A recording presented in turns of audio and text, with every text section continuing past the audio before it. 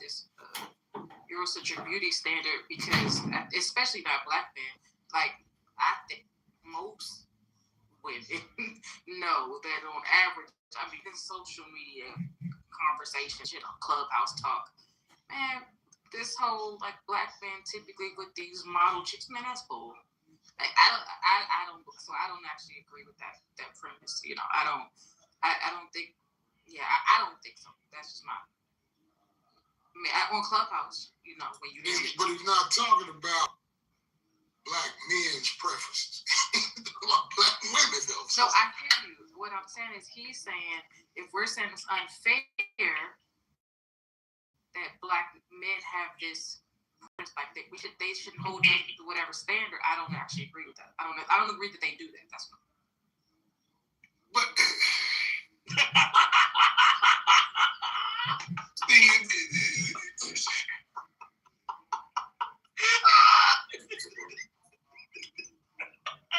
you ran around that real sweet.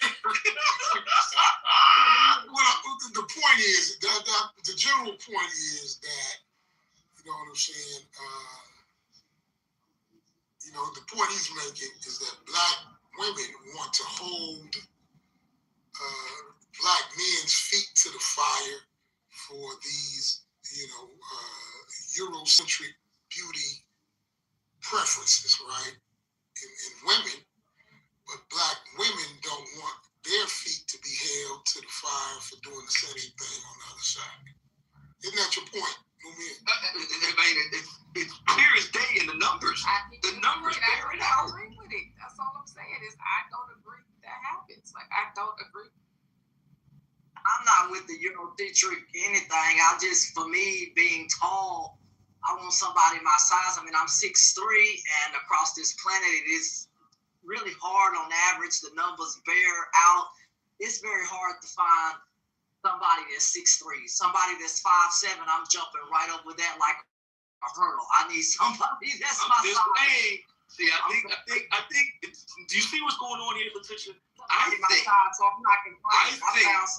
academics. I think that academics, that Black academics, because a lot of them now are immersed in social media, right? Because to be fair, I don't know all Black academics, obviously, but I'm talking about the ones, to be fair, the ones that have bigger name recognition, right?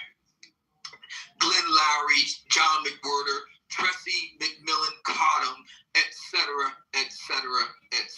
They kind of have a finger on the pulse of what's going on here. I think they see what you see.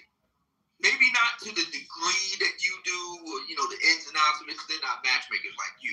But I think they see what's going on here. I don't think they're going to touch this because it's just too explosive. Look at what's going on right now. If you're a sister talking about you got to have a tall man, you realize that's a Eurocentric thing.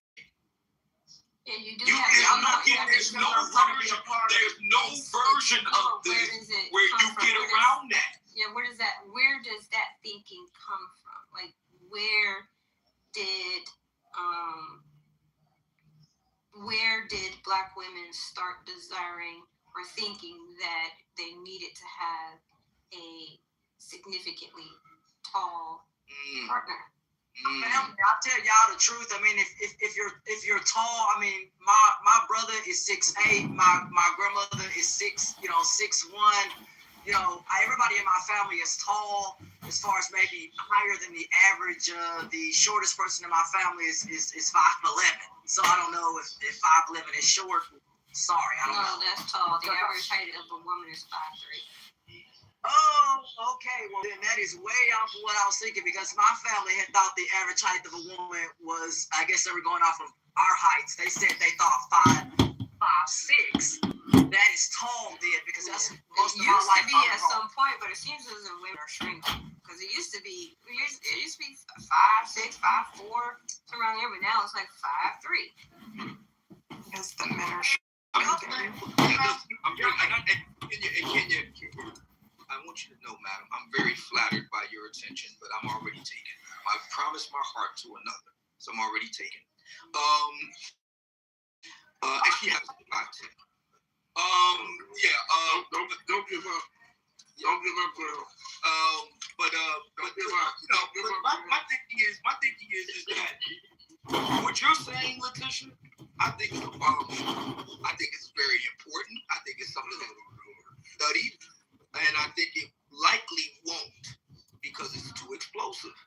Well, I don't think it'll be like it won't be really talked about maybe in the mainstream because of female aggression. Like just the female aggression. What did she say that's about you? I don't hardly have any feminist friends. I'm with you on that one. I have lived with a dude. I don't got no feminist friends because they not all, but some women can be very, very mean. That's why I told a woman, I said, sister, if I never saw another woman in my life, I told that lady it wouldn't mean a damn thing to me. I said, you see that dude sitting over there? I said, pow, boom, that's all I needed. I live with a dude and I don't got no problems, no arguing, no yelling and screaming. They listen. And dudes are very simple. Y'all are simple. Y'all the greatest thing that God ever made. If I told a dude, hey, I want to play video games and race cars, they don't give a damn. That's why I live with a man, because I get to play video games and race cars. I ain't too bad, man. Actually, how would female aggression get in the way? I'm just curious. How would female aggression get in the way? They'd be trying to cancel whoever's talking about it publicly. They would cancel that person. If that person is prominent, you mean to tell me that the mere act, what would they try to cancel? Because they're listening to something that they don't like, that they don't agree with. They have not accepted nor agreed that their mating strategy is based in sexual desire and physical desire, that is at the forefront of their mate selection. They believe that they're choosing off of character and in mainstream and having a very prominent voice or a prominent platform and discussing that and getting people to agree to be canceled in this day and age. Yeah, but a lot of people just don't agree with it. That's your opinion. I don't agree with that. So just because you don't agree with something, does that mean you simply try to cancel someone? You just simply don't agree. But the thing is, it's not that they don't agree with it. So why would, if you were to say that most women are picking their partners based on sexual attraction, why would women want to cancel you? Because women don't believe that. They don't believe that they're doing that. Because but I don't think that they are. Not when it comes to their husbands. No. Because I mean, listen, when Soledad O'Brien did a thing on CNN, and it was the State of Black America, and they talked, it was about a 4, 5, 6 night special, and they talked about the issues in Black America. Talked about male incarceration, single parent households, I don't know, a whole bunch of different shit. But what stuck with me was one of the nights was dedicated to professional black educated women not being able to find their professional and intellectual equals. And they're talking about some of the biggest issues in the Black community. And that was one of the issues. And they interviewed women, professional, pretty women all over the country. And they were saying how I have a master's degree, I have a PhD. I'm professional, I do well. And I can't find, my equal. And they talked about the numbers in terms of education, post-education, and they were just interviewing all these women. And when you hear, I saw that interview. So whether you're on social media or in the world or just out in the wild around women, right? Or when you read books, you read Essence, when you hear women complaining about Black men, even on Clubhouse, I don't hear women saying, these men are ugly, these men don't have charisma, these men are unattractive, where are the fine men? I can't find a good-looking man. I don't hear that. You're not going to hear that. I didn't hear that either until I started investigating what they were potentially struggling. What I'm saying is, I'm not saying that look, we'd be a fool to say that women like handsome men just like we like pretty women. But I think a lot of the women in the room said it as well. When it comes down to who they're going to marry or who they're going to have a long-term future, or when they're looking long-term, they start looking for stability, and especially in this expensive-ass society we're living in, you better, male or female, honestly, you better choose your, I tell men, nigga, this ain't the 80s. You better choose your mate, even as men, you better choose your mate just a woman that's pretty with society. Everybody's got to work. We did the study, 60, I think it was 55 or 60% of in all black marriages in America, the women make as much or more than their husbands. 60%. So I just think that when I hear women complaining and single women and, hey, I'm having a hard time out here dating, I don't hear women say, man, I can't find no fine men. So, man, I can't find no. And so if it was just, I'm gonna land right here. If it was just about chemistry, charisma, and handsome man, I think women could change their dating criteria. so Let me find a man that looks good, and I'll be happy. And they're just there's a shortage. And the last thing, in black race, one of the reasons why black men are in demand for women from all over the world, black men have so many women who like them, is because black men are charismatic. I think there's a general consensus that black men are good lovers, black men are handsome, black men have rhythm, and just all these things that reason why women are drawn to black men. So I just don't see, now if you're an unattractive woman, if you're a woman that the men don't like, sure, it might be hard for you to get attracted to men because they don't like you. But for most women, you get hit on, most women that I know, my friends get hit on 3, 4, 5 times a day and twice on Sunday. And they never have told me, I can't find no handsome guy. So, it's always quite the opposite. Okay. It's always quite the opposite. He's handsome, but he's dumb as fuck. He's handsome, but he's broke. Now, they'll give him a chance because he's handsome. And then they're sitting across the dinner table, and what happened? There's no chemistry. And he's dumb. And that motherfucker ain't got nothing going on. And so are they choosing lesser attractive men then? I think that the men that they find lesser attractive? Yeah, I think or a they lot keep of them, trying to give the attractive men a chance? No, I think a lot of them, like they don't get me wrong, they don't want to man you. But for a lot of them, especially the ones that are serious, it's about the intangibles. It's about, it's about the intangibles. Right. Now, that doesn't mean an ugly man stands a chance. Can I make a real quick point and then I'm going to go back to solitaire and let you finish? The one part that's missing in all of this is a lot of women aren't aware that this what their criteria is. I go down their list of what they're looking for, ask them, have they ever met a guy who met that list, that criteria, right? Why, if you, who ended it? Usually it's her. Why did you end it? And it's usually about lack of chemistry. Okay, what do you mean by lack of chemistry? It usually comes in and asks, is he attractive? I remember when Nicole, Michelle, and I always did rooms.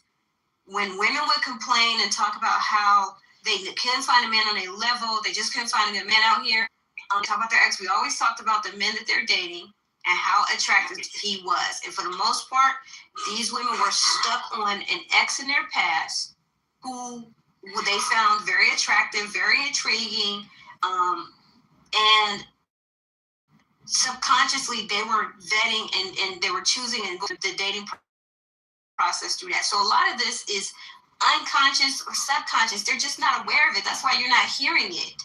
But the way that you find out is investigation, with an observation investigation, what I've been doing over the years. Yeah, but here's where I disagree with that. Because if it was just that simple, like for men, we're very simple creatures. What you're essentially saying is that men and women date the same. Most men have no qualms to say that their top three criteria, 1, 2, and 3, looks, and looks, right? For the I'm being a little bit facetious, but you understand what I'm saying. So you're saying essentially that men and women are dating the same. I've never heard men that have anything to offer say, I can't find good-looking women. All the women I meet are ugly. Right? If it's just about finding a good-looking woman, you can throw a stick and hit a good-looking woman. Now you gotta hope that she likes you too. Right? But in every major city, weekends, it's 1 o'clock here in LA, so it's late probably in the East Coast. But the point is, tomorrow is Tuesday. In every major city in this country, we can get off work and go to a Taco Tuesday or a happy hour and see beautiful black women all over this country. Dressed nice, look good, after work, nice clothes, smelling good. Bam. Or we could go to any professional gym in this country, right? And there's a ton of women after work are in Pilates class and step class and all them goddamn aerobic and spin class and all this goddamn shit, right? So there's no shortage of attractive women. I would say the same thing for the sisters. If you're not worried about the intangibles, we go to happy hours, there's attractive happy hours, all in the gyms, all at AAU on the weekends. There's a ton of attractive men. If you're just like, you know something, Letitia, I need a handsome man. Like, why do I need a matchmaker? I don't matchmake for women. I don't matchmake for women. I matchmake for men. Okay. But I also said that another factor is attachment style. So. Real quick, if I'm a woman and men are the aggressors, right? Like, men are the, what's the word, initiators. All I have to do is say yes to a handsome man. I just don't think it's that simple. For some women it is. I have friends that's their, and they keep a handsome nigga. Right? I got a friend that's a doctor, and that's her thing. I don't care how many you got. Your ass ain't handsome, she ain't fucking with you. That motherfucker keep a handsome nigga. Right? She's about 44, she's a Delta. She owns 3 clinics in LA. And she has a $3-4 million house in Palos Verdes. We've been friends since she was 20 years old. I met her like her sophomore year in college. She was going to junior college in the summer to take a class. I met her because I was dropping off a girl. And I dropped off the girl and then saw her. And we've been friends ever since. But the point is, she like really handsome dude. I never hear her complain that all these men are ugly. It's never the complaint. You know what I'm saying? The complaint, the men can't keep up. And really, she dates successful dudes. Her biggest complaint, the niggas got kids. And she like highly educated. Well, the problem is, if you like, I guess in her world, she dates really highly educated men. And a lot of them, they were going to school. They were going to med school. They were going to law school. So a lot of kids, now, you don't feel like residency in your early 30s. So a lot of the men had kids late because they got married late. Right? So if you're talking to doctors, a lot of these niggas, didn't have kids in their 20s. So if you're dating men 42, and a dude got married at 33 and had his first kid at 35, then this nigga got a 7-year-old. Like maybe he's divorced, right? Obviously, she's not dating married men. And so she meets men who have small children. And invariably, she's single, success, world. So, she wants to be with a man that can travel and let's go and let's go to Paris Fashion Week. She was dating a banker, and I told her he's vice president of this big bank out here, owns a lot of real estate. Guy's very, very, very successful. He's a Kappa, all that good shit. She told me about him, right? She gave me his IG. I go through his IG. He's got nothing but his kids. He's got like 2 or 3 kids. Like he's got a kid, like 11, 7, and like 5. And he's a really good father. You can tell he's a really good father. I'm like, this ain't gonna work. Why? I said, I think he got small kids. Well, he doesn't have, he's free during the, I said, it ain't gonna work. I said, on the holidays, some weeks, some other stuff, he's gonna be with the kids. He's gonna have to, because he doesn't have his kids during the week, he's busy. And on the holidays, he's gonna be with April Jazz Festival. Let's go to Sheila Johnson does something in DC. That old bougie ass thing, Salamander Farms. You guys know what I'm talking about. All that, she wants to go to all that shit. That nigga, I told her, he can't do all that. Nigga got kids. Nah, I booked what she said she wanted to do. I think she wanted to go to Cabo or some shit for the 3-day weekend. She called the dude. She said, Jay, I made the reservations. I even paid. It's a 3-day weekend, and he has his kids every other weekend. So it's not his weekend. So he had a recital. He couldn't go. He didn't call her. I don't know, man. She was a little pissed. The way he handled it, though. Like, he didn't call her. And then she said, Jonathan, I went to call the nigga. The nigga blocked me. He said the nigga blocked me like a bitch.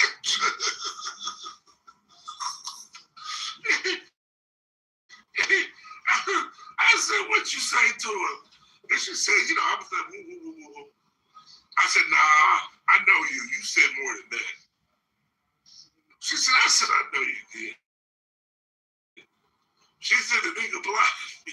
So it's been about, 3 weeks since MLK weekend. And she still hasn't talked to him. So, she's a pretty girl. She'd be fine. She has other men. But the point is, I'll never hear her, hey, I can't find no handsome men. Hey, there's a million fine niggas running around. Okay, so I'm not talking about all women. So she could be the exception to the rule. Like these women that you're meeting, considering Ellen to the rule. Again, you're not going to hear women. Again, you're not going to hear women say it directly because my theory is they're simply not aware of that's how they're choosing and picking. So if you're not aware that at the subconscious and unconscious level that sexual desire and physical attraction has other traits, you're not going to be able to tell somebody that. You're just going to be seeking that, but not be aware that you're seeking that. No, I get what you're saying. But if that's one of your main criteria for female is sexual attraction. But they don't know it's one of their main criteria. They believe, hold on, they believe their main, no, they believe their belief is their main criteria is a good man based on his character traits, right? Someone who is going to commit to them, be loyal, good communicator, emotion touches, all these other things, right? They're not aware of that. Along with all these other things, is going to be the physical attraction and the sexual desire. When she's getting to know him and when she starts rejecting him, I'm trying to get women to see why you're really rejecting a man who has all these traits that you say you like. For any other reason, if he has all these good character traits, why are you and you still don't like him? Why is that? So I push back on the argument that Black women don't know that they are looking for these things as well as physical attraction. I don't even agree with that. Because if you sit in these rooms, like, so for a long time, right, well, I mean, I'm still in the group, they just don't have rooms anymore. It's a relationship talk room with 140,000 members, right? They used to hold 24-hour rooms on nothing but relationship subjects all day long, every day. I would venture to guess 99 were Black. You know, so I never heard this. But we still, of course, you never heard the theory. The notion that Black women don't know that they also look for physical attributes. Come on, man. Like, are we serious right now? Like, no, they don't know I am they're saying. also taking into consideration if they're physically attracted. I hear women say it all the time. So you're saying that you hear women say all the time that physical attraction matters to them. Yes, dude. Like, okay. So then yes. So I'm not. So again, number one. Let me be clear. They yes. may not say it's the top priority. Don't get me wrong. I'm not saying that they all say it's the very top priority, but they absolutely know that's a part of the equation. But I'm not talking about those women. See, I'm not saying all women. Jonathan is saying, well, wouldn't they know? Wouldn't they? Jonathan's saying they don't mention that they can't find an attractive man. I'm saying for those women, they're probably not aware that they're vetting, that they're looking also for a physically attractive, sexually desirable man. But yes, I agree that there are a lot of Black women who are aware, because I've had these conversations where I spoke to women about character and personality and compatibility in that regard and your values. And a lot of those women, I've also heard women speak on the sexual desire. They have to be sexually compatible. But what I'm saying is, while there are women out there like that, they may be the exception, because when a woman meets a man, and I've come across too many women, more than not, who have dated men who met the criteria that they want. He's committed. He wants marriage. He wants a family. He has all the good, positive traits. And when it comes to why didn't it work? Why didn't you want him?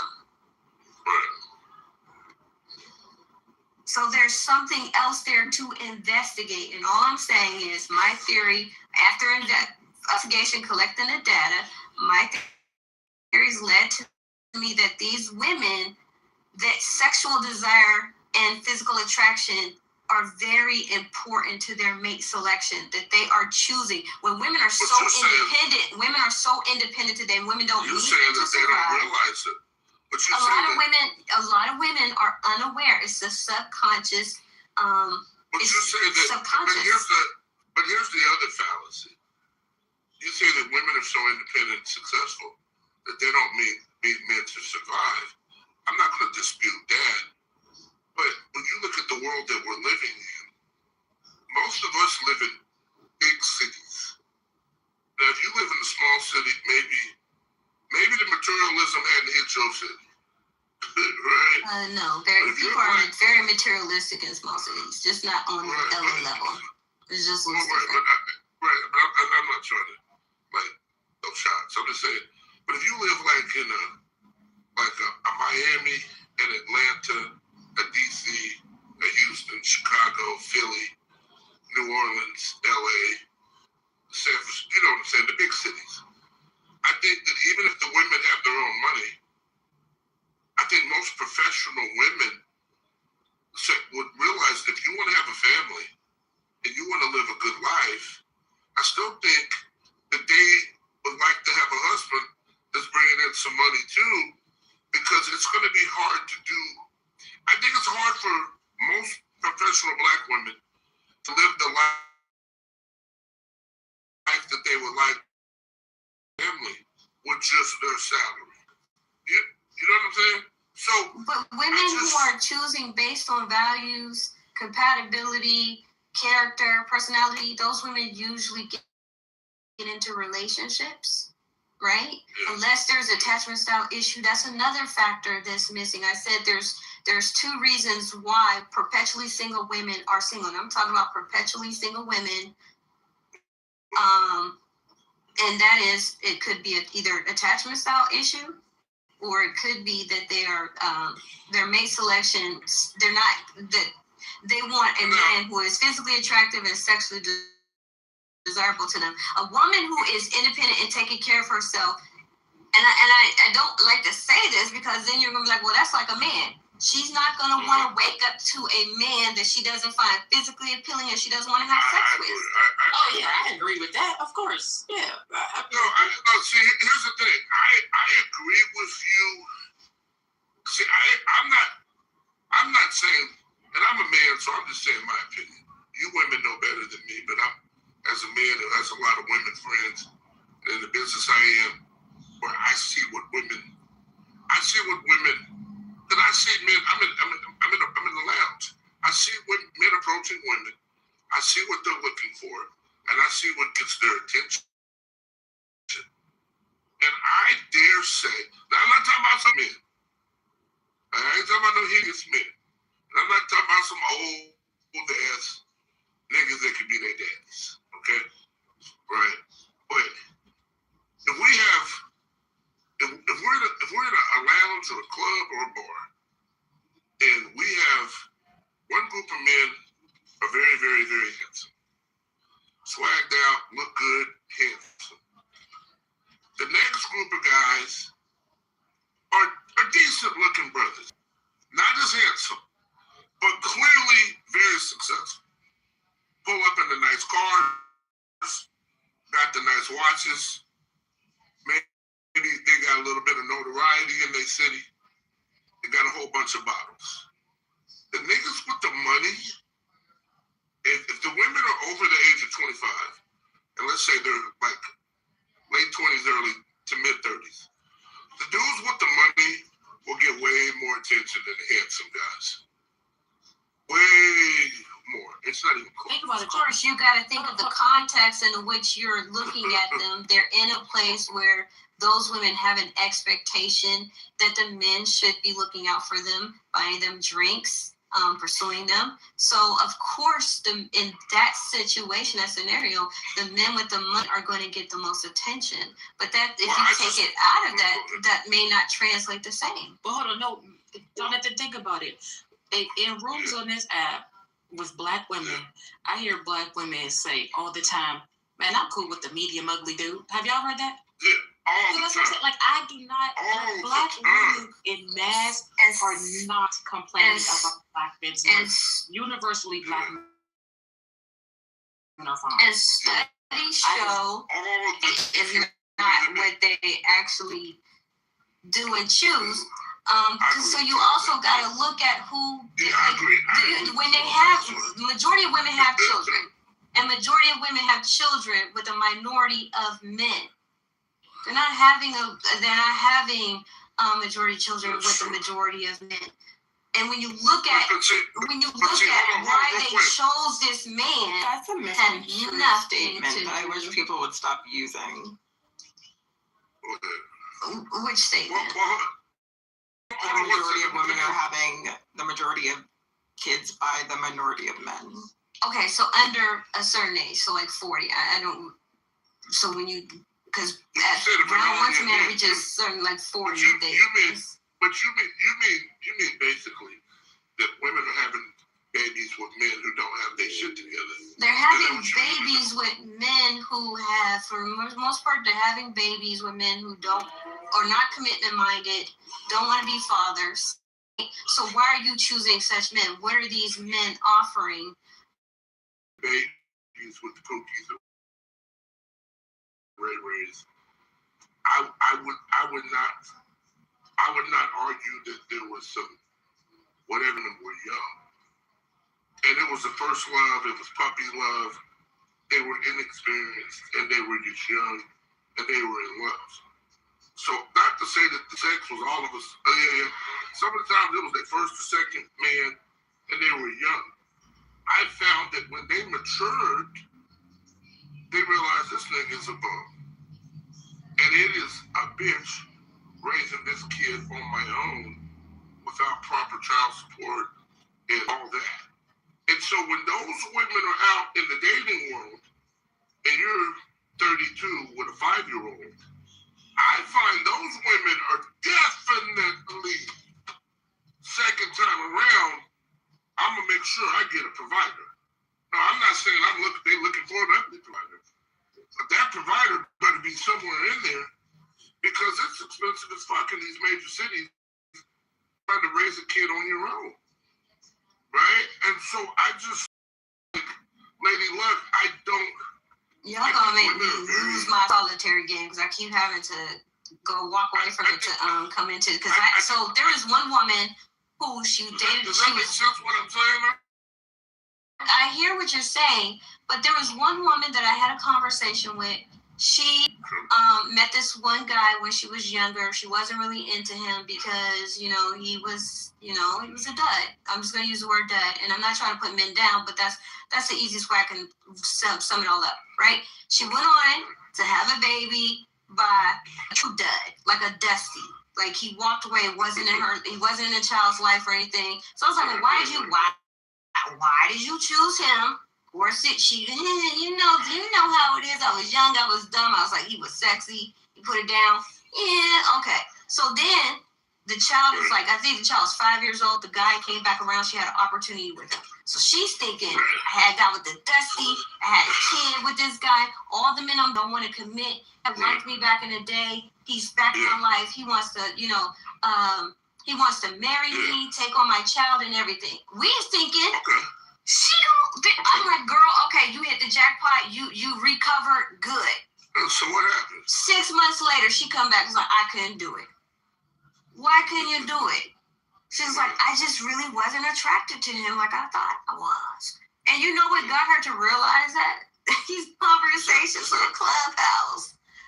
Yeah, the sex. Well, she said the sex was mediocre, wasn't anything, but she thought she could deal with it. She's like, it wasn't the best I ever had. I was like, who was the best you ever had? Your baby daddy? Yep. So she's like, the sex was mediocre, but she wasn't physically attracted to him either. My thing is teach the nigga shit. Hold on, but that wasn't the only. That wasn't the only one. Get that nigga to some classes. There was another woman. Educated woman. Well, both of these women were educated. Educated woman wanted an educated man. She met an educated man. This guy she made like a little over 100. He made a little over 200. Okay. You know why she rejected him? Because whenever she tried to talk about freaky stuff, he wasn't interested. And this is a woman who kept saying, I just want a good man. I just want a good man. And there's no good men out here, Letitia. But then all these conversations, it was like, so this guy that she would talk to me about and say, he has this, he has this, but you want to talk about freaky stuff. But look, I'll give you that. But for every woman like that, there's an opposite. I know that. That's why I'm not talking about. But what I'm saying is, I know women that would say the same thing. Basically, I'm looking for a good man, loves his mother, God-fearing, hardworking, protector, provider. Meet a guy. He's handsome. Loves her dirty drawers. Does well. What's up with old boy? I can't do it. He's not ambitious enough. He's complacent. He's not charismatic. But why would you give that guy a chance anyway? He wants to. But I'm saying, dude's a good dude. Dude might make. Good dude, or is he attractive or sexy? Because that's part of my thing. That's what I'm saying, Jonathan. Like, why would you give that man a chance when you know he's not good for marriage? No, the nigga is attractive. That's what I'm saying. If he wasn't attractive, do you think she would have given that man the time of day? But see, this is where I differ from you. I think a lot of women are leading with the picker is picking the handsome, attractive guy. I think a lot of women are out giving the guy the chance because he is attractive. And then when they go out with the guy, And I'm not talking about women that are trying to get their back blown down. I'm talking about women who are intentionally dating for marriage or family or long term. And then they give a guy the opportunity, he's handsome. That's how he got the number in the first place. So you're proving my point. That's what I'm talking about. But listen, but once they go out with the guy, and the nigga is not intelligent, not ambitious, doesn't really have any money, wants to go 50-50, not generous, they're not going to have the lifestyle that they want. I see them walking away from these dudes. Yeah, okay. I'm not saying that they don't. Hold on, let me finish. And that's where the complaint comes in. I don't hear my homegirls complaining, Jonathan, man, what's up? Where's your buddies? Where's the good-looking dudes? I can't find no good-looking niggas. Jonathan, I keep going out with these old balding men with pot bellies. I don't hear that. Well, I didn't say that. I didn't say it's just about them not being able to find a good-looking man. I'm saying that they're vetting based on, they're choosing based on physical attraction and sexual desire, whether it's there for them or not. No, but what you're missing is when they're weeding the men out, they're not weeding them out because the men aren't attractive. They're weeding the men out because the men don't have the other factors. The attractive factor is never the issue. Again. That their attractiveness, listen to what I'm saying. Their attractiveness is not the issue. The issue with this man, I'm with this man 45 years. And we're going to have a family. And we're going to live in D.C. Or we live in L.A. Or we live in Houston. How are we going to buy a house? How are we going to put a kid in private school? I think the women that I know are very analytical in a wedding that they want. They have a certain kind of wedding dress that they want. They have a certain, some of my friends, they didn't even know what kind of ring they want. None of this shit is cheap. They know where they want to go on vacation. They know where they want to go on a honeymoon. They know that some of them even know the damn DJ, the videographer, and the location of the wedding. And so I want my kids to go to school. I want my son to go to Morehouse. I want my daughter to go to Spelman. Or I want my kids to go to Howard. Howard's $60 grand a year. Morehouse and Spelman's $50 grand a year. Private school up the street is $15 grand a year. The house that you're looking at in Sienna Plantation is $800,000. The Range Rover is $150,000. The Yukon, your husband wants a $75,000. This nigga makes $70 grand a year, but he's handsome. That's the conversation that I get from my homeboys. It's never where the handsome nigga there. It's that, man, he's nice, but I don't think he's ambitious. I ask him what his 5-year plan is, and he doesn't seem to be driven. Or, he's complacent. They mean a man, he makes 125 and he thinks he's made it. And she's like, I want to be able to go to St. Bart's for New Year's. I don't think I'm going to be able to get there with him. So, I don't know. Maybe it's me. Lady Luck, I think you understand what I'm saying. No, you've kind of made my argument that I said from the beginning. I said this the other day when I heard the same viewpoint. And actually the other day when it was brought up, there was like maybe 6 or 7 other Black women on the stage and they disagreed with it. But I mean, hey, feel free to, dig into this and, you come back with some other data, some, that you have, some studies you've done, whatever.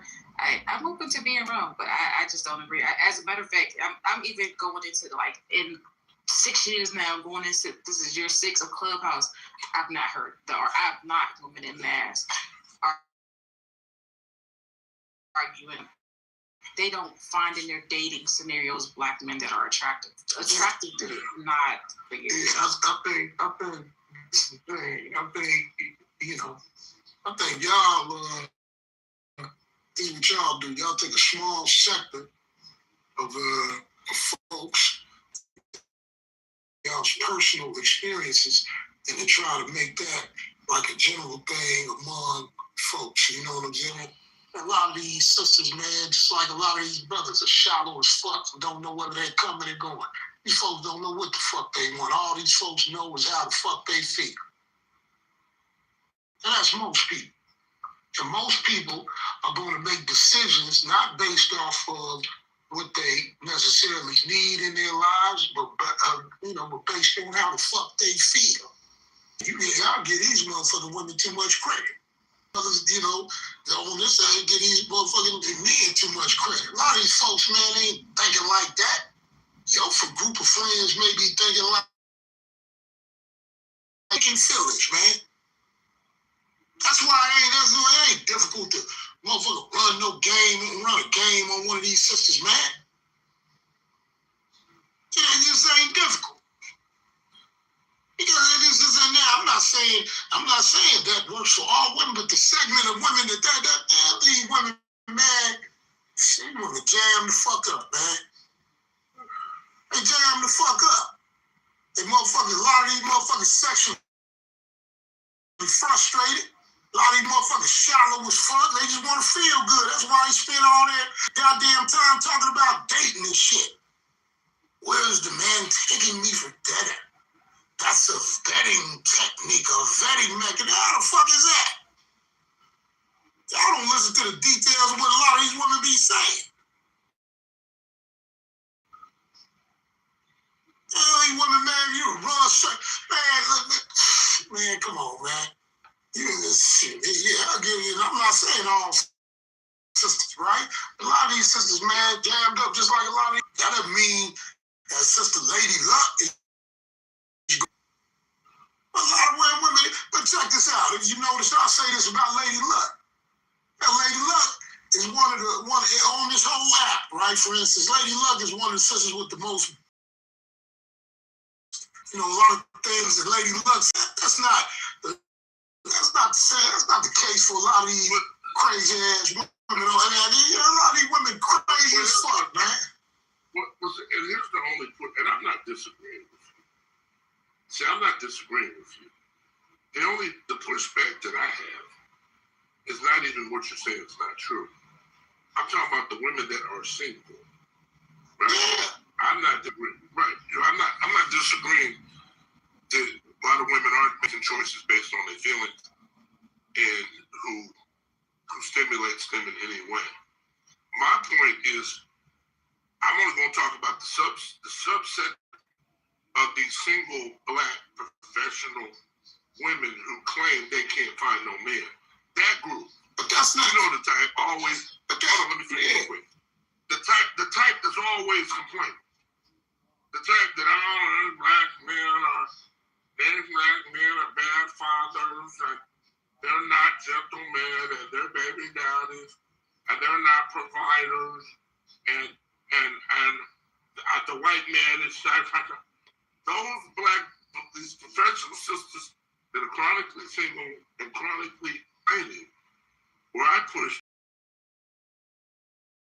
Letitia is if it was just about let me find me a handsome man that's gonna get me down, then all them complaining as brides need to get out of Clubhouse, go to your local gym, go to your boxing gym, go to AAU, go on Saturdays to the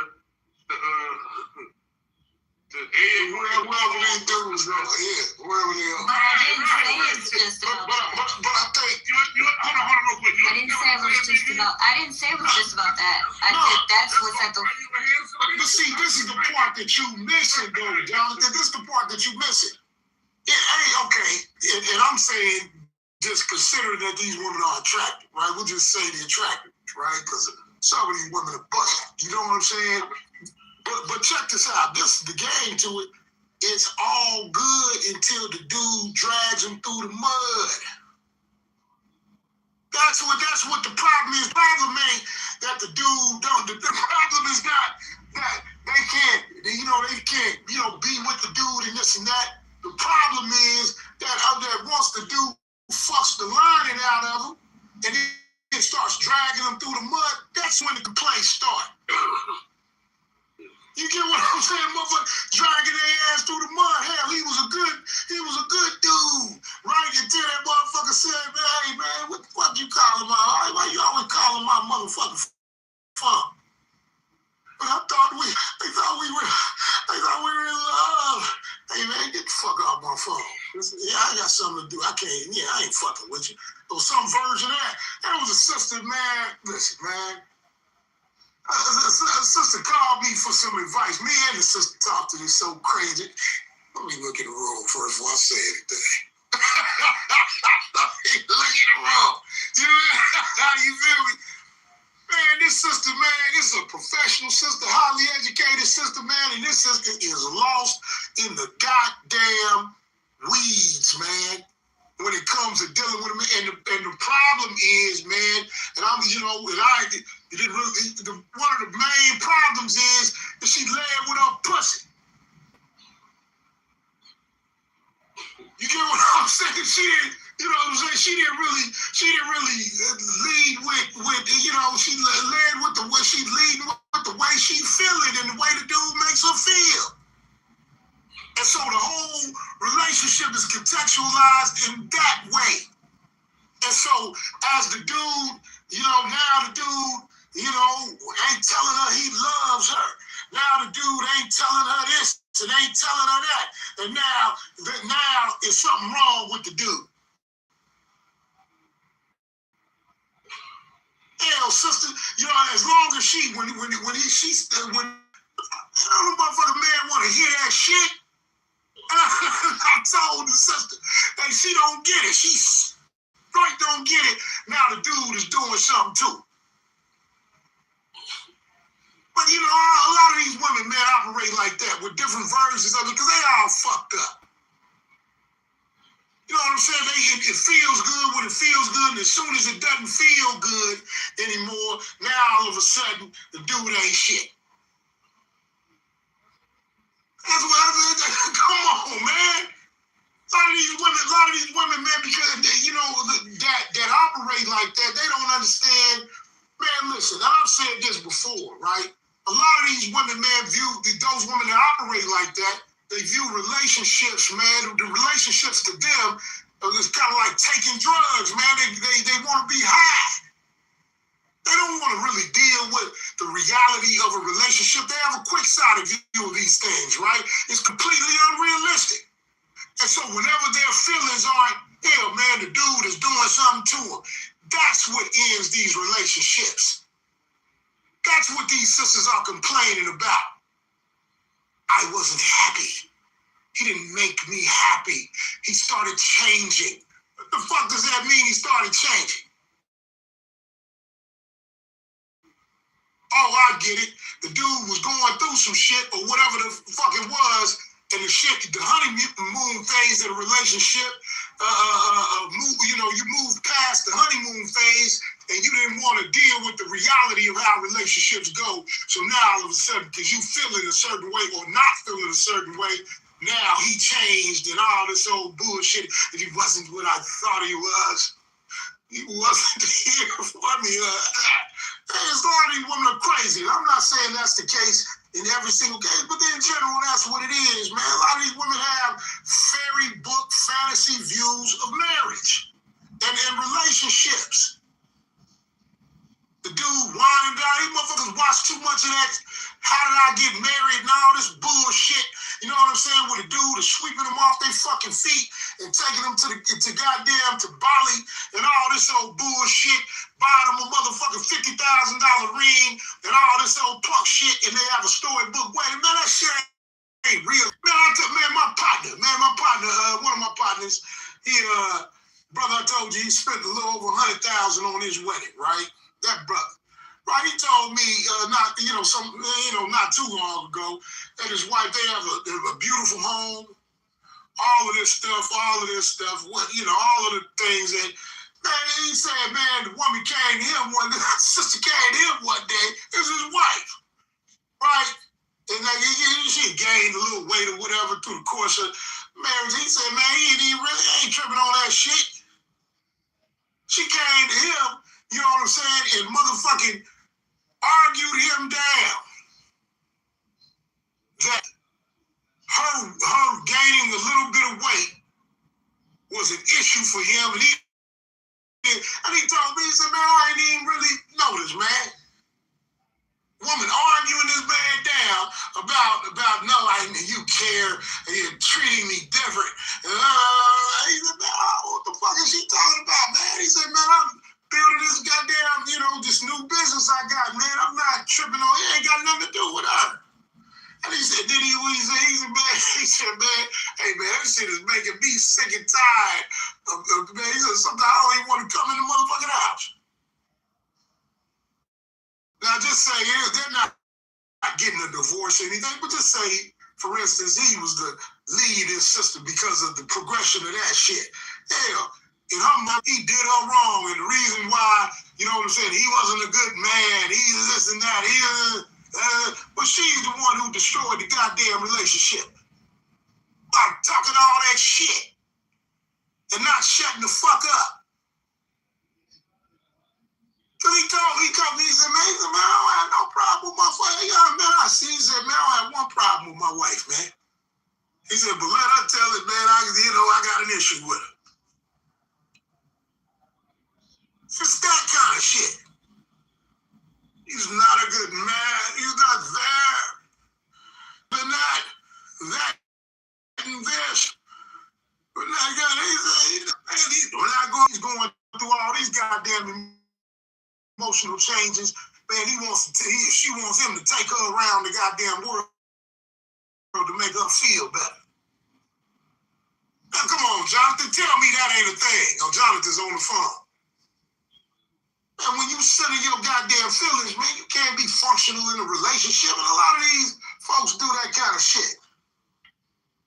And I'm not saying it's everyone. I'm just saying, my theory isn't based on every single woman. So, of course, there's always going to be exceptions. But I do agree with you, Biggie, that's what I'm seeing. It's like a lot of you focused on wanting to be thrilled, right? Wanting to be excited. And that through the excitement, I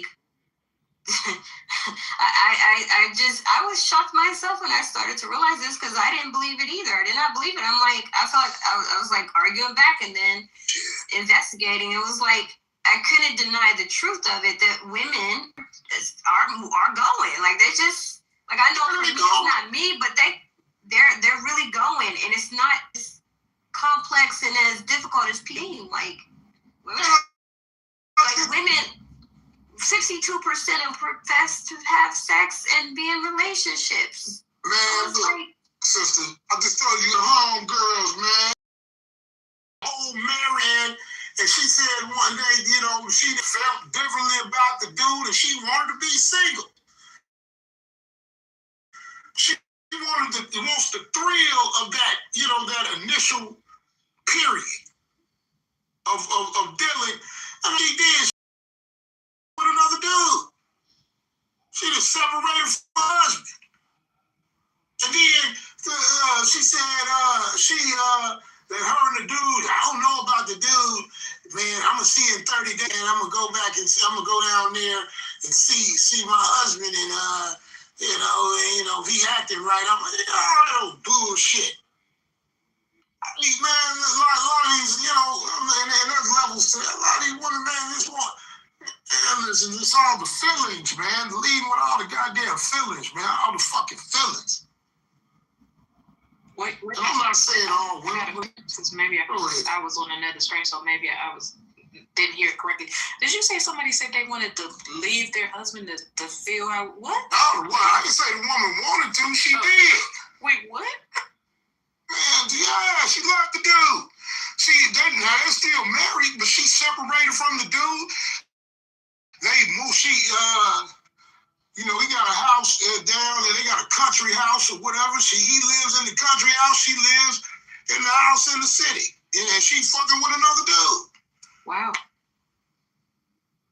A new little relationship and the thrill of that. All that old bullshit.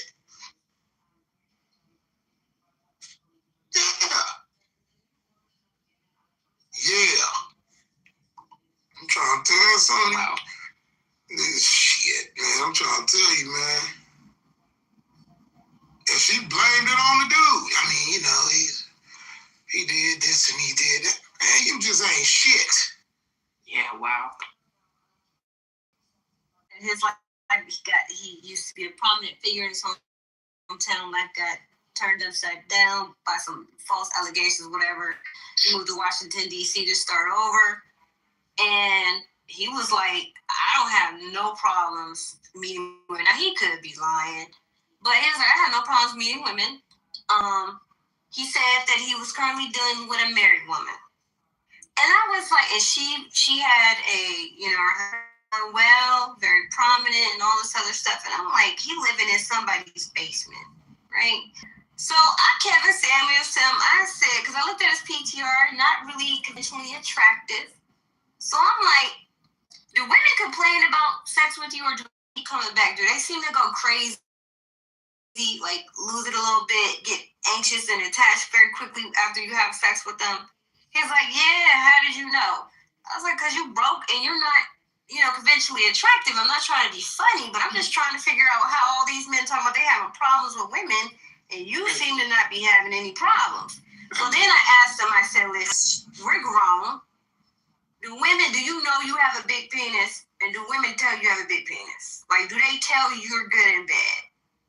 And he started laughing. He's like, yeah, I don't want to talk about my penis. I was like, listen, we're grown. I have to understand why a married woman is willing to risk her marriage with a man who has nothing to offer her. Man, let me tell you something, man. I'm going to tell you something. There's a lot of people in here, but man, I'm going to give you the game to it, man. And a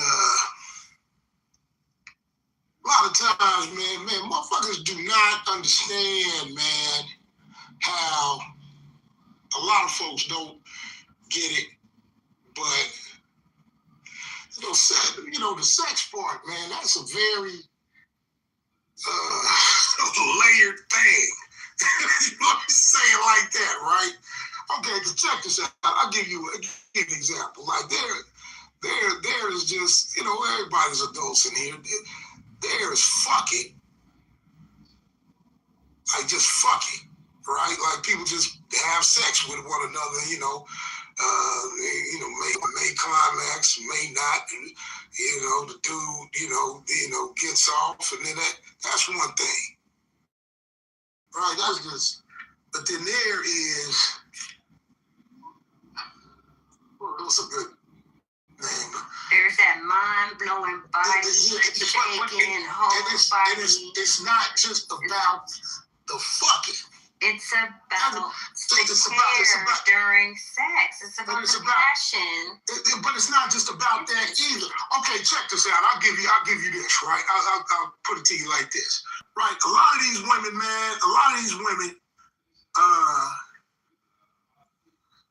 they don't really even know fully what turns them on. You get what I'm saying? They know in a basic way, Yeah, that's true. That's true. But check this out. When you are a certain level of attentive, you pay a certain attention to the details of women, and you're really in that. And I'm trying to say, because I don't even like having these kind of conversations on the motherfucker. But the real, man, a lot of these dudes ain't never turned a woman out, man. I mean, that's just what it is, man. When you turn one of these women out, man, hey, man, a lot of these sisters, I'm going to say all of them, hey, man, they going to chase that shit till the world blow. And that's what I'm saying. And it doesn't matter, all that other shit will fly out the motherfucking window, man. Because check this out. Because a woman because you have turned on something and you have introduced her to something that she can't get anywhere else. And I'm gonna tell you this, it's not just that part of it, man. But when you like see that like when you interact with a woman, right?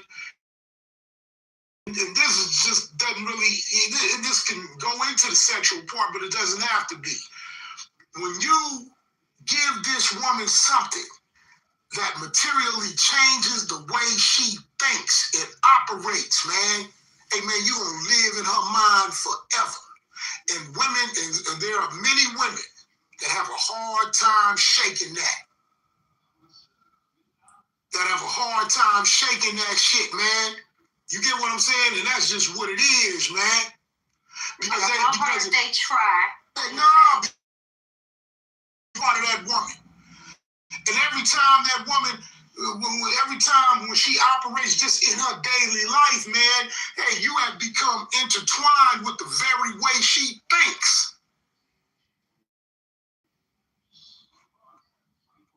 You get what I'm saying, man? It's man, listen, man, I'm trying to tell you. I'm not just saying that. I don't know, I told her, man, there was a sister, you know what I'm saying, that I messed with, that dealt with in 2006. Then I saw this woman at the goddamn funeral 2 weeks ago. Hey, man, and when I had told her that the homie had passed, right, I sent her a message on Facebook, man. It wasn't Facebook or Instagram, one of them. The homie passed. When I told her, when he was in the hospital, I said, hey, you know how long that would be possible. And that's all I sent her. And she tried to be, hey, how you been? Shit. Hey, sister, I'm engaged.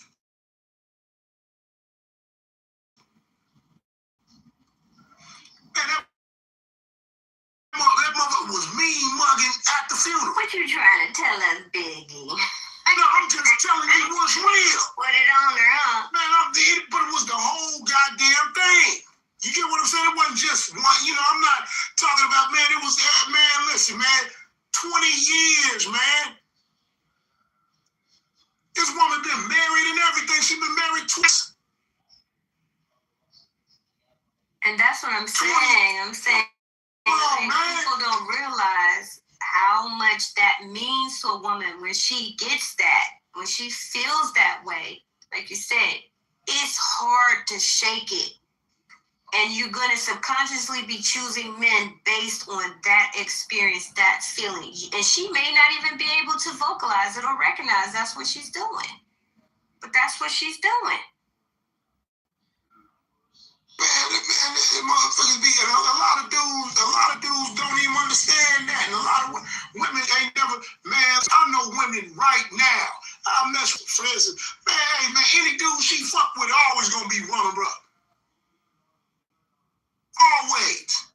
I don't deal with the woman, don't communicate with the woman, don't nothing. I have a fiance, man, and I don't deal with none of that. I don't do that kind of shit. But man, any dude that woman deals with is gonna be runner-up. I mean, that's just the reality of it. God forbid me and the sister ever part ways, which I don't see that happening. Just say hypothetically, hey man, dude gonna be able to come behind me and do shit.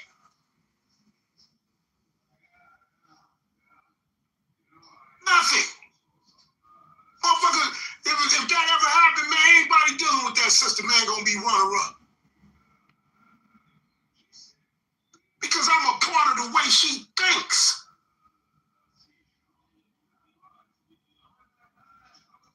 I'm not saying that to be, I'm not saying it like that. What I'm saying is, hell, man, sister did the whole,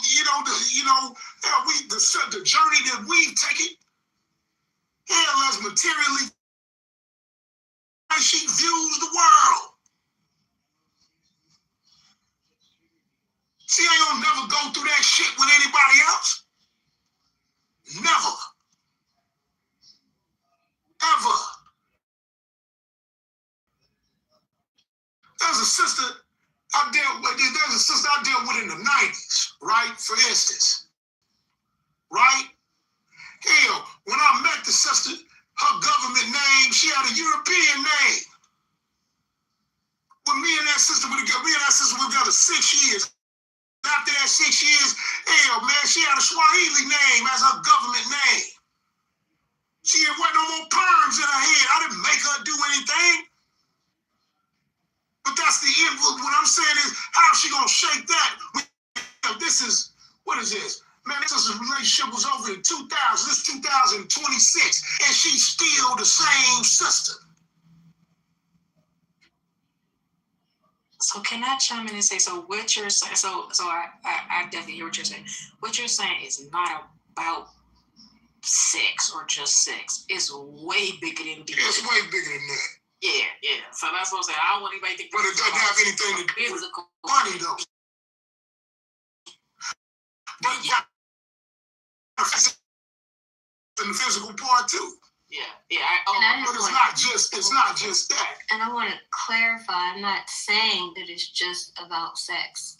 I've said that people don't realize how important and how much sexual desire and physical attraction plays a part in mate selection. My premise is that I think that they do know. I think that they absolutely do know the physical part is important. No, some women. No, I'm saying that some women aren't aware that really is playing a part. They really think that they're choosing one of them that has all these traits and these character traits and stuff that they want, but they're rejecting him. Okay, why are you what is the real reason? What is the root? Why are you rejecting him? And they can't tell you why. So now it's my job to help unpack that why for you. And what I've uncovered with a lot of women is that they weren't sexually attracted to the guy. Hold on, right? This is what I'm going to play this song. This is the only time y'all ever hear me rap anything. I wrote this song, right? You know what I'm saying? This is kind of explaining in verse. You feel me? Hold on. This is what this shit be, man. Hold on. It's a big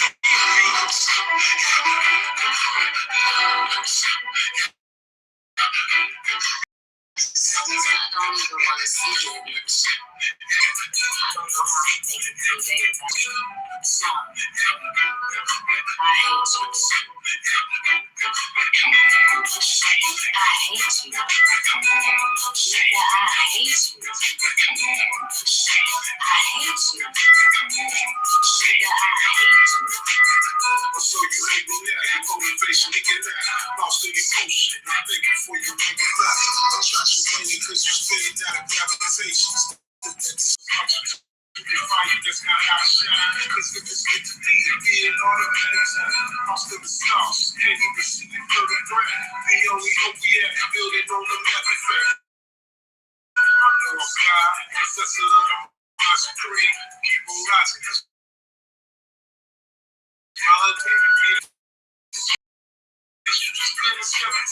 Romantic love, the rock your back, it's just a reality. Just like I showed you, everything but a sting. I hate you. Nigga, I hate you. I hate you. Nigga, I hate you.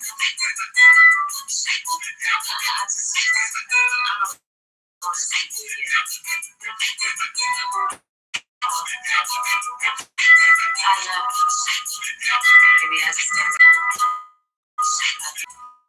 Nigga, I hate you. Yeah, that's how it goes. What is it? Why? You know, but that's like the cliche, thin line between love and hate. That's the same type of thing. Man, that's the way that.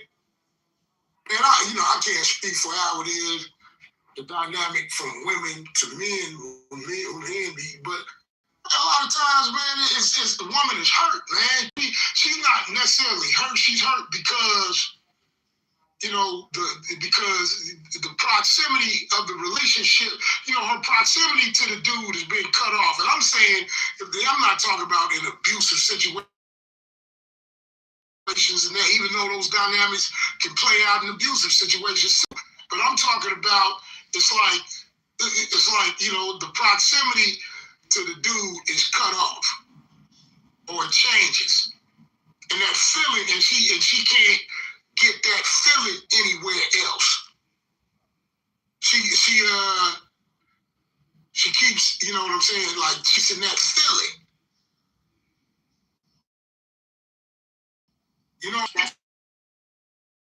That's there you go. That's you know what I'm saying? but there's a feeling attached to that connection. You know what I mean? It's a thing like,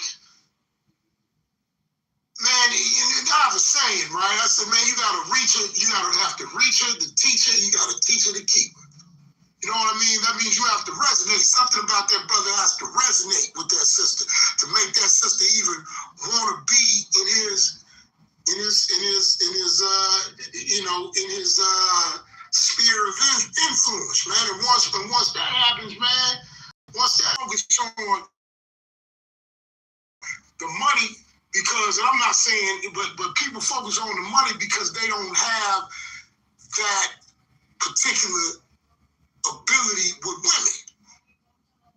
And I'm not saying but then because that shit kind of has to be in you. You really can't learn that shit.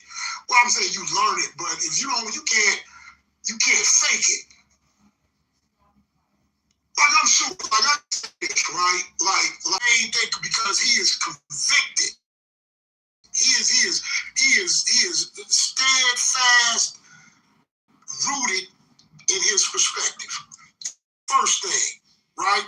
The second thing is he is an intelligent dude, right? The third thing, right, is not only is he intelligent, but he has a lot of information. The dude reads and he studies and he researches. You know what I mean? And he can and he's with him, but the shit makes sense. So in that way, you know what I'm saying? You can tell, like a sister way back in the day, right? I dealt with, she had a daughter when I met a young daughter, right? And when I told this sister, I said, and I sat this sister down and I said, you have to educate this baby.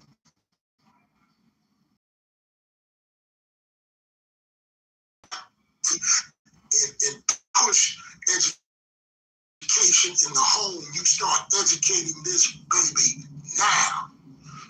You know, that's the basic gist, but I really instilled that in this sister.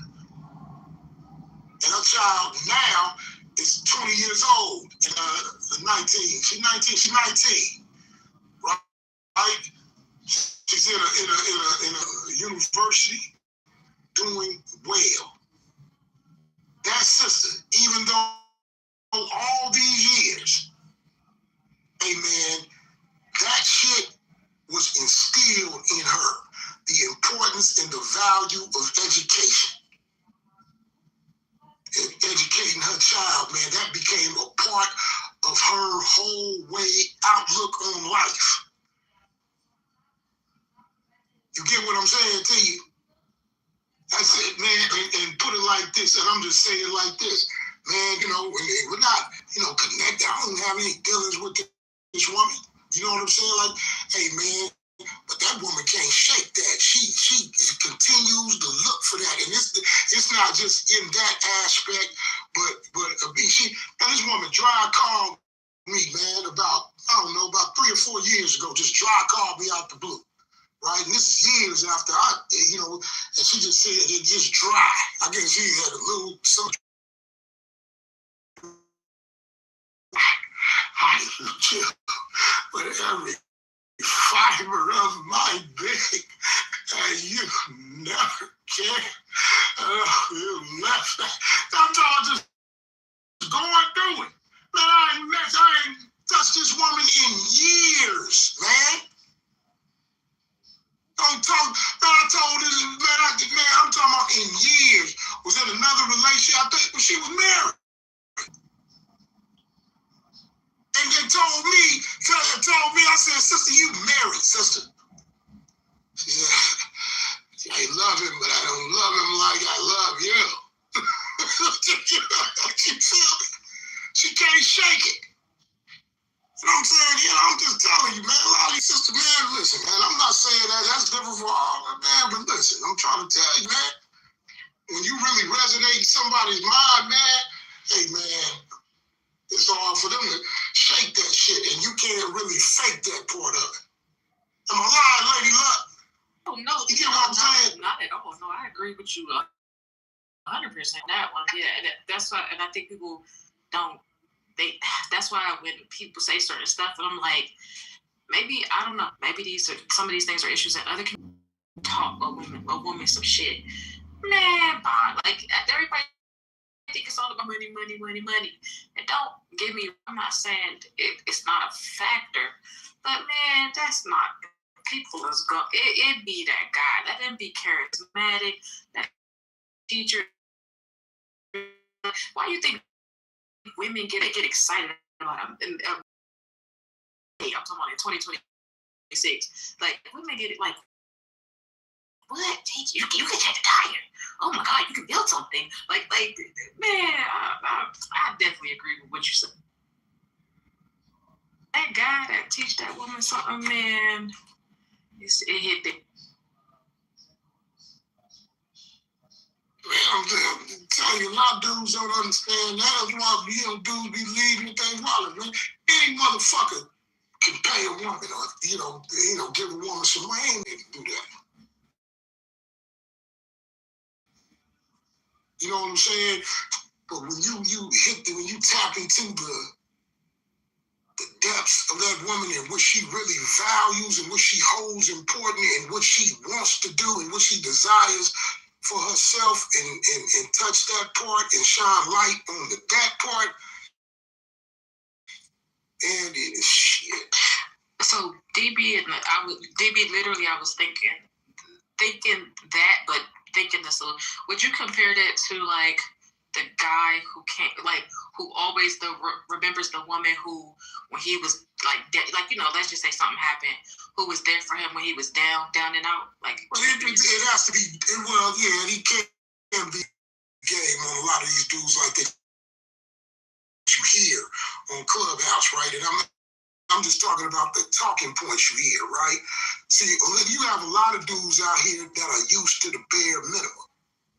Like, because you hear, like, these kind of things, like, they talk about a woman that cooks and cleans, like, and all this kind of stuff, or, they have sex, she's not, trying to hold the sex for ransom. See, all that shit is the price of entry, man. But see, a lot of these dudes, that shit is luxurious to them. That's an extra thing because they accepted the bare minimum from women. And so, they worship at her altar, man. And so that's something that like, say, if a sister, like, that's why what happens, right, is if a sister, a lot of brothers don't even expect a woman to listen to them and care about how they think or whatever they have going on. They don't really expect that, right? So when a woman does that and she can't fake it, that's just naturally how that woman is. A lot of these dudes can't shake that. They can't shake it. Because it's like that woman is giving them something that a lot of these women don't even know how to give. But that's a reflection of too that they've been settling for the bare minimum from women. You get what I'm saying? And that's what, women try to, a lot of women, like check this out. Now speak about the sexual part again. There's a lot of women out here, right, that are used to a dude basically, and I'll say this, just basically jacking off in their vagina. And what I mean by that, a lot of these women are used to not being pleased and fully fulfilled, but the dude just kind of wham bam, thank you, man. A lot of women, that's the default for them. Like, they may get being attentive to their needs or being attentive to their needs in general. A lot of women are just used to a dude, trying to use money, trying to throw money at everything. You want to go on a vacation, the woman is going through something. Well, shit, I'll take you on a vacation. I'll buy you something, this and that. A lot of women not even used to dudes even listening to them or even giving a fuck about what they think. And that's the same thing with a lot of these dudes with women. So a dude that's generally, that's genuinely in support of the sister and that genuinely cares about the sister and what she's going through and what her, You know what I'm saying? Like that's a lot of women are not used to that. So it's hard to shake a dude like that. And I'm not talking about a dude that the woman is put in a friend zone, but I'm talking about a dude that she's with and a dude she's attracted to. A lot of women can't, that's, most dudes are not going to do that. Like that genuinely respects the woman's womanhood. A lot of women ain't used to that kind of respect. A lot of women are not used to a dude that genuinely wants and desires for the woman to be free. A lot of women are not used to that. Like a dude that's not hung up. You know what I'm saying? On all this little petty bullshit that a lot of these dudes are hung up on. And I'm gonna tell y'all something, man. Like, and I've told a few brothers this, right? Like, I think a lot of that stuff, not all of it, but many of these concepts are embodied in the Aretha Franklin song, Ain't No Way. A lot of these dudes really don't listen to women, right? And don't understand where they're coming from. And that song, Ain't No Way, Aretha Franklin tells the dude, ain't no way for me to love you if you won't let me. A lot of dudes in their, the ego and insecurities get in the way of allowing the sister to truly love them and truly care for them. And when you handicap a woman like that, you know what I mean? You're not allowing the woman to be fully free to be who she wants to be and who she needs to be. You putting a woman in a box, and dudes don't even understand that. And so when you deal with a woman in that capacity, just that, for instance, and I think kind of thing goes both ways, right? Yeah, a woman will chase, if the relationship for whatever reason comes apart, man, a woman will chase that all her life, man. And because that is hard to find, man. And even though a woman will be in another relationship and certain things will maybe on the surface, compensate for that or seemingly compensate for that, a woman is never truly satisfied. Especially like even when you sit when a woman, like this is what women will do, right? And a lot of brothers don't get this.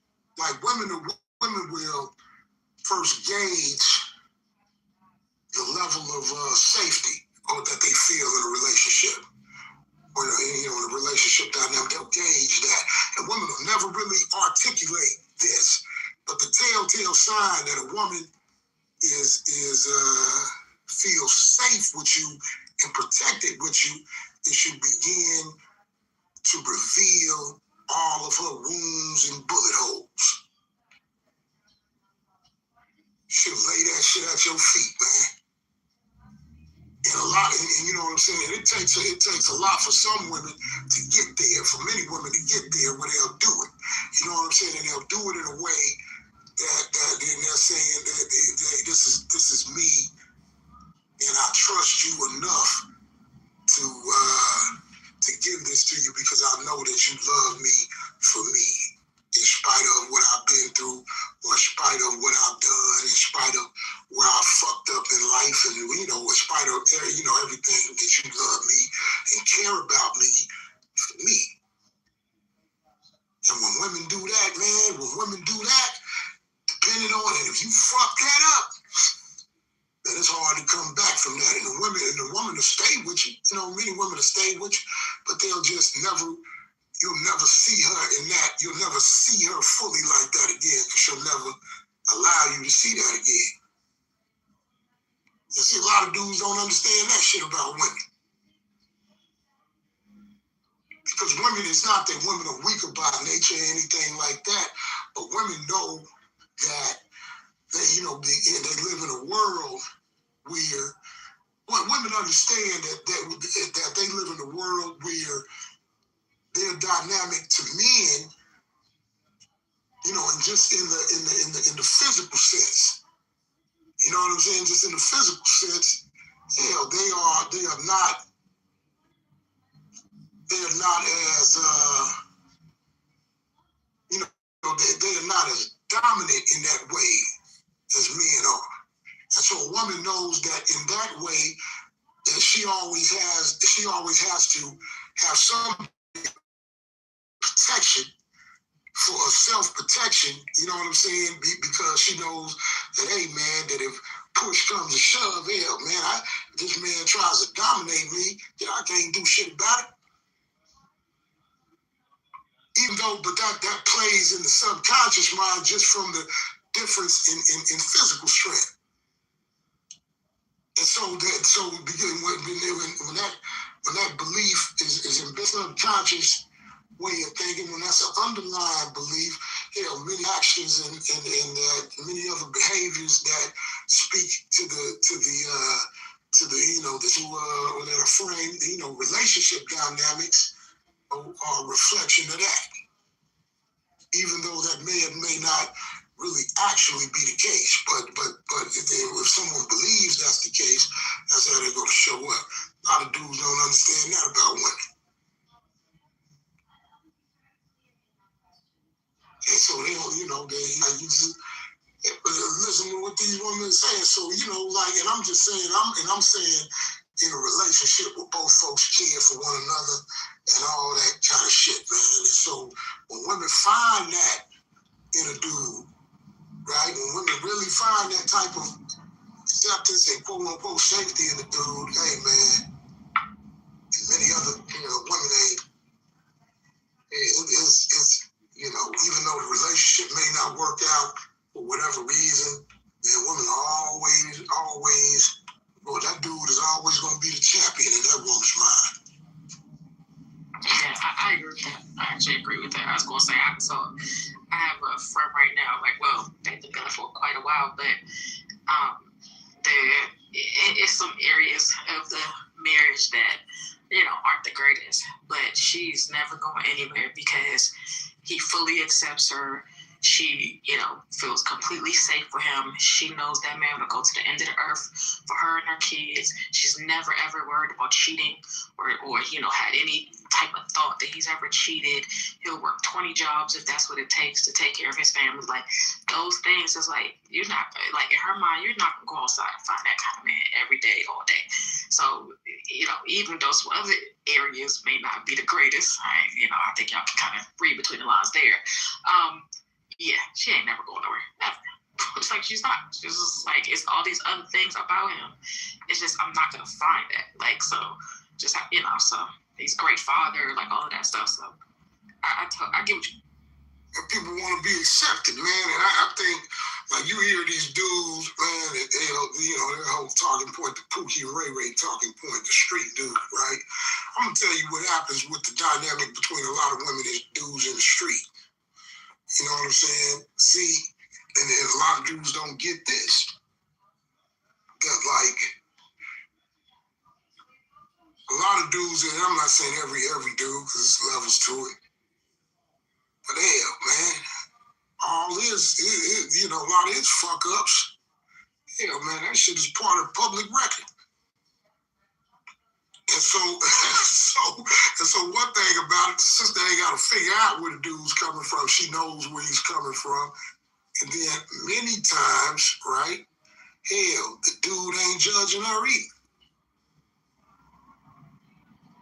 The dude ain't judging her. How you gonna judge her? Hell, she know. At least I was telling the sister, right, that when we was at the homie's funeral 2 Saturdays ago. I said, look, because because it was, the homie was a gangster, stone cold, right? And but I said, look here, man. I said, look, everybody in here, probably not everybody, but I said most folks in here, there's gangsters in here. These are all the homies, right? And I said, look, nobody's hiding and putting on fronts and airs about that kind of shit. You know how people, some people are, I'm a good dude. you know, that's always a red flag when people say that. Because everybody that did dirt at various levels, right? And so it's like the old adage, you know what I'm saying? It'll let he who's without sin cast the first stone. But see, a lot of motherfuckers like to cast stones because, you know, somebody whose dirt is on the table just because their dirt's not on the table. You got dirt too. We just don't know what the fuck you did. Yeah, but I find that to be a gender thing.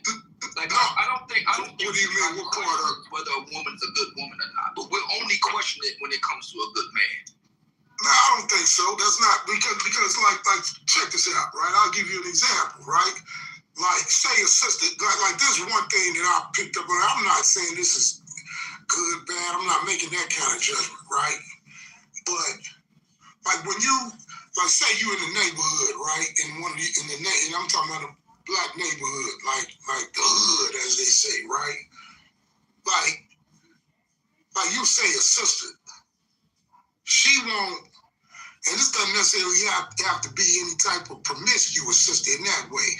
But everybody in the hood that grew up with the sister know who the sister that fucked with over the years. But that's not a deterrent for a dude fucking with her. Because, you know, everybody knows that's just the way that shit kind of goes, right? And so, like what I'm saying is when you're in an environment when people have, when everybody's shit, when a lot of people's shit is on the table, and man, you know, that's kind of really like a no judgment zone, really. So relative, you get what I'm saying? I don't have a problem with judgments. I have a problem when it turns around. So I don't have a problem with black women's preferences. That's cool. But a lot of black women have a problem with black men's preferences. And we hear it all the time. But you hear this shit in environments, man, where people can hide though. Hide what? Hide what the fuck they've done. Nobody know these motherfuckers. No, you know what I'm saying? Like for instance, like put it like this. Like, you know,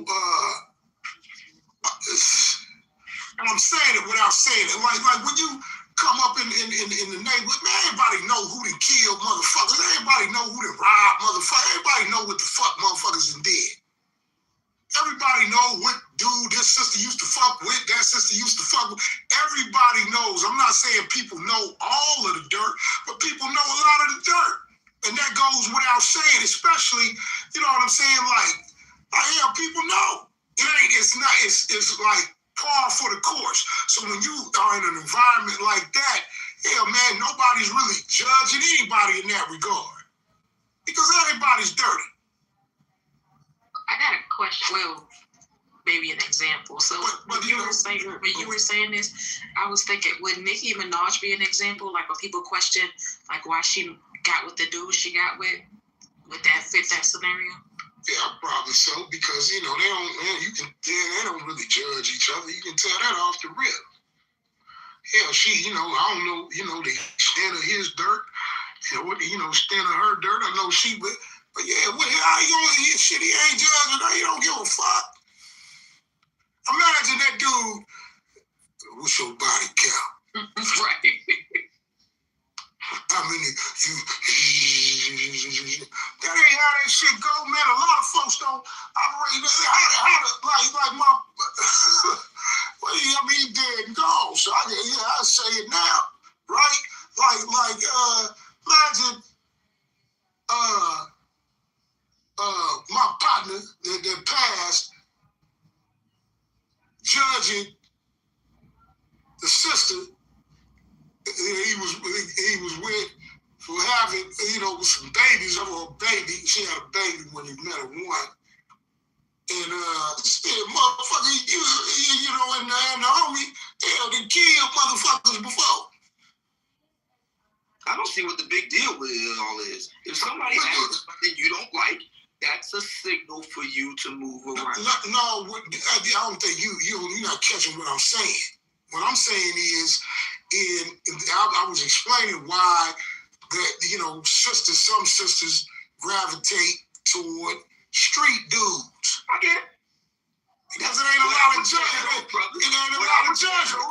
This is what I would say to those brothers. Because I know who you're talking about. I'm kind of their champion. Sis, brother, that's not the woman for you, man. That's all. No, but that's not what she likes the street dude.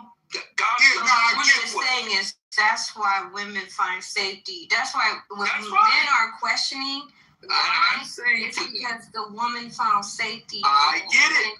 I understand. So why are you making the point you make? Because it seems I'm saying what to those brothers. I'm saying to those brothers, she's not the one for you. Let her go. But that's not the point. The point is these dudes that she like the street dudes. I'm explaining that.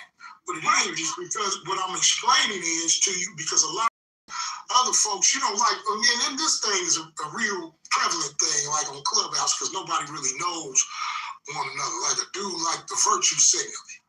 You know what I'm saying? That really doesn't happen. You know what I'm saying?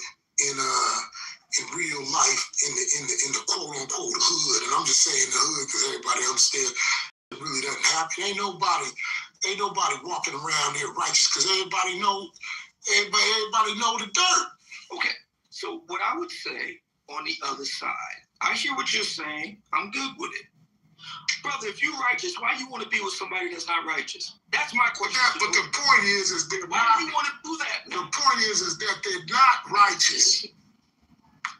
I don't know, maybe. I think he's just branching off. He just heard something and he just has a thought. No. He's not countering. He's just making a point to one of the points Biggie made. But it's taking us off track. I think we all can understand. I don't have a problem with that. I think we all can understand. Yeah. I am a highly judgmental man. I make no mistake for it. And every sister can't get down with that. That's good. But that's a signal that she's not for me. I get that, but that's not the point I'm making. He's making it. He gets what Biggie is saying. No, he's not. He understands what Biggie is saying. He just heard something that Biggie said, and he's making a whole completely separate point. That's it. So we can just acknowledge that you are right, Lamia, that they should recognize that and move on. Yeah, that's the solution. So recognize that that's not the system for you. Right. So Biggie, speaking of the going back to the part where, the woman can't shake. She just can't shake. Going back to the part where it's like they getting with a man, because as a woman, I'm going to admit it, I'm just being free to be yourself. I think if every woman gains that level of self-awareness and understanding that, man, when you're free to be yourself in a relationship, there's no judgment, there's no critiques, there's no criticism, there's no make you feel like that you're less than or potentially less than. You're just free to be yourself. That's a whole other level of feeling.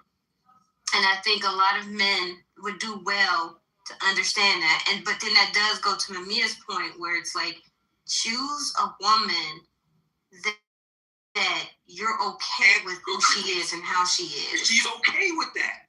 Find a sister that is okay with that. See? No, that's not what I'm saying. I'm saying find a woman that you are okay with who she is and how she's being. Oh, no, I'm going to have critiques no matter what.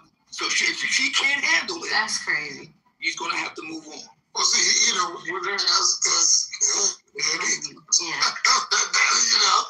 like the thing is, that's just my inherent. I get that, but then that's a two-way street. And it's not really. It's not even. They can't handle that being critiqued. But my argument is that black men. What other group of men have handled more critique than black men? Y'all can't handle critique about the penis size and the sex game. We hear it all the time. No, y'all hear it in general, but you don't. No. I'm talking about in general. I'm talking about in general all the time. Okay, what I'm saying is, if a woman, we hear it 7 ways to Sunday. If a woman, you're in a relationship with a woman, and she is like, you know what? Yeah, you like the best I had. The sex does it for me. It's gonna crush that man's soul. That's fine. Because my thinking is this: well, what are we doing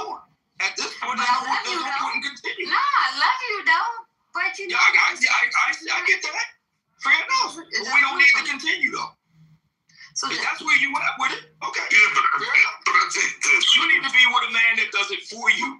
You're not getting with men that don't do it for you. But even as a man, if you've had any kind of experiences, different women physically are different without being too crass. And not new woman might not be as good as the old woman. But maybe it's just me. But I think when you're mature, you realize that good sex does not make a relationship. That's true. Now, because to me, if it's all about the sex, then I have you as sneaky link or side chick or a situationship, right? I've had women that I enjoy the physical part, and we don't go too far, right? But if you're dating, to me, a grown woman with some self-esteem, you're not going to be able to bullshit your way through the relationship. You're not going to be able to fuck your way through the relationship. Okay. Because you're going to have to spend time with the woman. You're going to have to go places with the woman. You're going to have to talk to the woman. And to me, you're going to generally have to really like the woman.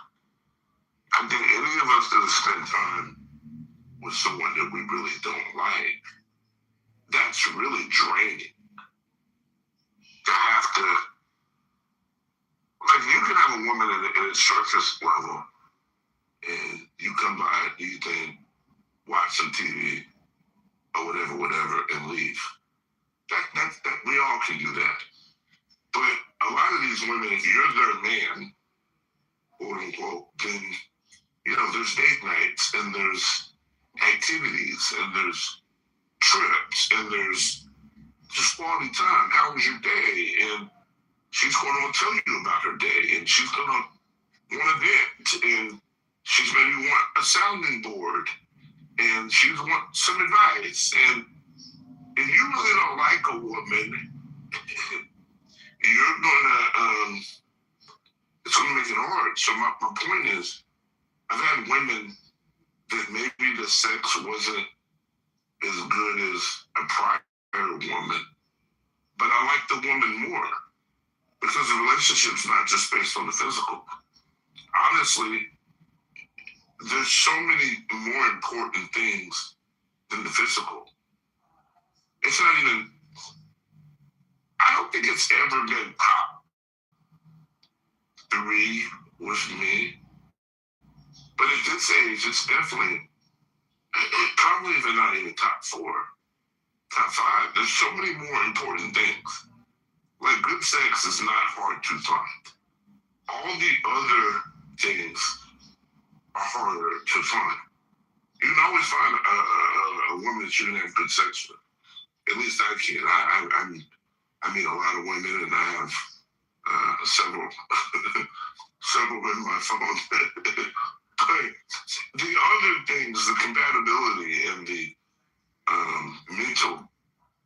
mental stimulation, that shit's so much more important. I think people, and maybe it's just me, but I think at a certain age, if you're still focusing on the physical, I think most of the time that doesn't lead to anything substantial. A few people maybe are, term marriage, and you still fucking as much as you used to in the beginning, but not getting into much my friends' sexual lives. Most of my friends tell me that after you get married and have kids, it's not near as frequent or as important as it used to be. And this is for men and women. And both of them, they have attractive spouses, but, they say that just real life happens, especially after you have kids. So not to say that they're not connecting, but I think that if you, man or woman, you pick your spouse based on good sex, and I just think you're going to end up unhappy after a few years. if that's the prevailing thing and the other stuff's not together, because you're going to spend a lot more time with this person than you do in the bed. So, I don't think maybe that's just me, but I've never,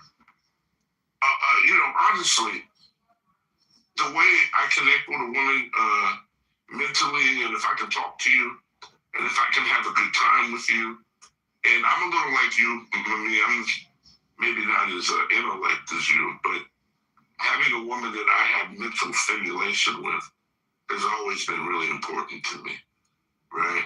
And we might not read them crazy books, but for me, just being able to enjoy your space, that's always been priceless.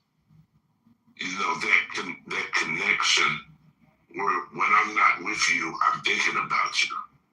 And not in a sexual way, but thinking about you. Like, man, I can't really wait to see her. I can't wait to see her Friday night. Or I can't wait till she gets off work and calls me. And then, maybe I'm just crazy. But back in our day, you'd be on the phone with a woman talking for 4 hours, 5 hours, 6 hours.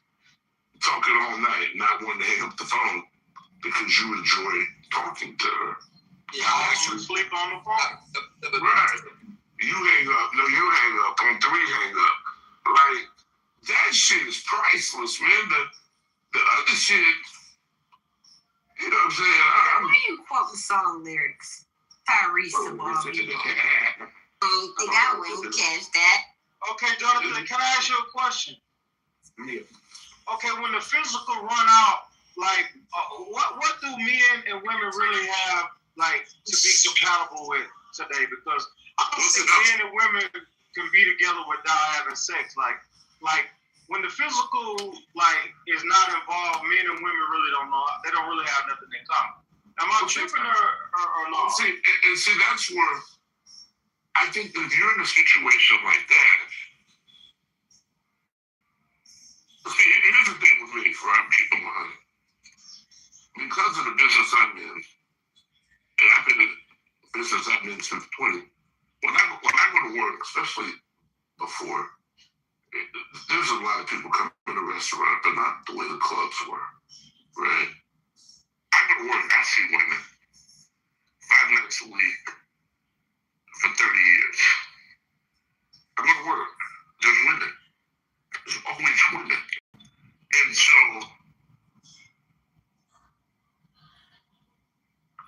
you can always, without just keeping it 100, you can always get your dicks up. That's not hard.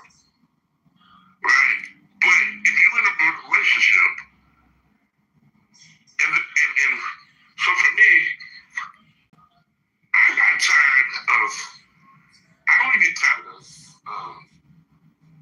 get tired of having sex with a woman very fast. Right? I get tired. Like, I get bored. Because when I was younger, I like new pussy. Let's keep it 100. That's what I like. I like to drill the chase. I like new pussy. Because I'm constantly seeing women. So I like new chick. And so, if I'm with you, and I would imagine, especially when we were younger, if you're going to get tired, what's the saying, Brian? You show me a fine woman, and I'll show you a nigga that's tired of fucking her. Right? That's the saying we used to say. If you find that, okay, the sex is, okay, the newness of the sex is worn off, and we have nothing else, then that probably was the wrong woman for you. Right? We can't spend a relationship in bed. There's got to be more to it. And oftentimes, I don't know about you, Brian, that's how I knew I really liked the woman. I never judged, and even still don't, I never judge how I feel about a woman on the sex. Right? I judge how I feel about a woman taking the sex off the table. That's how you know. Right? I always tell my homegirls, you know what you have with a man when it's not about the sex. Because sex off. Whether you're not having sex with the woman or whether the newness of it has worn off, right? We're 4 months in and we done had sex everywhere and done everything. So it's no longer new. It's okay. I'm gonna be honest. Hold on, let me finish the last part.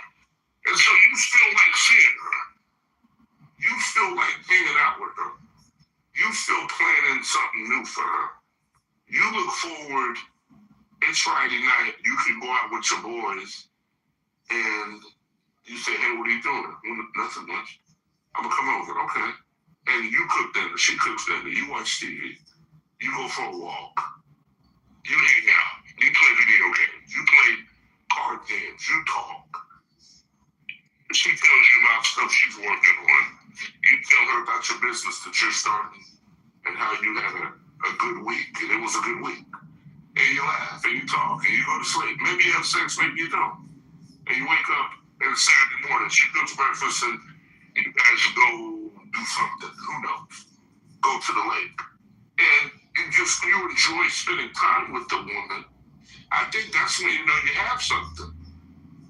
If all you want to do is screw the woman, I don't know if that's a relationship. And I damn sure don't know if that's sustainable.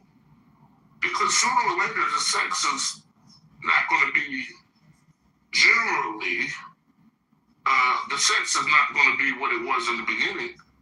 And I think that's what happened in COVID. People had to be together. You couldn't go anywhere. You couldn't run. And people realized they didn't really like each other. And I think that's really a bad relationship when you don't want to talk to the person, don't want to spend quality time, right? I mean, I know that said a lot, but does that make any sense what I'm saying?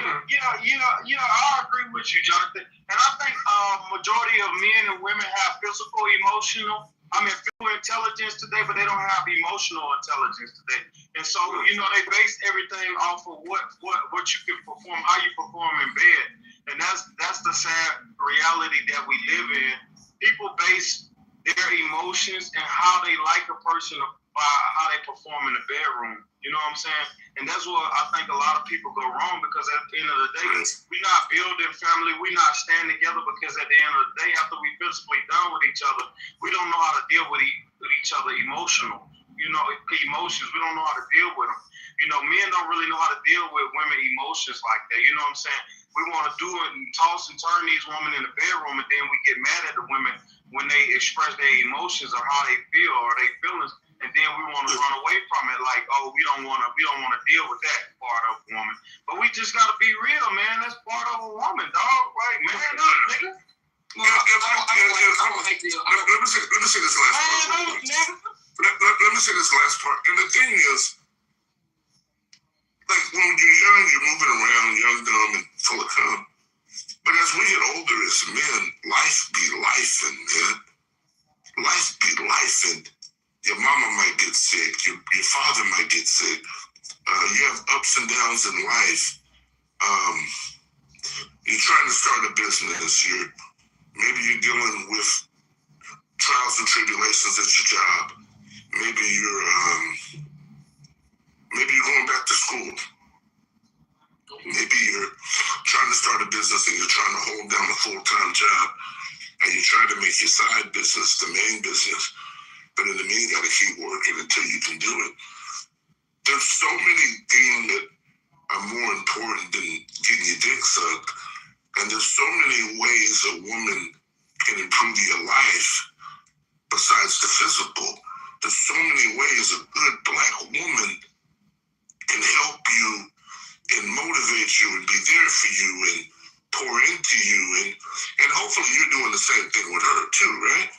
And I think that's why God made women, right? God made Adam and God made Eve to be together and to work together and grow together and accomplish things together and maybe have children together and build a family together and build a life together and grow old together. And so I just think for every man, look, there's a time when every man is young and silly, but at some point, most of us need to grow up and realize that a the woman is more than just there to pleasure you, and vice versa. And if you haven't really got to that point, then you probably need to grow up a little bit. That makes sense what I'm saying. It doesn't, because well, I get what you're saying. I mean, okay, but it's up to each man to decide for himself. Like my parents died relatively early in my life. My parents died relatively early in my life. I'm a self-made man. I don't do anything for me, and I have a particular. I'm an eccentric. Yes, you are. A lot of black women cannot deal with eccentric guys. Well, are you okay? I'm one. You have one. I'm giving my response to what you said. Okay. I'm okay with that. But personally, I can't relate. Well, my parents died early. Okay. That part of my life is well behind me. I'm a self-made man. Don't really need women to do anything for me. I'm a big boy. I can take care of myself. What about companionship, though? I can take it or leave it. But I mean, like case in point, you're writing these books. You're intellect. You write these good books. It's not nice to have a woman. Now, I'm calling Cap on a companionship because he likes a woman that he could, like, even though we're friends, right? We have a companionship, and me and you care about our connection and the fact that you could talk to me about things and I have a curiosity. And I try to understand you, so it is. I'm starting to see that a lot of men, because the questions that are asked are really stupid, and that's the only thing I can call it.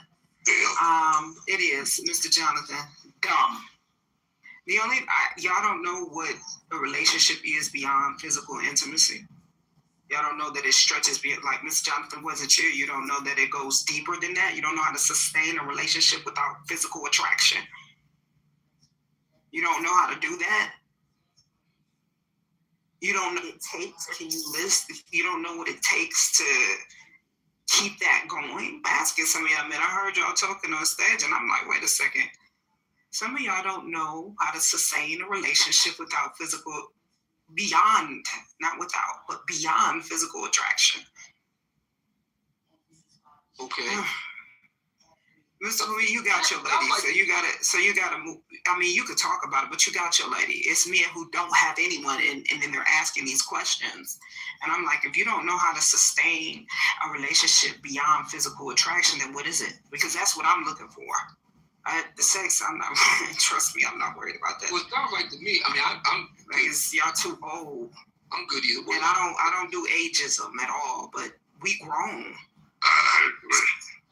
I know that you didn't say it, Mr. Jonathan. I want to let you know. So you didn't say it. So why don't y'all know how to sustain a relationship beyond physical attraction? Well, I can't speak for those guys, but I can say this. That, Mr. Big E, no. Mr. Jonathan, I'm assuming, you know, I know you know. I've been in this room, like, what's going on? My thinking is this. I think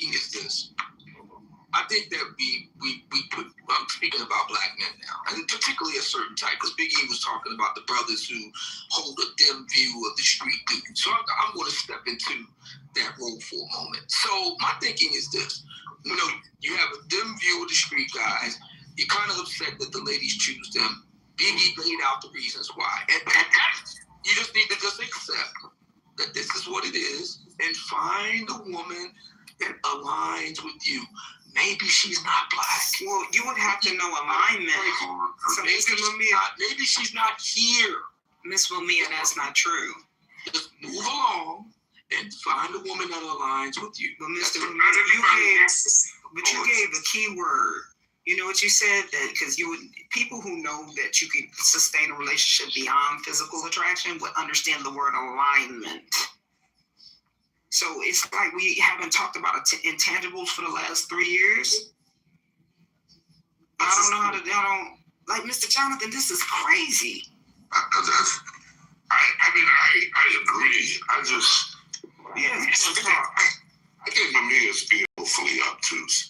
About because I think because you can't change Mr. Mumia. This is who he is. Yeah, but I think Mr. Mumia is in denial. About what? Because, Somebody didn't know about. Well, I think that you try to act like you're just hard, tough exterior, but I think I never said I was hard and tough. Yeah, but you listen to the stuff you say. I'm not saying it insultingly. You know. No, I don't take it as no, but you're not letting me finish. I think you're an intellect, and I think you're maybe a little bit more complicated. I think you're a little bit more complicated is probably the word than some of us. But I think that like you and Letitia have a good friendship, and she seems to understand you, and she understands the books that you read, and you and her speak the same language. And I think that whether you have a woman like that as your woman, or a woman like that as your friend, to me, that's still a relationship. Okay. Like, I have a best friend that's a woman. She's an attorney, and she's married. So, obviously, there's no physical there. But I cherish that woman, right? In some ways, I cherish her more than the girlfriends I've had. Okay. Right? Because I enjoy just talking to her. I can talk to her about anything. I can talk to her about vulnerable stuff. I know it won't be repeated. I know I won't be judged. I know that she'll give me advice. I know that she cares about me, and that whatever she tells me is coming from a place of love. Hey, man, man, a good black woman, whether it's your mother, whether it's your sister, whether it's your girlfriend, whether it's your wife, or whether it is just your friend, that shit is invaluable. There is nurturing that you get from a woman that your homeboy just can't give you. There's a relationship that you have, that I have with black women in my life that I can't get from men. That just, man, you know, there was a saying that men have said, successful men have said, do you know how many prayers black women have prayed on us for us to be where we are? Do you know how many black women have prayed for us, have prayed on us, have prayed when we were in need, prayed when things were going bad? You know what I'm saying? I have so much respect for black women. That's right. You know what I'm saying? Now, I'm don't get me wrong, I'm normal. I like to look at a little booty too. But besides all that, man, there is nobody that's going to have our back like black women. And so I think that I tell all men, you need to find you a good black woman in your life, whether it's your girlfriend, whether it's your wife, or whether it's just a friend. Because as black men, we go through so much. And we got to put on the strong face. As a black man in this society, especially if you're a black man that doesn't want to be the status quo, and you're trying to make moves in business and to better your family and better generations and to undo some family curses and to move out of where you grew up and be somebody. And you can't do that alone. No man is an island. No man is a rock. You need people there along the way. And I think, I said this earlier, I think that's why God made a woman. God did not make life for you to go through the life alone. Right? God made women as a companion. And I think that a lot of us as black men would do a lot better when we learn to embrace our women, realize that they're not in competition with us, and that when we elevate our women, when you pour into a woman, 9 times out of 10, when you pour into a good woman, it always comes back to you fivefold. Well, Mr. Jonathan, I was looking that's a very beautiful, sentimental. I know I was talking, but okay, go ahead. You can finish, Mr. Mumia. Mr. is the thing, though, and this is something I've learned in my 3 years, because I done bumped my head a couple times, and then I said, no more, right? No more. And I like what you said in there.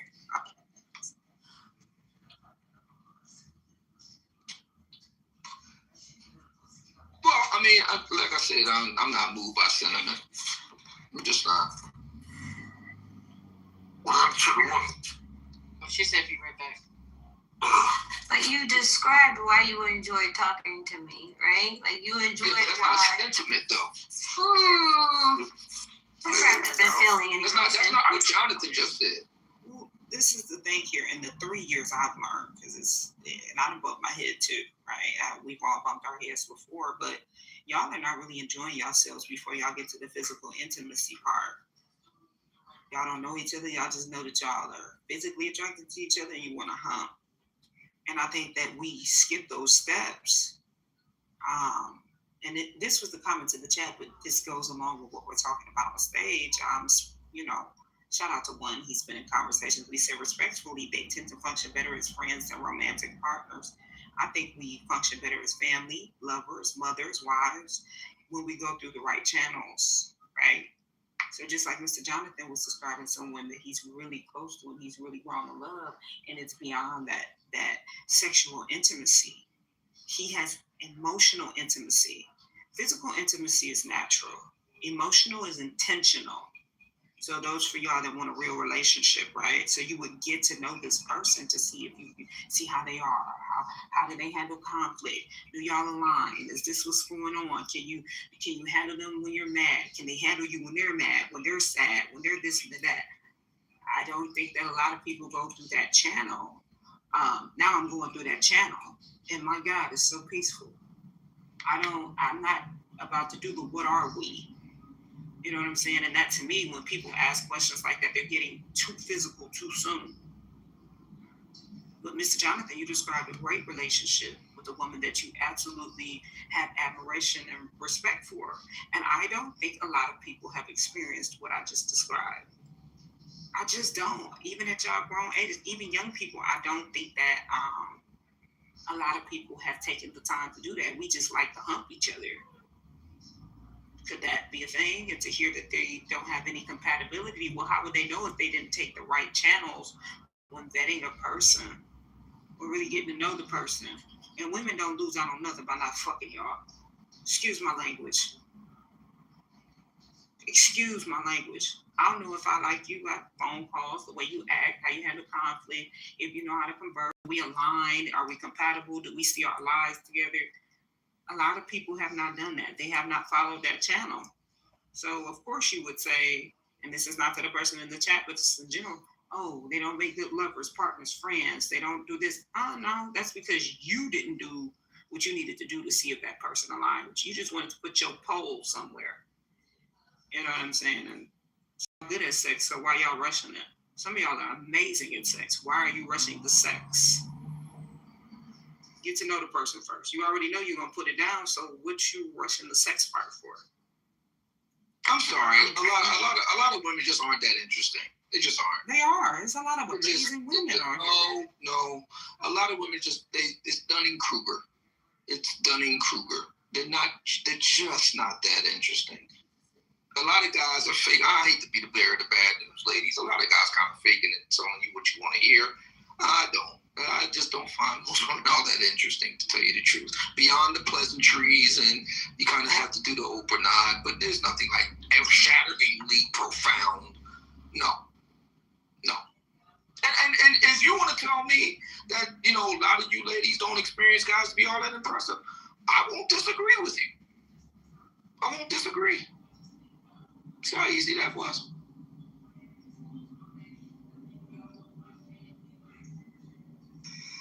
Okay. Anybody else done with the Mamiya show yet? You done yet? Okay, let's move on. Don't hate on the short king energy. I definitely don't hate on the short king energy. I feel like we've been on the Mamiya show for the last 5 hours. So just like I love Mamiya. I think Mamiya is brilliant, but I think such a thing as too smart. I think that might be me. I mean, he telling the truth in a certain, point. I know it don't feel good, but a lot of people not that interesting like that. Like, that's just a real talk, man. That's just real, Jonathan. Like, men and women, they don't know how to converse. They not really that interested, and he's not lying. Like, he's not lying. But this is the thing. Everybody's not for everything's not for everybody. Right. Sometimes people need to look in the mirror, because I'm willing to bet that you, Jonathan, say that you meet and have met many interesting people throughout the years. I know. I meet interesting women all the time. Me too. I meet interesting people. I've been interested in black women. Yeah, but I haven't dated them. I'm saying, we meet interesting. I meet interesting people all the time. I just met 4, 5 interesting people out of the country. But more like dating a person, like it's not at this age. I think as you get older, here's the thing. If you're not marriage minded, I think it's how do I say this? If you're not marriage minded, what is marriage minded? I get that all the time. I'm trying to get some clarity. Here's my point. If you're a man, I can only speak for men. No, I can't speak for women.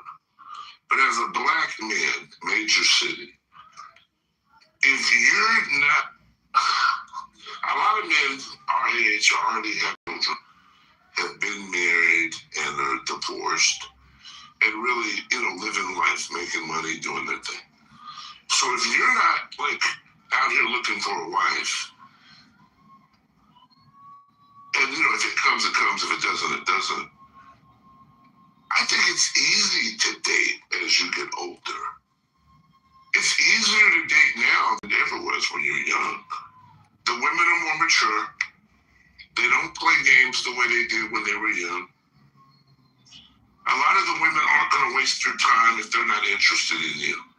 When you're young, a lot of girls like to be coy, and you don't really know that she like me. She loves me, she loves me not. She loves me, she loves you not. You date a 40-year-old woman, 40-year-old black woman generally, if they like you, they'll come around. If they don't like you, you won't hear from them. Well, that's BS. Well, I'm just telling you my experiences. I don't find that as women get older, they don't play as many games. And I find that a lot of the grown women, they like companionship. So if you're fun, you guys can have a great time. You can go play miniature golf. You can go to the art exhibit. We can go to lunch. We can go to brunch. We can listen to live jazz. We can have drinks. We can watch the game. There's so many things you can do with a woman and just have fun. And we just have fun. All this men from Mars and women are from Venus, and we're constantly 2 ships passing in the night. I just don't see that. I don't see that. I got a new lounge that's I'm in the middle of construction, so whenever I finish this shit. But the goal is to be open before Memorial Day. I got brand new lounge, brand new. We're building it out, stage, video wall, TVs everywhere. Brand new construction. Right? Yeah. There is going to be a shit load of fucking women there. I have an ex, we still are close. She's, I don't know what you call an influencer, whatever the hell you want to call, pretty girl. Real successful, got 1 million pretty friends. She called me yesterday, hey, your place is opening soon, right? Yes, yeah. She says, cool, look, I want to do an influencer night for you. I'm going to invite all my friends. I have a publicist for you. and we're going to bring all the influencers and make your spot hot before you really get open. I'm going to have everybody come. And she was telling me, because, you know, she gets invited to all these events, and STK will have stuff, and Jordan will have stuff, and all these brands have stuff, and they invite the influencers, and they have food, they have drinks, and they all make content, and they post it, and that's the new thing. So she was going over it with me and telling me, hey, I'm going to do this, that's what we're going to do. Give me a little bit of lead time. Do you have a PR person? I'm like, yeah, not really. She was, okay, you can use my publicist. And it's going to be 1 million, right? It's going to be 1 million beautiful Black women there. And my spot's going to be open, I think, 7 days a week. And VIP spots and VIP booths and video walls and 100-inch TVs. And we're right across the street from the stadium that they're having the Olympic 28 and the Super Bowl next year. We're right across the street. They just had the All-Star game. We're right across. I mean, so like there's 3 entertainment complexes, a stadium. Lady Gaga was across the street tonight. There's so many fucking women looking to go out, looking to do stuff, looking for companionship, looking just to have fun. Just simple boy and girl having a good time. And at this age, I think that it's just easier. I think women have a better appreciation. I think high school can be brutal, right? Because girls are young, and there's a certain kind of guy that gets all the attention. And if you are a little bit different, you're not fully appreciated.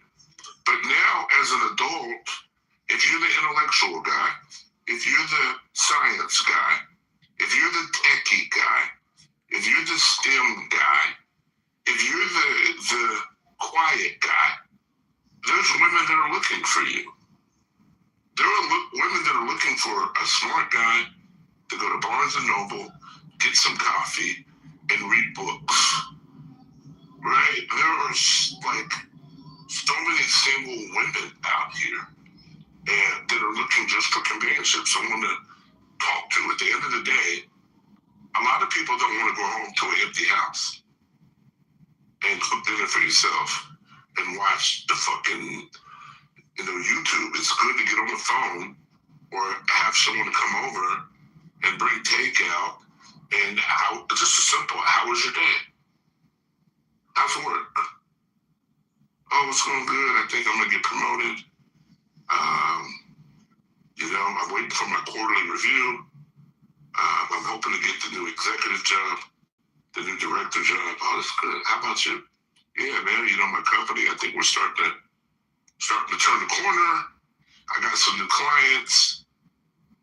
Hey, I was reading this new thing called Claude AI. It's a little better than ChatGPT. I saw some prompts that can help your business. I saw that today. I saved it here. Maybe you can use this and it'll help you grow. Oh, thank you, babe. And I don't know, man. I just don't think it's doom and gloom the way you make it seem. I don't think it's doom and gloom. That's just... My ass is old. I'm about to have a good ass time. Okay? I'm about to have a good time, nigga. I'm about to open up. We about to have a motherfucking ball. Okay? I'm gonna have the influencers. I'm gonna have... You didn't invite none of your clubhouse friends. I see how you really think about us. Yeah, I got real friends in real life. We just a bunch of nobodies, but we here entertaining you day in and day out. We keep your life going. We keep the lights on upstairs for you, okay? Well, that means you guys are working the coach. I don't think I'm doom and gloom at all. I think I'm very optimistic with the guys I represent and I rep for. I think those guys are barking up the wrong tree. Instead of, don't be upset that those ladies like a certain type of guy. That God bless them. But for me, I don't be okay with here's what I'm doing. I just don't accept that that's true. I don't think that women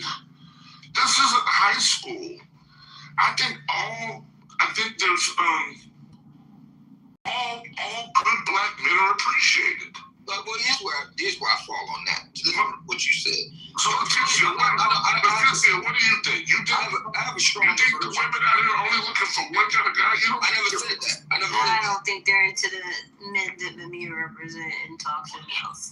You know, my thing is, my personal. No, because they wouldn't be having the conversations that they wouldn't be considering going overseas if they could find women that were wife material who wanted to marry them. What I would say is, personally, I'm not a fair weather friend type, and I'm not interested in, you know, the whole spin the block thing. That's not me. You got one shot at me, and one shot. You got today and today only, as Denzel said in Training Day. If it don't happen today, don't worry about coming back. That's where I'm at with it. Especially if I'm getting real successful. No, stay over there. I'll work it out. Stay over there.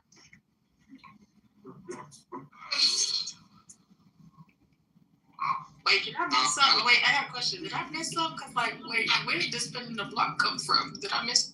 Well, Jonathan made the point that the women are older and they have different, views on life and so on and so forth. So the guy that they might have passed over in college or high school, whatever the case was, younger adults or what have you, they have a second look. My position, and I only speak for myself, I statement. I don't do fair weather friends. Hold on, wait, I have a question. But okay, maybe I missed something because I didn't take it that way. I took it as him saying women are older now. The person he's talking to is older, right? So the assumption is you not checking for a 20-year-old, 25-year-old, but whatever. Okay. But so the women that you're dating would be a bit older, a bit wiser, and looking for certain things. So I took it as it shouldn't be that difficult. I don't play games like that. Like, they're older. They like, it's not like you're dealing with a 25-year-old who's still outside playing games. Now, obviously, we're not saying all like this way, but that's how I took it. Maybe I meant. I mean, that was my point. I think that my point wasn't to get with Shirley, who ignored you as a senior, and now you get with her later, 4 kids later. That really wasn't my point. My point that for a lot of us that are black, especially men our age, black neighborhood when we grew up, if you were a little bit different as a man, I can see that it probably was a little bit challenging, right? There was the charismatic, well-dressed, athletic, funny, cool, hip guy seemed to get a lot of the attention. Or the street dude that was making money that had a little degree of the bad boys. And if you were a little bit scholastic, a little bit of an intellect, a little bit socially awkward, or just a little, just not your stereotypical black guy in the 80s and 90s, I can definitely see how you can feel you might have got overlooked a little bit. But I found that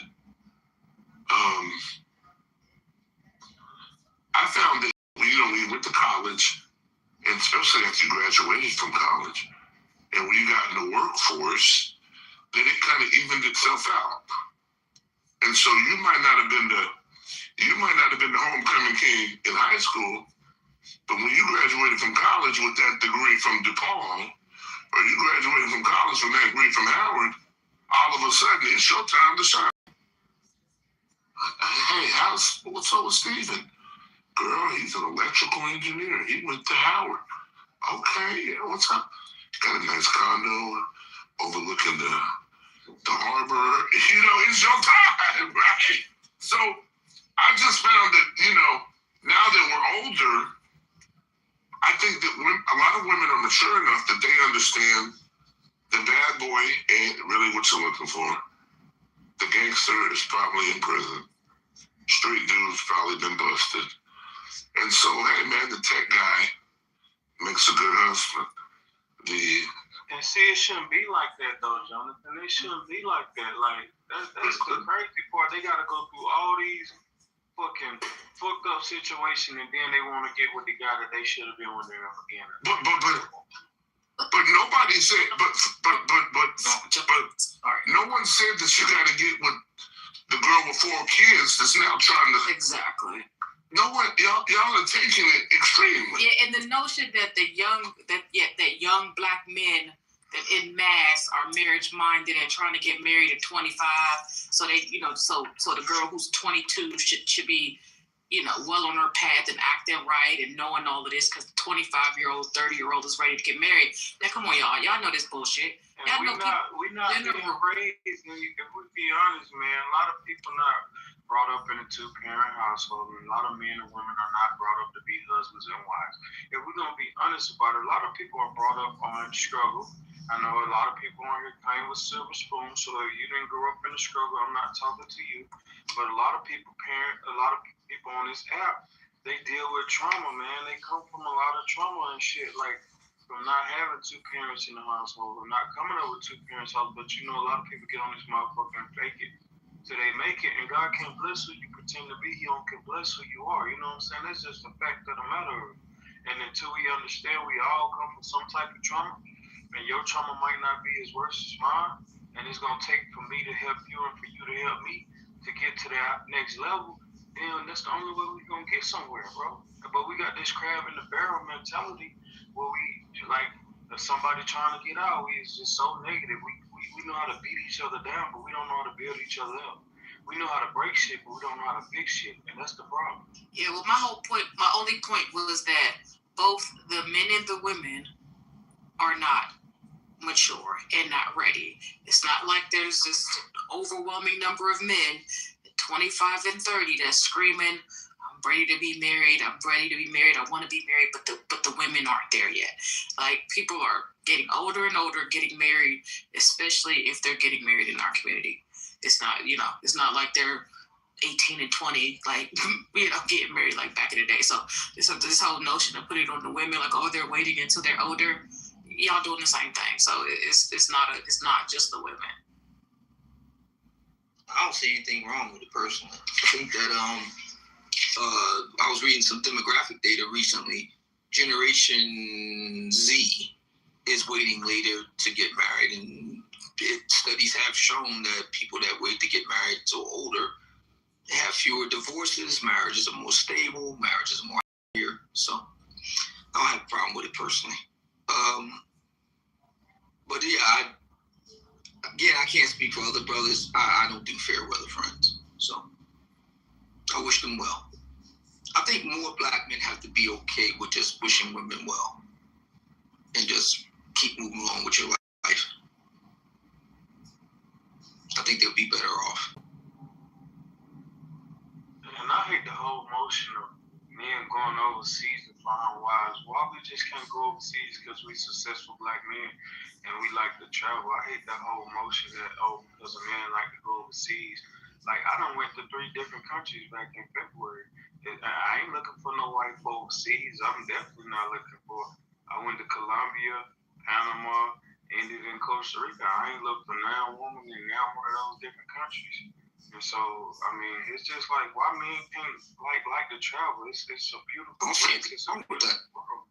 I don't see nothing wrong with it either. Like, but we get this. But listen, Mamil, let me say this, because I can PTR with this woman that I was just talking to, but she just went over to Jamaica at 46 years old and got a newborn baby, and the nigga stuck over in Jamaica. So what the women, we don't never talk about the women.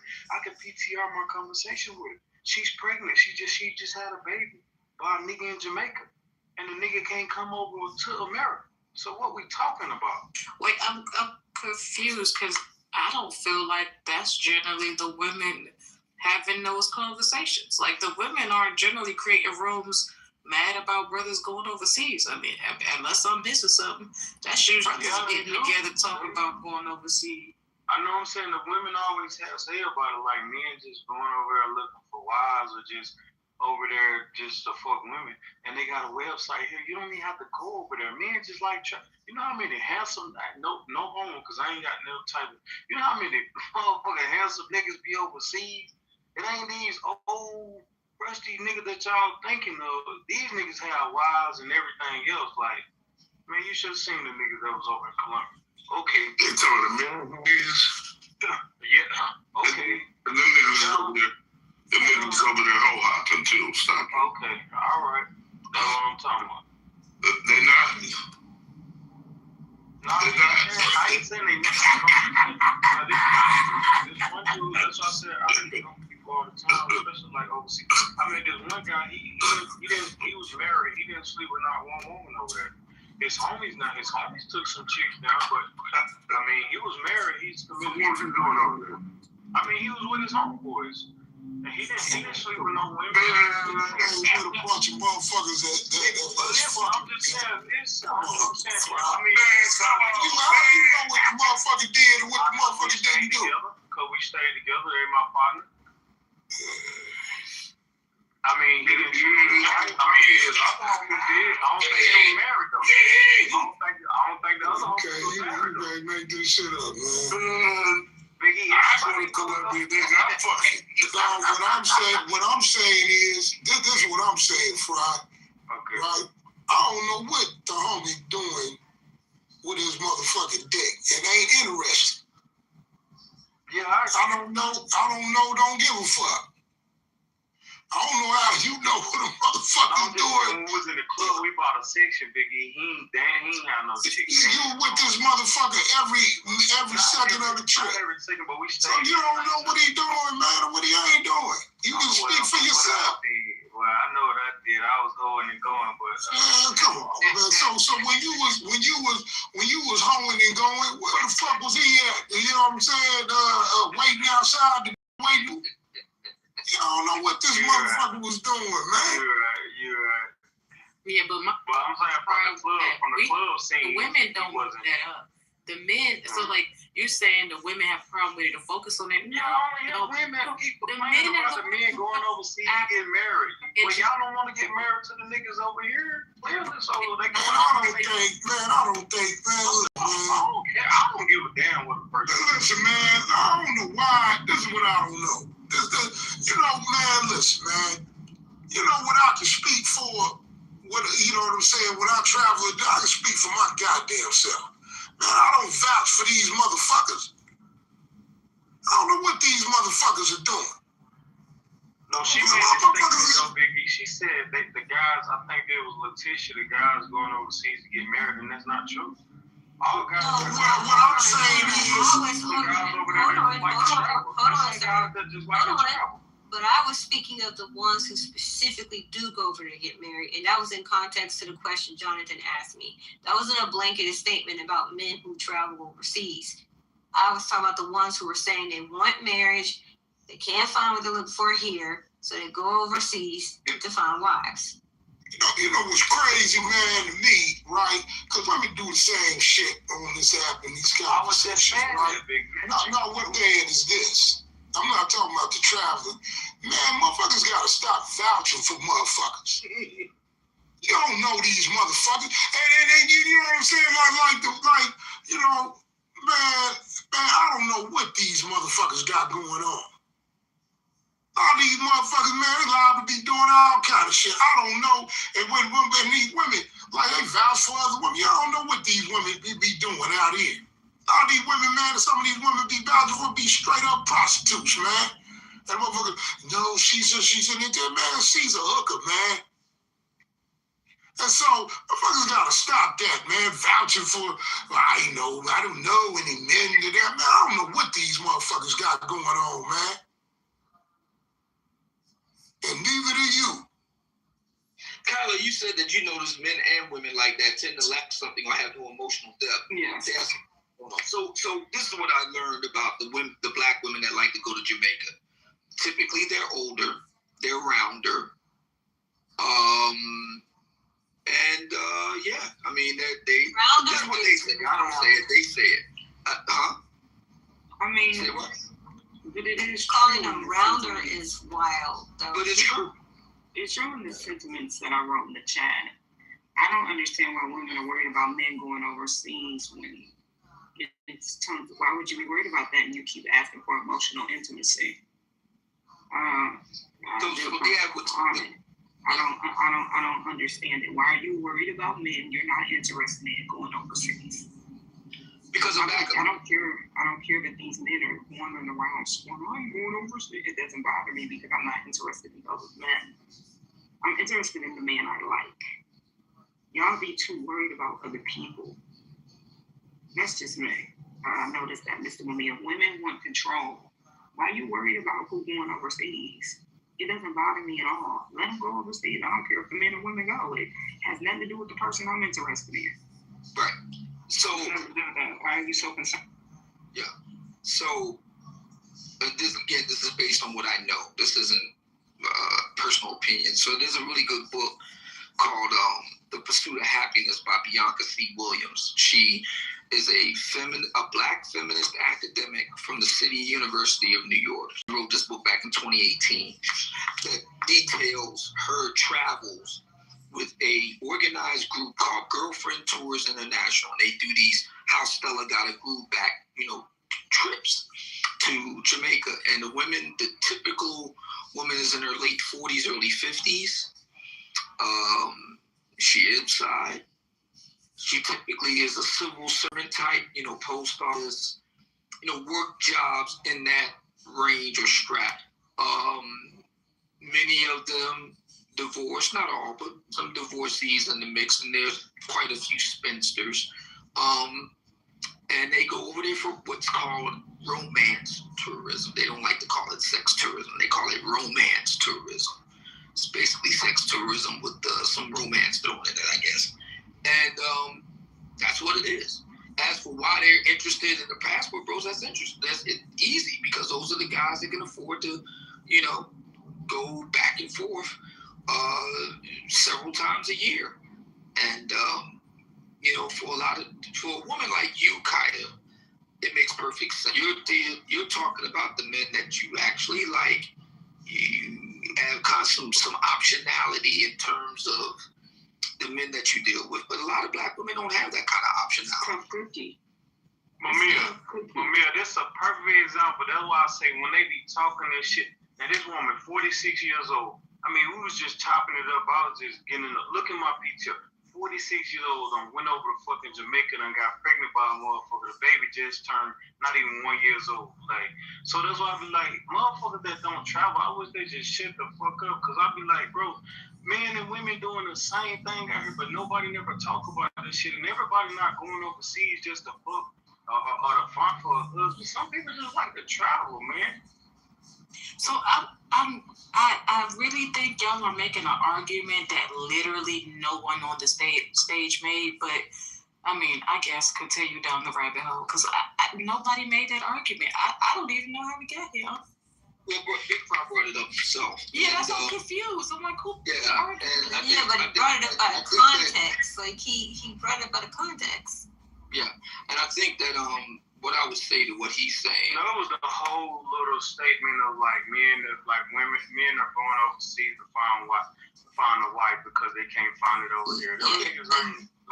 That's what I literally heard men, right? Even Mamiya has now started telling the men of the conclave, get your passports, because what you find just saying here, you ain't got to deal with what's here. Get your passports, go find what you're looking for overseas. Yeah. I literally heard the Passport Bros movement was literally all about them not being able to find what they want here, so they want to go find wives. So why you got offended by me saying, responding to Jonathan about, a lot of these men are what Mamiya are saying, they can't find what they want here. They're getting overlooked. They're having these conversations. If they weren't having these conversations, if this wasn't a problem, we wouldn't have the whole conversations about passport bros, about them going overseas to get. And I don't like talking about men traveling in general. I don't have a problem. I don't have a problem with passport bros. I don't have a problem with men. I don't have a problem with these men choosing to do it. Like Kyla, I don't care. I'm not having a problem. I'm enjoying my dating life. So I'm like, no, Kyla, I'm not saying. I'm just saying, me and you are the same mind. We don't care that what these men are doing. I'm just making observations, and I'm gonna, if it comes up, if somebody asks me a question, I'll say, well, some of them are saying that they're going overseas to find wives. You can't sit here and say they're not. I heard out their own mouths. Right. And so, what the thing with me is, I like reframing things. It's all about how you frame it. You're not overlooked, brother. You dodged a bullet. You're not overlooked. You dodged a bullet. You're very lucky. You weren't overlooked. No, you dodged a bullet. You dodged a bullet, brother. That's how I like to reframe that. I don't think many brothers have been overlooked. I think they dodged a bullet. There's another reason why I say when Biggie was saying earlier about, a lot of sisters feel safer around street dudes. My man, you just dodged a bullet. Wish her well. You dodged a bullet, brother. You dodged the bullet. That's how you have to reframe it. That's how you have to look at it. No, I think that Letitia is telling the truth. A lot of the men say that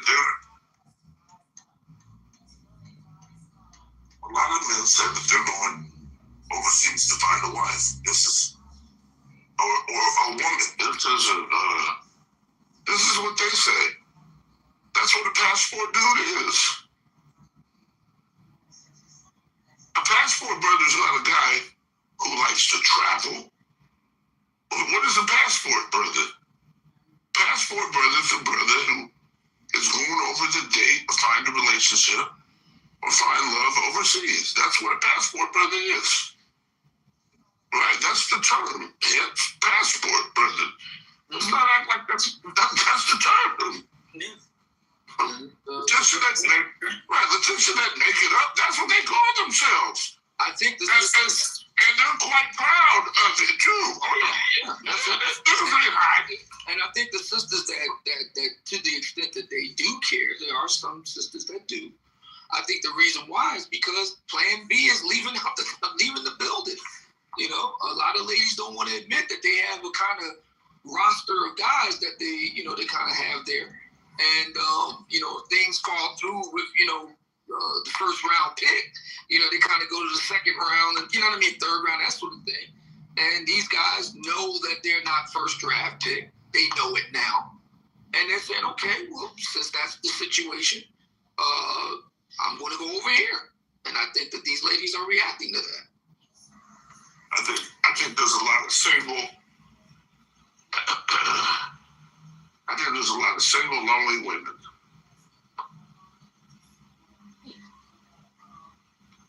And if you have a little charisma and you're in conversation, you can do well. A lot of motherfuckers is lonely. This is true. A lot of motherfuckers is lonely. Man, these motherfuckers actually paying for the dating experience of these motherfuckers. Yeah, man, shit ain't that cool. Not at all. Motherfuckers are lonely. Jonathan, I got a question for Big E.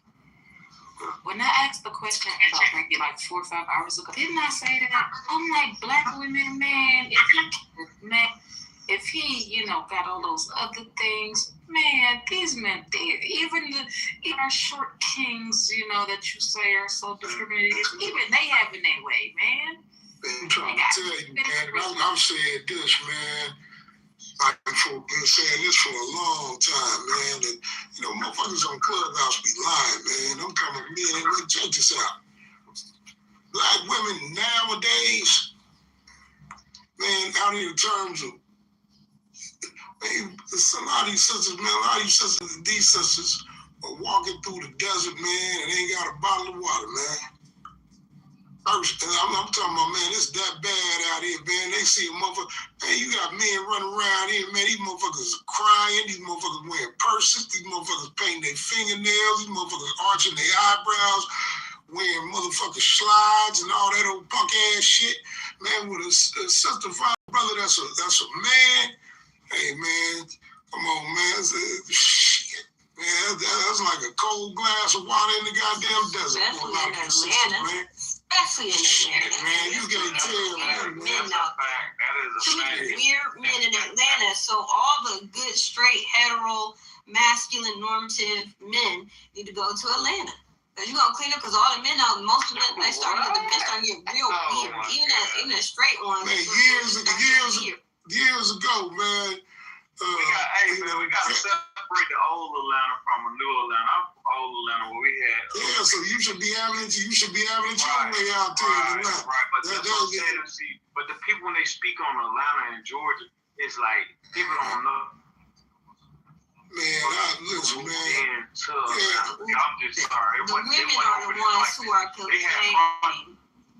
Every time I was in Atlanta, man, I saw a motherfucker. We was staying at, what was his hotel? It was, I want to say it was a W on Street, don't they? On Peachtree, yeah, the W. Yeah, man, motherfucker.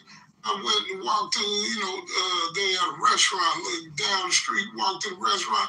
Man, motherfuckers, man, walking down the street, man, with a college cut and some goddamn high heels and some messages. So, what the fuck is going on in Atlanta, man? Yeah. Weirdo all over that motherfucker, man. So I'm just saying, man. You know what I'm saying? These women, man. Hey, man. These women. Yeah, man. All that old man. These women they have these high standards and all this kind of shit. Man, the sister standard for these motherfuckers today is that a motherfucker, man. The man ain't punk, man. You know what I'm saying? That's what I'm saying. It be the gangsters ones, though. That's what the women. But what I'm saying is, I said the sister standard is just the motherfucker who ain't no punk. He ain't no long motherfucker, ain't no digging booty motherfucker. These sisters going, man. I'm telling you. So shit, ain't no version that way. A motherfucking stumped down dude ain't having his way out here, man. Ain't no version of it. And that's all I was trying to say earlier. I was like, man, I was not buying it. I'm like, come on, man. They having a way, man. Dude don't have to have nothing, no job, no nothing. Nothing. He having his best. Come on, man. All that shit about all this high, man, that shit. It's too much fugazi shit going on out here, man. That's a fact. That's why I be laughing when they talk about you gotta have all this and have all that. The dudes that say that that's their problem, they strange, man. They just ain't got no conversation. Cause you gotta, man, come on, man. Man, listen, man. Listen, man, just when I move around, I'm in Dallas. I move around. Hey, man, listen, man. Hey, man, women always motherfucking, approaching me. Of course, I don't feed in. Women always approaching me, man. The thirst, man. I'm telling you, man, the thirst. It ain't, man, shit, it ain't that rough out here. I don't understand, it can't be. And that's why I said earlier, I was like, man, you telling me this man got this, that, and the third, and you tell me women turning him down because he's 5'7"? Bullshit talkie. I don't care what they say. Man, what it is a lot of these motherfuckers be listening to these women talking shit on these social media apps, and a lot of these women be lying and bullshit. That's what I said in the chat earlier. That is social media talking points. I'm so glad we finally got back here. That's all I was saying. Yeah, I'll be out the way. I stay at the house, man. If I ain't working with my son, I like to be at the house at my house, man. I be chill. I think it's a good thing. I hear sister saying she don't deal with no short dudes. Great. I know exactly who not to bother. I'm gonna be lying like a motherfucker. Man, that's a lot, man. I hear you say that. I'm not be crossing the side of the street. I'm in ATL Jeep Life. I'm in a Jeep club here in Atlanta. Man, my partner Turtle, his name is Turtle. Short. That ain't true to me. I'm telling you, it's just they say it, and I hear it. That means I'm moving around. I'm not going to find out whether you're lying. Nope. I believe you. Maya Angelou said, when someone shows you who they are, believe them. I believe you. Move around. I'm gonna tell you, I'll give you telltale sign of it, man. Look at how hard some of these women be advertising on social media, on like Instagram and shit. Man, these women, man, putting their ass out there, man, with the motherfucking workout pants all up in the crack of their ass and all this old type of shit, man, and the goddamn all that shit, man. These women out here, man, advertising, man. They trying to catch something, man. You know what I'm saying? Hey, man, I'm telling you. Yeah, I mean, you have, see you attractive. Well, why you out of that? Why would a woman need to do that? Man, if she having it her way in real life. That motherfucker, man, this a lot of these women, man, I don't give a damn what these women say. It's a fire sale going on out here. They trying to, hey, man, it's a last ditch effort, man, to try to get up off the goods. Please look at B. Please value B. I'm telling you. Man, that's the big deal, Biggie. I think women and men need to know the difference between a person liking them and valuing them. I don't want a person to like me. I'm too old for that. Like, I want to be valued. I want to be, respected. Like, all that liking me, bro, I'm too old for that shit, bro. Too old for that. And I think women and men don't know how to separate the two.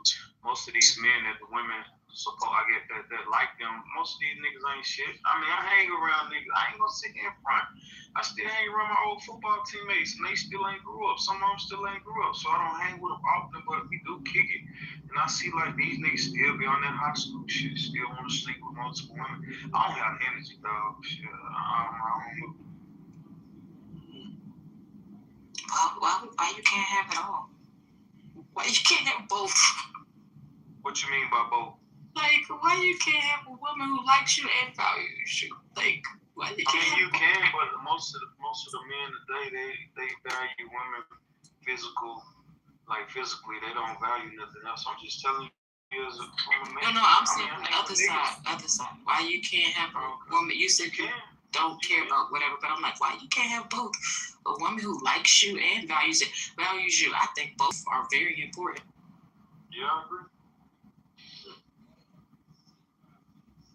I don't know. I don't advocate for that might as well thing. And I think when people say, I don't care if she like me or he like me, I don't have to. I'm like, why you want to be somebody's might as well?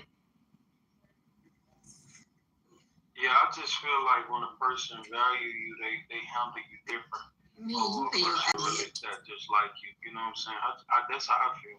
I just feel like a person that value you, they gonna handle you care a little bit better than the person that likes you. Because I like a lot of people.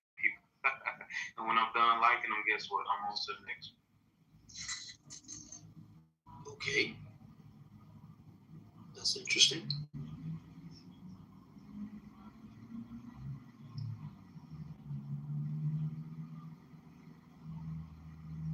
Yeah, I think a lot of brothers have dodged a lot of bullets and don't know it. They dodged a lot of bullets and just don't know it.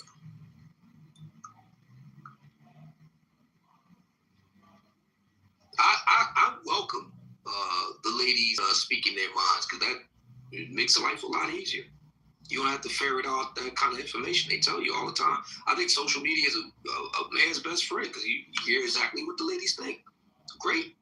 Yeah, a lot of that shit ain't what they. Yeah, I don't even know. A lot of that shit is just a bunch of pain and bullshit. You man, we'll just be talking shit, man.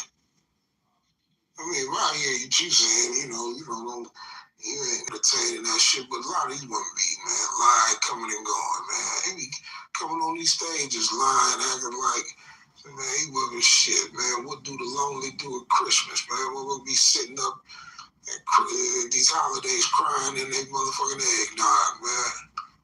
Yeah, lying and shit, talking about they cool with them, man. You motherfuckers be lying, man. Man, I felt bad for a lot of my lady friends. I'm like, damn, where you go? Like, what you doing for Valentine? I'm gonna be at the house. I'm like, what the fuck? Fine as you with? Dog, that shit is real life, Biggie. You ain't lying, dog. That shit is real life. It was so real. At home. I was like, I'm in Louisiana. I met Coach Don Staley, man. That was a cool experience, man. down there in Baton Rouge. But I was talking to my friends on Valentine at the house, no roses. I'm like, oh hell no. Y'all better tighten up.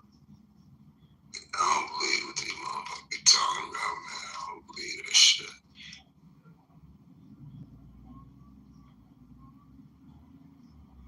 People find out they man or woman true colors when Valentine's Day hit. I swear.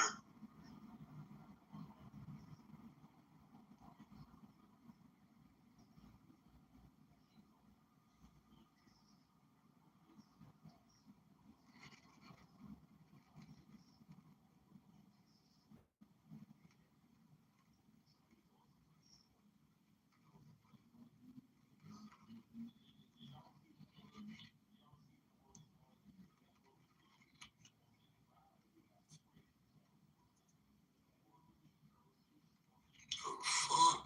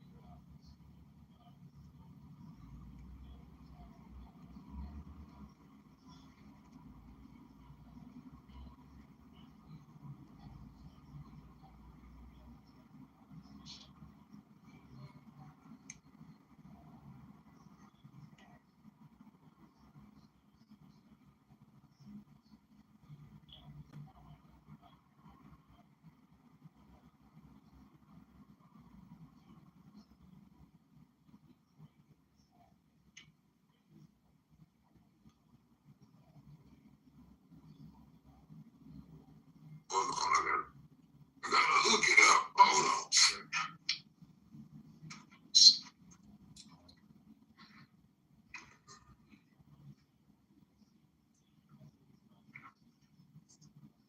All right, give me a second, John. Oh, are y'all about to turn this into a music room? Good, I need to go to bed anyway.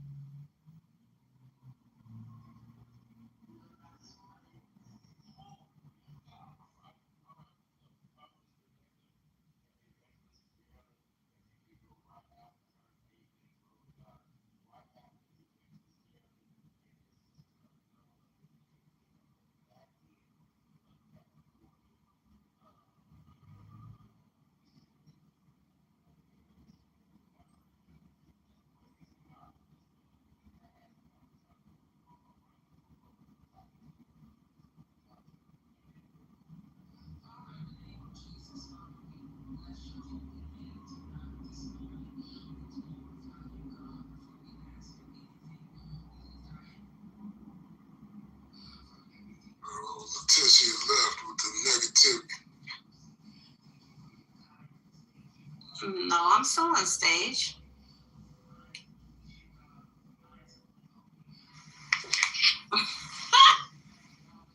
Yeah, Letitia, don't you agree with me that we've kind of mischaracterized that whole Pookie and Ray Ray thing? I don't think it's been framed right. I think we misframed it. Wait, how has it been framed? How has it been framed?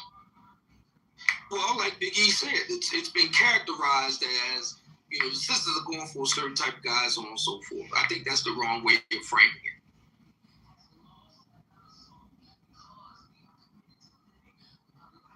I think it's wrong. Okay, how should it be framed? It should be framed that you dodged the bullet. That's not the reality for a lot of them, but I get what you're saying. How's that That's because that's the I get what you're saying, that they dodged the bullet, but that's not what they're experiencing. Like, some of them are getting rejected. So yeah, in principle, it's like, well, you dodged the bullet, but that's not how they feel. That's not what actually happened. They got rejected. But now, hang on. How you feel, that's one thing. I'm saying, brother, take a step back here. Let's really be rational and masculine for a moment. We're talking about men who are at the very least are kind of dodgy people. They're going to make for a good mate? Seriously? If the sister is heads over heels over a guy like that, she did you a favor. Well, I've been saying that for years. Every time men would talk about women who would choose such men, I've always said, what does it matter? Like, why would you choose a woman who would be with such men to begin with? Obviously, from the type of man she chose, right, there's some type, y'all are misaligned. Right. Because something about his personality, his traits, attracted her. Right. And you're not exhibiting that personality or those traits, so therefore she may struggle to be with you. So y'all are not compatible. That's telling you for the most part. So. You're looking at a dodgy individual. This guy, we're not talking about upstanding, pillars of the community here. We're looking at pretty dodgy, sketchy guys. Yeah, but that ain't necessarily true. And because people try to minimize folks, or just kind of box folks in and like saying that that's the only aspect of someone. That's just not fucking true. Okay. You know what I mean? Like for instance, because the same case can be taken for the I'm just putting this in air quotes, the nerd dude. Okay, you know how people try to say, oh, okay, this dude is a nerd, right? Because of whatever, he may be an intellectual dude or whatever, however they, however people, contextualize that. But yeah, man, that ain't the only aspect of the dude. That's not the only, you know what I'm saying? Just because the dude is a studious dude and people say, man, he wears, he doesn't have a great sense of style or whatever. And that doesn't mean he ain't no cool motherfucker. You know what I'm saying? Just like, just because a dude may have operated out in the street doesn't mean that he's not he's not a thinker. He's not a this. He's not a that. People like to reduce folks to one quality. And that just to me, that just shows, a lack of, life experience, man. That shit ain't like that.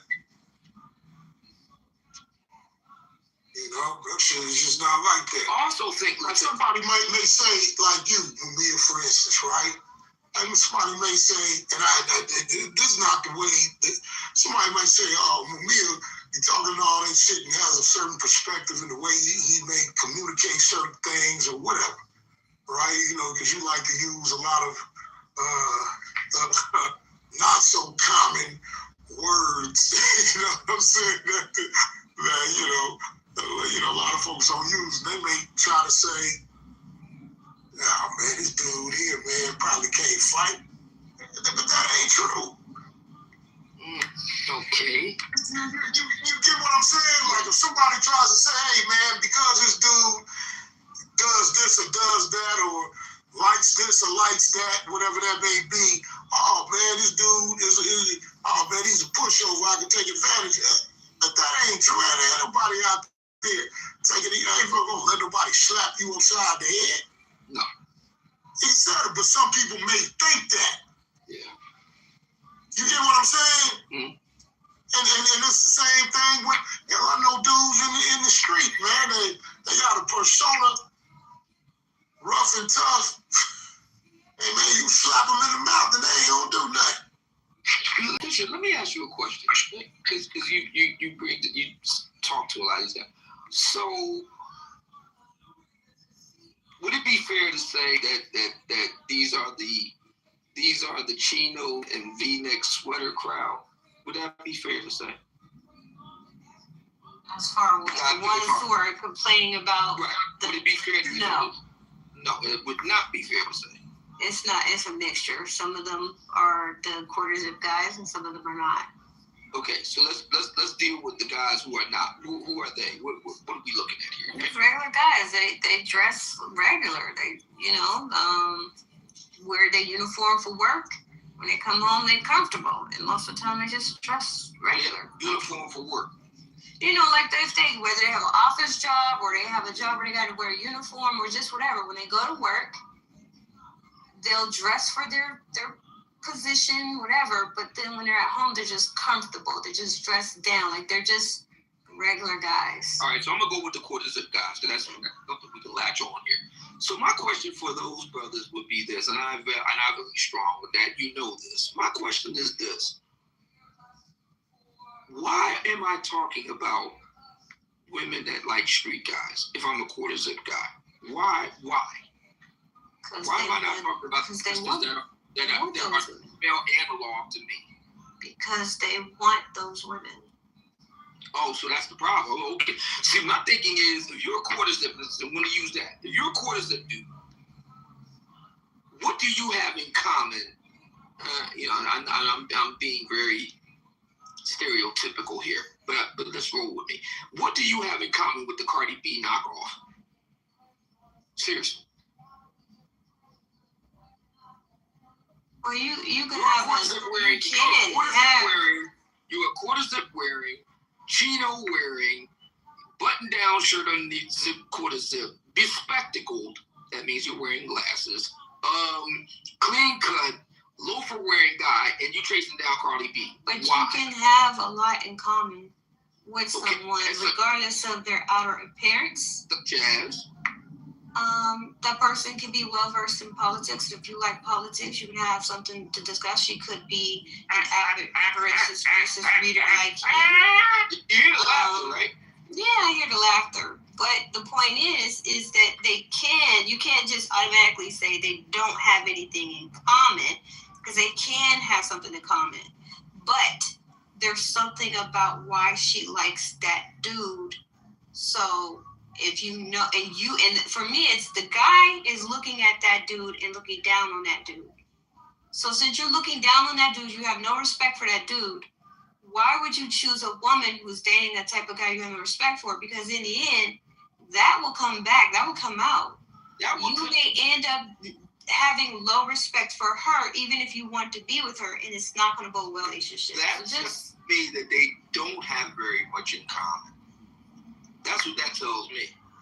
Well, they may not have everything in common, but they can have some things in common. I'll be honest with you. This is the first time I've ever really heard Letitia.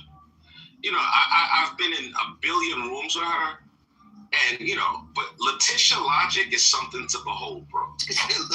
Letitia logic is something to behold. This is amazing, yo. I can't even front, man. Letitia, I salute you, queen. I salute you. It's so refreshing to actually stop and hear somebody speak.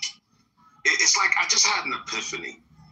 And I always felt that you are fundamentally a really good person, and you confirmed that this morning. You're really, really a good person. You're delusional, but you're a really good person. Why I feel like you're being facetious? I don't even understand the delusional part, because I'm not delusional at all. I think what he's talking about is the argument you made with the compatibility of the quarter zip brother and the Cardi B type. Okay, so I think that's what he's driving. So you can't see it. You haven't seen two people who are complete opposites. You wouldn't think that they would have anything in common, but yet they have some stuff in common. But a lot of that shit, a lot of those are just superficial observations, man. And people, I don't know why people hang on that these general stereotypes, man. Like a motherfucker, you can have a street dude, man, and wears a motherfucking suit, man. But just let me say this, right? Just because a dude, like say you take a corporate dude, just because he has a suit on or whatever, and that's his thing, educated dude, that doesn't make this dude a motherfucking green weirdo. He doesn't know what's going on. So you got levels to that shit. I think people have stereotypical views, man, or ideas of what a street dude is and what a corporate, man, all that shit is bullshit. You don't really know someone until you know someone. You can't really, what's the old saying? Don't judge a book by its cover. You don't know what you're dealing with. So just because a dude got on a suit and is articulate means he won't whoop your ass. Come on, man. Where's that old truth? Like, there's probably some folks, right? I guess when take our good friend Anthony Edwards. When he's at the hospital and doing his MAGA thing, right? And hobnobbing with the whites, you know what I'm saying? Yeah, man, we're gonna know Anthony Edwards, man, used to throw the motherfucker back and left it and whoop your ass. You get what I'm saying? They're like, oh, no, that's Anthony. Come on, man. Don't judge a book by its cover. Anthony, because when you out, man, Anthony drives a motherfucking Tesla, man. Lives in a middle class, upper middle class, what a community or a mixed community? What do you live in? Predominantly white community neighborhood or not? About 90% white. Okay, Anthony Edwards drives a Tesla, right? Lives in a predominantly white neighborhood. Him and his wife are professionals, right? The man owns real estate. I fucking don't know, man. Anthony got a whole nother side to him, man. Yo, Big, Big, listen, man, I don't think if somebody, just met you, they would have any idea about how well-read you are and, your accomplishments just off time, you know what I'm saying? Yes, absolutely. So, no shade, no question. But here's what's up, Big. I don't necessarily think that you're the norm. I'm a typical guy, whatever, it's not no big deal. But, I think that, because of the situations I grew up in, I feel like I could fit in from Yale to jail. Like, I could talk to dudes from anywhere and be able to kick it. But I don't necessarily feel like that. These days, man, I see a lot of echo chamber type people. Like, they find their tribe, and that's who they rock with. They rock with their tribe. I'm glad you know what I'm saying. But Anthony can fit in any environment. I'll give you a real life example of what I'm talking about, right? You know what I'm saying, man? Because and Anthony, you can relate to this. Some others in here can relate to this, right? Hey, man, I don't ever underestimate someone. Like, for instance, in terms of if somebody's packing a gun. Because I packed weapons before, and no one knew I had one on me. You can't look at a person and tell whether they packing a motherfucking gun or not, or whether they'll pop you, man. If you think you can, hey man, that's a dangerous way of thinking. Yeah. What I'm saying, the point is, in case you miss it, you cannot judge a book by its cover, man. You never know. You don't know if you're running into people. You don't really know who these people are and what they're capable of. I don't put shit past anybody. So this whole thing about, man, that you can eyeball someone who been in the street, or you can eyeball someone who is weak and docile, or whatever the case may be. Someone you can't eyeball that shit, man. You can eyeball the stereotypical version of it, but you really can't eyeball that shit. And so in terms of relationships, right? Like if a sister is with a brother and you say, oh man, why is he with that street dude? That's a street dude. Man, you don't know what the connection between that sister and that brother. I don't know the connection. I agree. And I don't even attempt to figure that shit out. I don't give a fuck. Hey, man, more power to them. Okay, right. Yeah. Bringing it back to Letitia, my thing is picking up on what Biggie is with me. He and I agree. Picking up on Biggie's point. I don't understand why the quarter-zip brothers that you're talking to, why can't they just accept, hey, man, that's just not the sister for you. You got to find your tribe. Find this quarter-zip version of you. Because the line of demarcation when it comes to that is some of these motherfuckers are just pussy and weak as fuck. Big watches. But I'm just saying, what I'm saying, the point I'm making is the what separates these folks is character. You get what I'm saying? You have some brothers that I guess would you consider the quarter-zip brothers that do that shit, and some brothers don't. All the brothers that are the so-called quarter-zip brothers, and they don't operate like that. But some of them do. But you got dudes that operate in the street like that.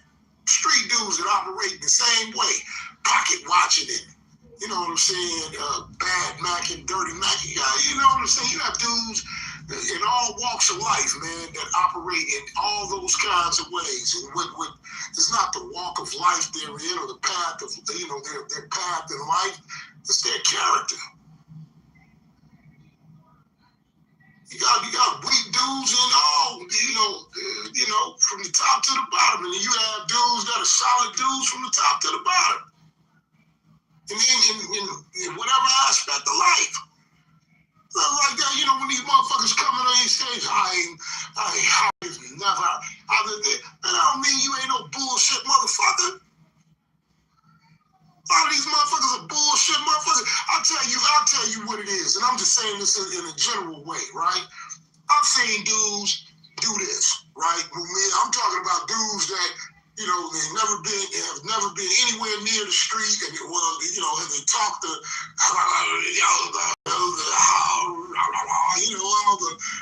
all of that. I'm very articulate. I speak the King's English. Man, I've seen dudes like I've heard. Dudes like that on this app, hell, man, they'll talk shit about you when you ain't in the room. Okay. For instance, and I'm not saying that to say, but you know what I'm saying. Yeah. I'm not talking about like, oh, Mumia was in a room and he said this. I'm not talking about like that, but they'll get around a lot of these women, you know what I'm saying, who may have a negative or bone to pick with you, and they'll feed right in with these women. Oh, that's right, Mumia. I don't like Mumia.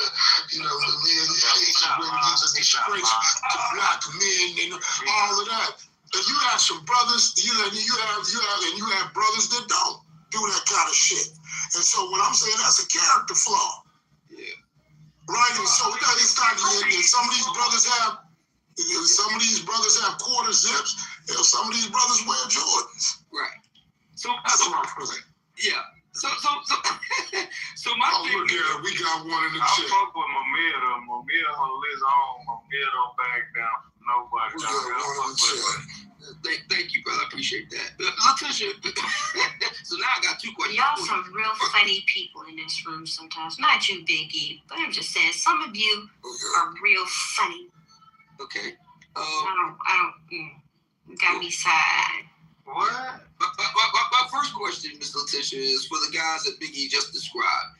It seems to me you just step directly to whoever lady you're interested in and introduce yourself. That's the man way. These dudes are dirty Macs, man. These dudes don't do that. These dudes gonna try to throw skates up under the next brother to get, thinking that's gonna get them closer to the woman. Oh yeah, I don't like Mumia. I don't like his. I heard him. He hates black women. He's a disgrace. The black men. I was just reading The Second Sex, as a matter of fact. It's a fundamental feminist, and I agree with you. I agree. And I was reading, Simone Beauvoir, Dame Beauvoir was saying, and I believe in, I would like to, it's an intersectional, perspective. They get it, you know what I'm saying, talking all that, but then when you in the room, it's down with feminism.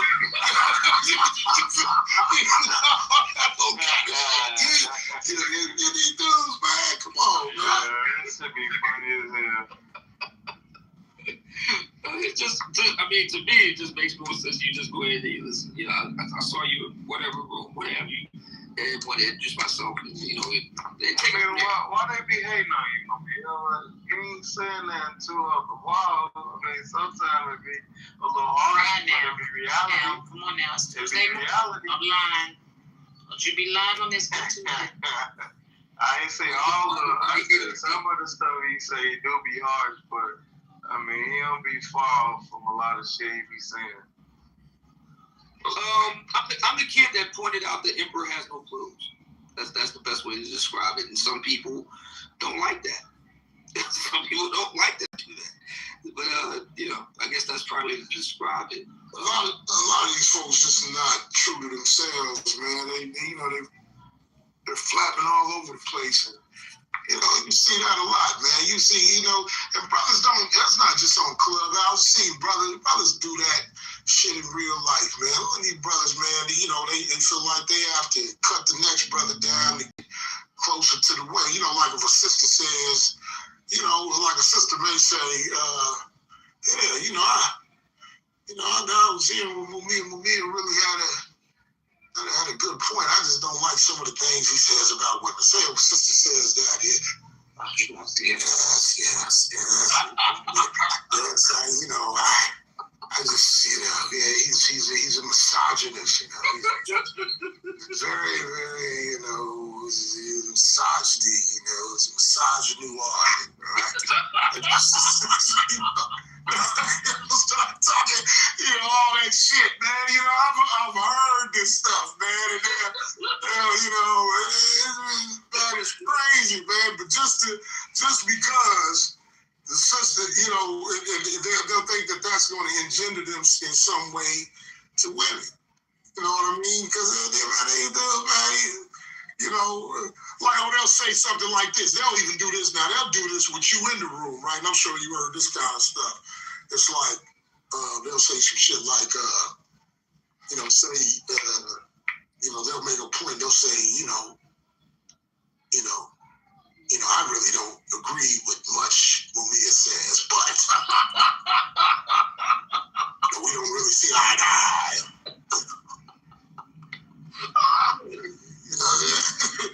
You know, that's pandering, man. You know what I'm saying? That's signifying to the women that, you know, I'm not aligned with his way of thinking. Now, I might agree with him on this particular point, but I'm not aligned with old Mumia. You know, he hates women. He's misogynoir, you know. He talks about feminism. He doesn't like Alice Walker or all the other fairy godmothers of black femininity. You know, feminists, he doesn't like them. You know, I was reading, you know, the eyes were watching God. I was reading that the other day. You know, I was reading in her, you know, I was reading, you know, the Mother's Gardens, A Woman is Prose. I was reading it. You know, I just think it's so. I do know brothers like that too. They read all that. I'm like, I can't believe ladies go for this stuff. But I mean, yeah, they go for I do hate when they switch it up, though. They be with you when you in the room. Then when they get in front of the women, I don't like his perspective. Come on, dog. I ain't doing no weekend. I'm gonna tell you when you hear it. I'm gonna tell you when you can really pin these cats to the wall, right? Is when you bring up like a movie like The Color Purple. And you say, you know, The Color Purple is all fucked up. Or the book, you know, the book and the movie, right? Yeah, I didn't even get through the book. Yeah, it's just a bunch of man-hating bullshit. You know what I'm saying? It would never occur to me to do the stuff that, you know, the Mr. and Alfonso and all these other people. It's every depiction of a man in that movie or in that book, rather, it's a stereotypical view in negative stereotypes of black men, right? And then black women too, for that matter. But a lot of sisters can't see that, right? But but the point is you know, like when you bring a movie out, like, you know, man, fuck The Color Purple. I don't want to see that bullshit. I'm not interested in none of it. You know, why did you say that? I love the movie, the way. You know, especially the original, the way Oprah just beat on Harpo because Harpo was beating her and she beat him. Oh, that was, you know, that signal, you know, that represented the, you know, black woman raising up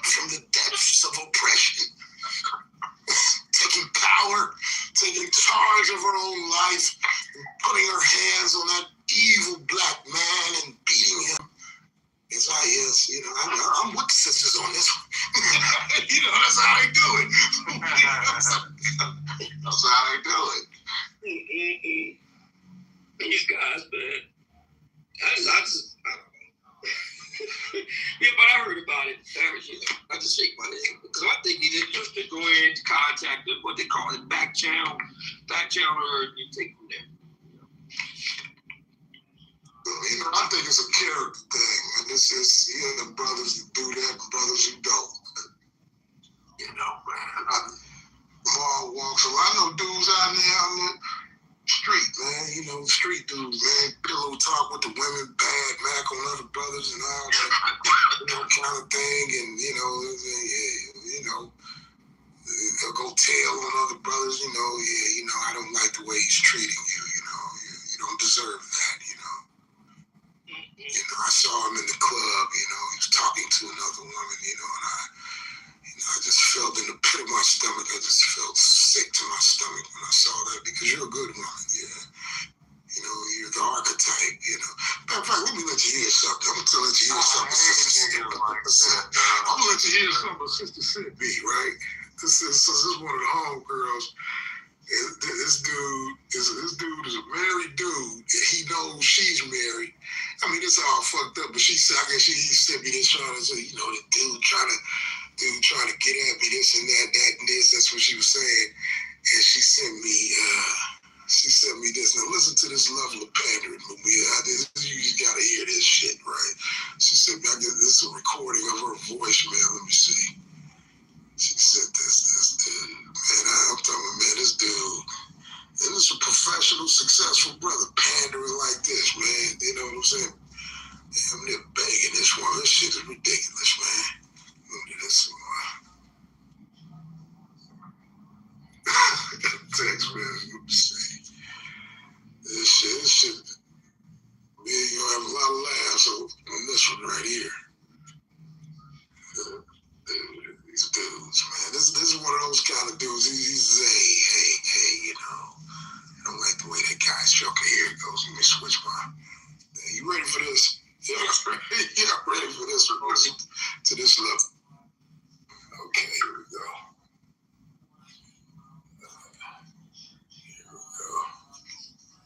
Where's it at? So what I was going to say to you earlier is that I find myself thinking about you in very special ways. The other day I was just sitting up and I was like, damn, like she is legitimately perfect from the way she looks, her physical, the way she speaks, the way she cares, the way she cooks, like damn. And I was like, I wish I would have met her like at 18 or something, or 21, you know, before, you know, life stuff. And before life me, and just got a hold of you and just lived in that perfection for like the last, you know, shit, almost 30 years or so. Like, because like, shit, you're the prototype. And that's crazy, you know, like legitimately crazy. So I truly appreciate you, like just the being that you are, the being that you've always been since the day one. And I don't know if I take the opportunity enough to just let you know that I fucking appreciate you and who you are and the fact that you are the prototype. And I'm like, damn, if I could have got my hands on her, you know, shit, before it all, I would cherish you like no other. I know I would, because you're you and you deserve it. And so I hope you know someone smiling and having a good time. Yeah, that's it. That's all that was on my mind. So no, nothing bad. All good. Anyway, have fun. Enjoy yourself. What type of grown ass motherfucking man said, yeah, come on, man. Biggie, I feel like that was so pandering. Don't be hating on that brother. So this is what, good morning, everybody. So this is what my sisters look forward to. Oh, y'all are getting it, boy. Now, check this out. The dude is married, right? And she's married too. And so when she said, she said, open the messages trying to show you the convo. I'm getting ready to send you audio from a couple of months ago too, so you can get a picture of what he tries to do. But that's what she said. So man, so she, so it's the homegirl. So I said, you foul for entertaining it, and this dude is foul for even doing it. But the point is, right? That's one of those dudes that are bad, Mac. That's the good dude. You are the prototype. That's a nice guy. Yeah, that kind of shit. Guys. Yeah. He's a scumbucket though, man. He got a wife. Yeah, that is crazy work. Yeah. So that's what these dudes do. And so, like, if she told me, the dude told her she said, wait, you think your husband. Andre 3000? Yeah, exactly. She said the dude asked her if she think her husband would be okay with him paying off their house if he could spend some time with her. And I told her, well, she didn't, of course, because I said, man, your husband would kill that dude, man. Like, literally. He can't be wrapped too tight. He just can't. Hey, man, I see dudes, dude got a couple of dollars or whatever. That's the kind of shit, it's just crazy, man. And she told me that his wife had some type of ailment, some type of, prolonged ailment. I don't know. I can't remember what she said it was. But, they both ain't shit. That's the homegirl from the neighborhood. But, she, yeah. So that's the, that man is not treating you like a queen, See, you're a queen. You're the prototype, If I had you, I would cherish you like no other, like a jewel, like the rarest jewel. That I picked from the earth with my hands. These hands. He be gonna, that's the type of dude that be on Clip. That's all. And I'm a good man, and I don't know why I can't find no woman. All this so honorable shit, man. Fake honorable shit. But Big E, the one thing though, y'all, this man is willing to pay. See what I'm saying? But he got a wife. He has to pay. He got a wife. I know, but I'm not condoning any of it. We're dissecting it. We gotta check you. We gotta make sure we're showing it at least. We gotta verify what you're talking about. Y'all have already made up your minds about me, but what I am saying is that a lot of men do pay, and that's the point I was making. Because remember, I was saying that season 1, and so and it's a brother too, and you said he does have the coins to do so, and so that's the only point I was bringing up. Pay off the house. I said, how much you want on your house? And she said, I want to say she said 90,000. So yeah, he offered to pay off her house. Their house, that's crazy. That's insane. But he's a prototype, And she was contemplating it. Yeah, I think she said she wasn't, but I think she was. Yeah, of course she was.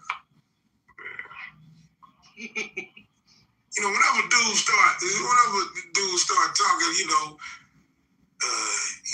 are a jewel, when they put the after that, that's the telltale sign of bullshit. You know what I'm saying? You are, and all the what do you call it? All the what do you call that kind of the colorful talk? The real, I pick you from the earth with my bare hands.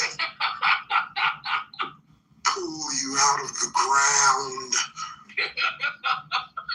A rough diamond, and I would chisel you to perfection.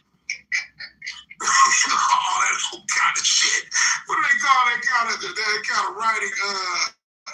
When people write like that, that's purple prose right there. Yeah, you know. That's poetic. But it works though. I can't believe it. I couldn't say that stuff without laughing, man. Man, he I is. couldn't do it without laughing. Hey man, dude, man, how did man say? These women, you know, a lot of these women buying that shit hook, line, and sinker, man. You know. So I can't believe that they do that stuff, man. You know. Can't believe it. And when I look into your eyes, it's like I'm looking across the savannas of the great continent of Africa. You know.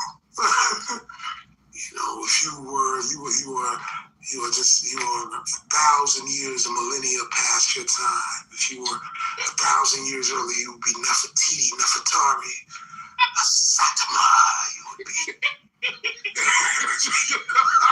you know, all that old shit.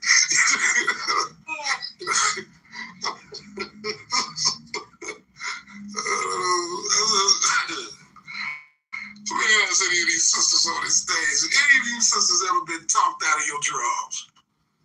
Be honest. Any of you sisters there, why all the sisters go quiet now? None of you sisters have ever been talked out of your panties. I plead the fifth. Tisha been talking, brother, you're pouring that syrupy butter down here. No, not that syrupy stuff, no. Said something resonated with you. They're going for all that nonsense and poetry and all the rest of it. Hey, man, I'm telling you, man, these women, man, they go for it, but me, I'm telling you. And there's different levels of it for different women. All you gotta do is you gotta hit their specific what do you call it? Their specific vibration, man, and then you can run it. You can run it. What's the wildest? Have you, Lady Luck? I was just saying, brother, ever tried to talk to you how to No, that doesn't work. But I can definitely point. I'm not saying it works with you, but is anyone tried? Yeah, I've had one that tried, but I definitely can point out like people who could do that, like guys. You know, like I've definitely met guys, yeah, that one could talk to you out your draw. I was like you can see it, you know. So I know. I'm gonna tell you how I know Letitia's going right. A brother coming in with the sweet lady, who won't you be mine? No, that was well. Lifetime. You know what I'm saying? All that old serenade and all that bullshit.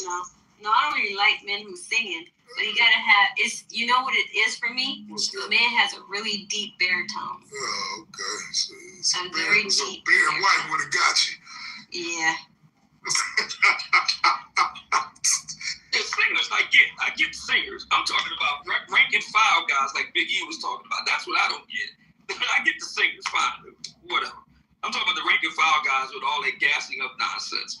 And the poetry stuff. I watch Ace Metal. I don't know. I'm just shaking my head. Ladies, actually. Yeah, because this is a couple of singers I would have ran off with them. I would have been a groupie back in the 1970s, you know, from the R&B groups from back in the day. I would have ran off. I ain't even lie. Derrick Jackson had a lot of these sisters in the head. I never understood why they like this big head ass because what he represented, you know, this is probably what Derrick Jackson's game was, right? Like every time he did one of these videos, right? He probably did about 100 push-ups right before he did the video. You know what I'm saying? You know, he was getting pumped up for it, then right? Then, you know, then he come there selling the bullshit, you know what I'm saying? Let me put on this old skin tight ass shirt, you know what I'm saying? And, you know, cause what? You know, you are perfect. I never understood the appeal of Derrick Jackson, but he also looks like my children's uncle. Maybe that has something to do with because of the lack of accountability, man. The personal accountability. Women don't, a lot of women, I'm not saying all women, but a lot of women, they don't want to hear they're ever wrong. Like, it's always the dude's fault. And so when a dude comes in and say, hey, here, take this. Hey, you know, try you right. What's going on with you? Oh, he left me. Where's he at? Where's that motherfucker at? I'll beat his ass right there. Where's he having you crying out here like that? No. What Eddie Murphy said it back in the day. With the woman crying on the beach. So to you constantly. You remember when he was talking about the Dexter St. Jock, you know what I'm saying? The woman walking on the beach and shit, crying and shit. You know what I'm saying? Oh, let me see if I can find that. Eddie Murphy hit the nail right on the head, did this shit 30 years ago. I missed the old Eddie. Lord have mercy. I've been thinking about him. He was talking about Auntie Bunny. Yeah, I remember that. Remember Auntie Bunny got a beard? Y'all remember that? Let's see. Dexter St. Jock. That was the dude's name. Okay, here we go. Let's see. Eddie Murphy Raw, is this the one? Okay, here we go. This is how it goes, right?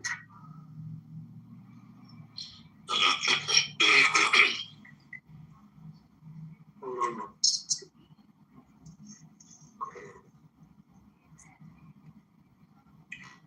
Okay, here we go. One to the beginning. She walking on the beach, she laid out all day, got a dead, the woman is fine, got a body looking right, she's walking on the beach crying. In the Bahamas, lovers on the beach making love. She's all by herself walking along, feeling sad, thinking about you and everybody. That's real romantic. The ocean is shimmying off the moon is shimmying off the ocean, and your woman standing there looking at it and crying, and all of a sudden a dude named Dexter walks up.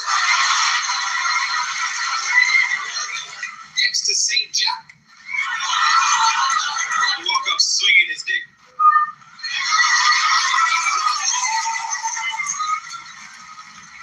Then he do that smooth Bahamas shit on your woman. What the beautiful girl like you doing by herself when you're in love? This is the item for lovers. You should be being held right now. Girl, what you crying for? I have no problem with my boyfriend, so I came down here to think it over. But you know, don't tell that your man standing me over there and tell that you treat a woman like you're like a princess. If you are my woman, I make love to you constantly. Look at this man standing. He's back in New York. It's not right.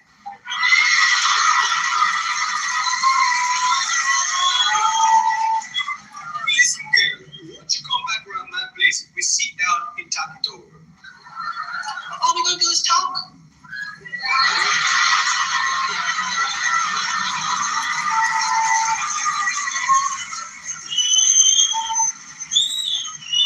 Take your woman to his house and roll one of them big ass Bahama joints. Shit this big and shit. Put some of that Bob Marley music on. Y'all know Bob be preaching, but this shit. Don't let him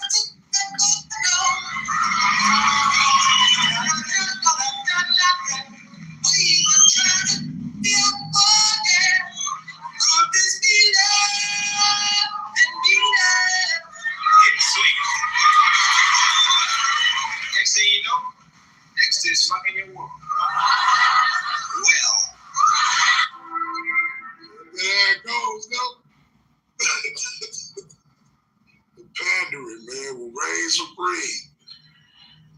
Tell you.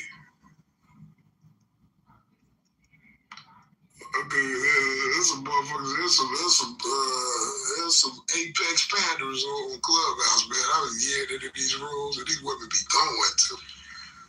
Oh, these women be going. Definitely earlier seasons for sure. There's some apex panderers on it now. They in certain rooms though, like they be going, and the pandering is always going to be some version of provision and protection. That's what they're going to use. The provider, right? Provide. A woman of mine will never touch a turd to provide.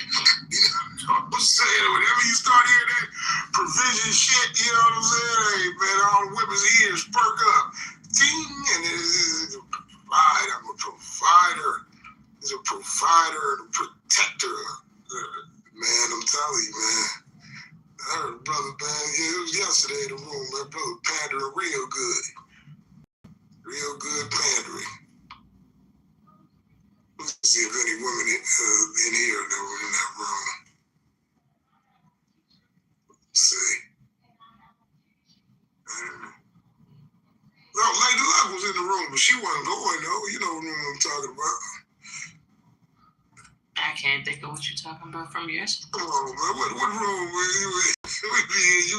You dipping in and out of there, man. But it was going on. I'm not gonna picture the room. Yeah, I know what you're talking about now. Yeah, I be staying in the goo. I stay about that. Well, it be some pandering going on in that motherfucker, man. Yeah, I know what you're talking about. Man. You invited me on the stage. I was like, Exactly. There's some pandering going on.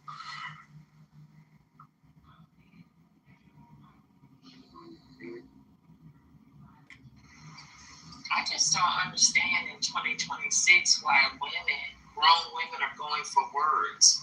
I sit back and look at your actions. You have to make sure that the words and actions of a man line up. If they don't, what are you going for? It doesn't make sense. You want to feel good, Lisa? You know, I'm not about all that feel good.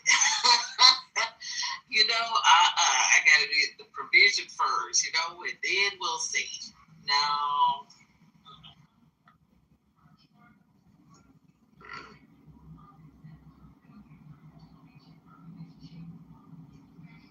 You feel good.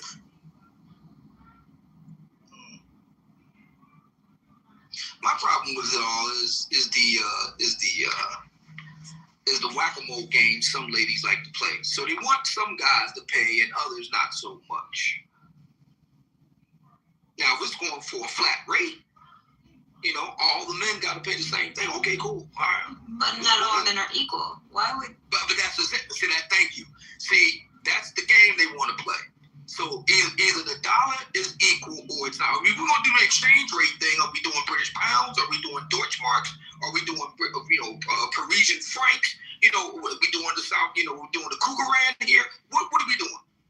I thought the dollar is the dollar. Now, if that's where it's at, then all the men pay the flat rate. I don't understand. Feeling. Yes, Feelings. How they feel.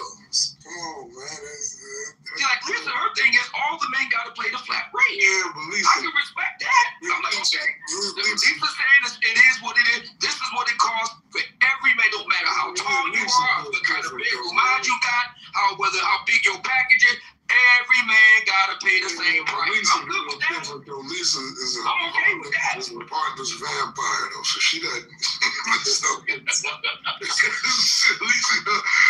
got fangs, man. She don't give a damn. Lisa is very, direct with that. Lisa don't care about that kind of shit, but most women do. Many women do. You know it, Miss Letitia. You know that's how a lot of black women play it. You know that. One brother got to pay one rate. The other brother, he might be half. Another brother ain't got to pay nothing at all. That's the problem. I don't see anything wrong with it. I'm okay. I'm just telling you, that's the inconsistency there. Don't hit me with the provider stuff with one man, but the other man, now the provider stuff go out the window because he providing them jeans in the form of those little swimmers. Stop it.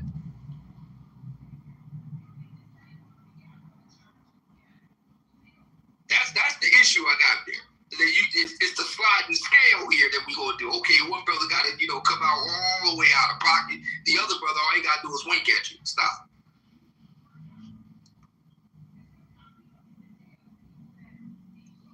So you see it all as being unfair. I see it as if we gonna do the provider thing, which I'm cool with, then it's gotta be across the board. Like Lisa does. All the men got to pay the same thing. It don't matter. They all got to pay. And I hear you. What percentage of black men have a provider? I mean, I hear y'all, but I'm like, man, there's no way that this is a expectation by so many women because so little have it. So I don't know. I hear y'all. I read somewhere that it's less than 8%. I heard 6%, but I always it's not the majority of women. Well, 6% of African Americans individually make north of 100%. $100,000. And I only know one woman that's actually, her husband is the provider, and that's because she got sick, she got cancer, and her husband told her to sit her ass down. She doesn't have to go back to work, so he's been, pulling the weight, since she was sick. And she feels guilty because she don't want that burden on her husband. She's contemplating going back to work, but he told her to go sit her ass down, so that's what she's currently doing. And I'm not going to, I definitely know some. I think depending on different circumstances, it might be a little bit more prevalent, but that's like specific areas. But across the board, that's just not what it is. So when people say, oh, these women just, you need to be a provider, I'm like, where? Lady love me too, girl. I'm like, what? Honey, what? According to Pew Research, approximately 6% of individual African American adults earn $100,000 or more annually. This figure reflects personal earning power rather than household income, which is significantly higher due to dual earner households. When you're talking about households, that figure, that number rises to about 26 to 28%. But individually, 6%. See, Letitia, we talked about this already behind in the back chat, so to speak. The brothers are on to the game now. The brothers are on to it. Particularly, let's get right to it. The non-select brothers are on to it. That's okay. So you ain't charging that for homeboy to slide on them. You gonna try to hit me with the whole bill? We're not doing that. No. You want to go ahead and do that with homeboy? God bless you. This is what I tell the guys at my dojo. Do not hate on the brothers that's sliding in for free. Don't do that. Congratulate them. Hey, man, you got to just step off. More brothers need to hit the eject, but too many guys are hanging on too long. Eject. And that's where passport bros come in. Eject. You got to know when to hit the eject button. It's very simple. No business can survive with price discrimination. No business survives with that. Price discrimination is a very real thing, and no business can really survive doing that. It's a mansion down the street from my house that's for sale for $900,000. The same block, a couple blocks from where Barack and Michelle said. Now, would I love to meet a man that shower with me with that big ass mansion? Yeah, but I know it's not gonna happen in my lifetime, so I'm cool. I don't. You know what? I think my pushback is more so. My elegance, put on some hot pants. Right, put my titties out, get that push-up right shit, and go out here in these streets and shit. It's like, baby, I want that mansion right there. It needs a lot of work, but once it gets hooked up, it will be, fabulous. Yeah, I think I'll push back to the whole notion that that's what's happening. I just don't agree with it. I don't think that the black women in mass, that's the requirement. I do not. I'm not buying it. I'm just not. I'm not buying it either. I refuse to buy it because I know what I see with my own two eyes in Chicago is black couples working together in tangent to keep shit going. I don't know no women sitting around, I need me a provider. I only hear this shit when I get online. I don't hear this shit in real. I don't hear none of this talk, none. And maybe because I'm older, I don't know, I'm amongst the young folks. But even with my daughter and my friends, they'll be talking about that. And her husband is the provider, but guess what? She works too. She works from home as an accountant. All her friends work, they all college educated, they all married, and the women all work. So I don't understand why people be talking about this like black women need this massive gold diggers waiting on this man to take care of them. They be waiting a long fucking time. But think about it though. This is why I don't believe this was happening in reality outside. Because, right, so Biggie just said 6%. And that's like, I think Pew Research has the numbers on like sole provider homes or whatever, right? And even if Jonathan he looked up some research a couple of weeks ago, it came out. But one, I think it's internet talking points. Because tell me where most people live in cities where they're coming across these men that can be these sole providers, that most people are coming across these men. You're not. You don't. You're like, a lot of people don't even come in contact with those type of guys. So like I'm just like, how is that the standard or the requirement outside where most people aren't coming in contact with those guys in general? They're not. Everybody is not just walking outside and meeting all these, like, that's why I was like, I don't believe that 666 shit. That's on that. I ain't heard that till I came on Clubhouse. What is 666? The whole 6 feet, 6 inches, 6 figures or whatever. I don't believe that, because if all black women wanted 6 men that was over 6 feet tall, there'd be more tall people in the world because they be having babies. Everybody have average height. Come on, like I can agree. I will say that I never heard, honestly, I never heard the 6-figure conversation until I got on Clubhouse.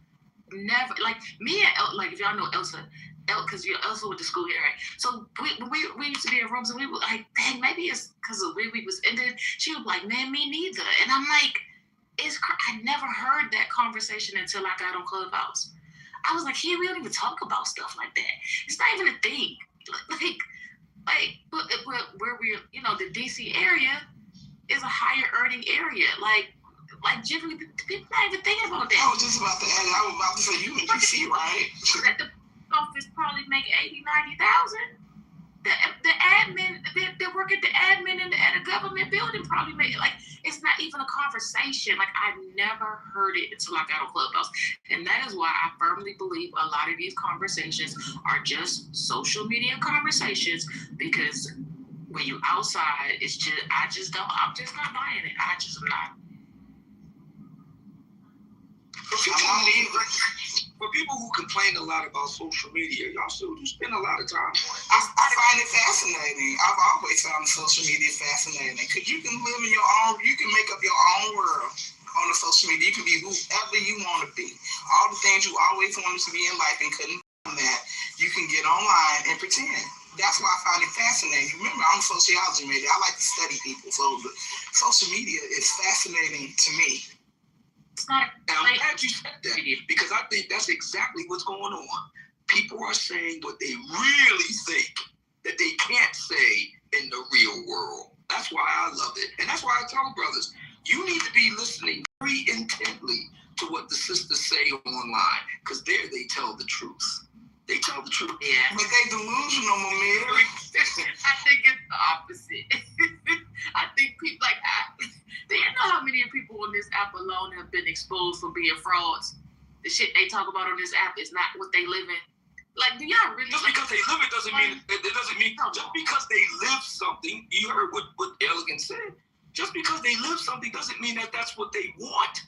That's what it is. They could be online saying something completely different. Well, I want to be a billionaire, but I don't mean. I do too, because I want that mansion down the street from my house, y'all. Just saying. I heard a young lady on here say that $250,000 wasn't enough for her, and I'm just listening like, girl, why'd you lying? Now $250,000 ain't enough. What the girl? Get your ass out of here. If you was my daughter, I'd cut your ass up straight up. Like, girl,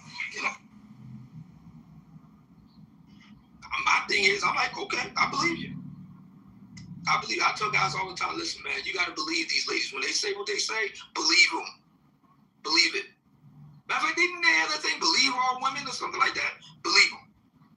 And for me, it's not a complaint for me. It's just that I don't. Wait, you can get online and be whoever you want to be, and it's definitely been proven just on Clubhouse alone. The number of people who have been exposed for not, air quotes, living their raps is astonishing. Like, honestly, so I'm just saying, I don't think it's quite the opposite. I think people get online and they create whatever persona they, and it's just not the truth. And most black women will work with a black man. They've been doing it forever, and they go continue to do it. I think most black women, yes, will work. Let me frame it the other way. I think that now that a lot of guys know the truth, I think that they are now better armed to make better decisions. I think dating apps is wonderful, because I think it shows us what actual desires ladies have. I think that's wonderful. I think all this is great. Now you know, do you really want to be second choice, my brother? Do you really want to be, like, settled for? Seriously? Do you?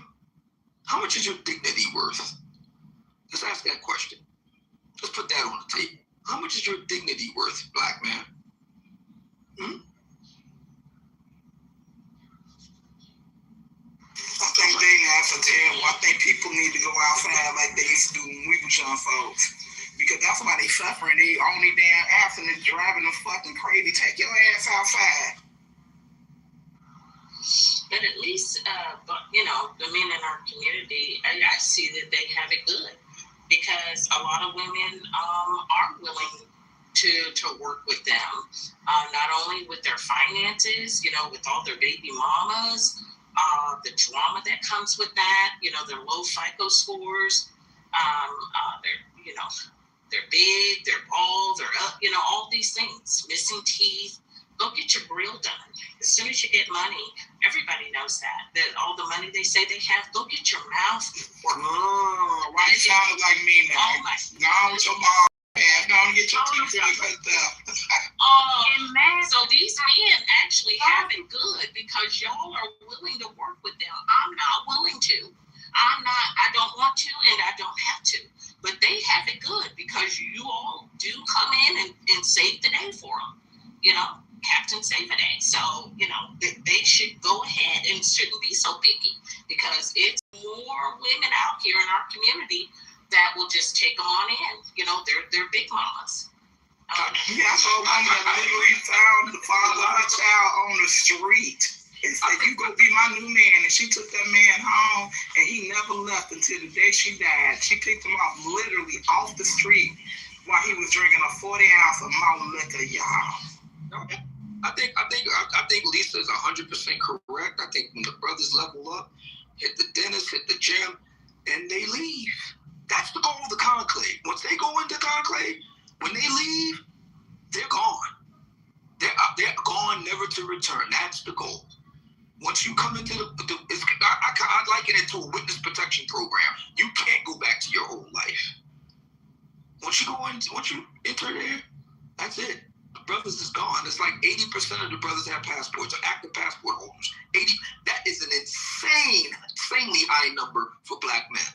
Once they enter in, they're gone. So I agree. You need to level up and then move out. Why would you level up and go back to the same place you've been? Level up and move out. I agree. Lisa, don't you agree that an honest hoe is worthy of her hire? Yes. I mean, you said they gone. I want all black people to be happy in 2026. If you're not feeling loved by your people, go find love elsewhere. Just be quiet, though. Just hush. Wow. Miss Lisa has me cracked. We want to turn on as many brothers as possible to this. We want to spread the good news. Miss Lisa had me cracked. She said, "Go get your grill fixed." He's making me think of that the movie Biblical 5. Was it? Like, two can play that game where the lady and his hair, his teeth all jacked and up. she hooked him up and he ran off. Like, cheats on her and leaves her. Yeah, I agree. It was Bobby Brown. Yeah, she did Bobby up. Yeah. Miss Lisa's right. I agree. Brothers should do the things to level up and then they move out. Level up and move out. But see, they come and harass women online though and tell us how they leveled up and we don't want you bitches. No. The guys that I actually know that do this, you won't hear from them. No, you won't. Because they're too busy doing them. I actually know these people. The guys you hear online, they're not really serious. Me, I just know I'm tired of them whining on Clubhouse every goddamn day of the week, 7 days a week, 24 hours a day, every month, every year. It's been 6 years of whining. Look, be quiet. What you say, wine house?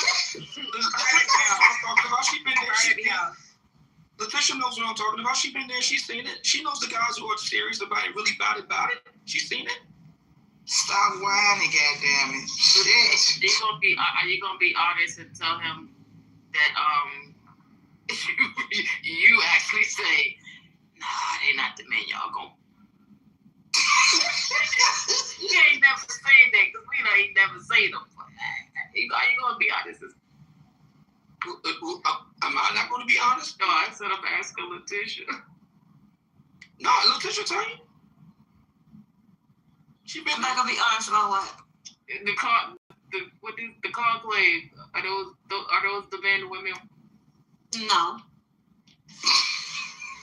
They should be though. I mean, they're put together. They got some good jobs. They want marriage. They're nice. I didn't get to know them extensively just over a weekend. But I'm like, I know the fact that aesthetically they're average looking guys. And they just don't have any sex appeal. They don't have no charm, charisma. Some of them are nerdy types, so no, they're not the typical guys that women would want. See, this is a holding out for the Lance Gross, Morris Chestnut, and I say let them have All we want is a nice person. For me, I need a sense of humor and a personality. Because most black women are not getting up Lance Gross. They're not. They really not, sweetie. That's actually not true. And I'm cool with it. I'm like, all right, go ahead. Actually not true because I've heard it 17,000 million times on this app alone. Medium ugly is cool. Exactly. Medium ugly is cool after they've had all of that. No. My daughter talking about leaving her husband for a medium ugly nigga because she got a pretty boy. Talking about might be a medium ugly dude. I'm like, girl, you better stay with him. You don't want medium ugly with your superficial ass. Yeah, but medium ugly can't be broke. What's medium ugly? So that's what hold on. Medium ugly. But it's back to what I said. They'll say, and I've heard it in these clubhouse rooms over and over and over again. And these are, the rooms with all the women, a lot of the women, they'll say medium ugly, but he has those other things. He's charismatic, he's this, he's that, he's all those other things.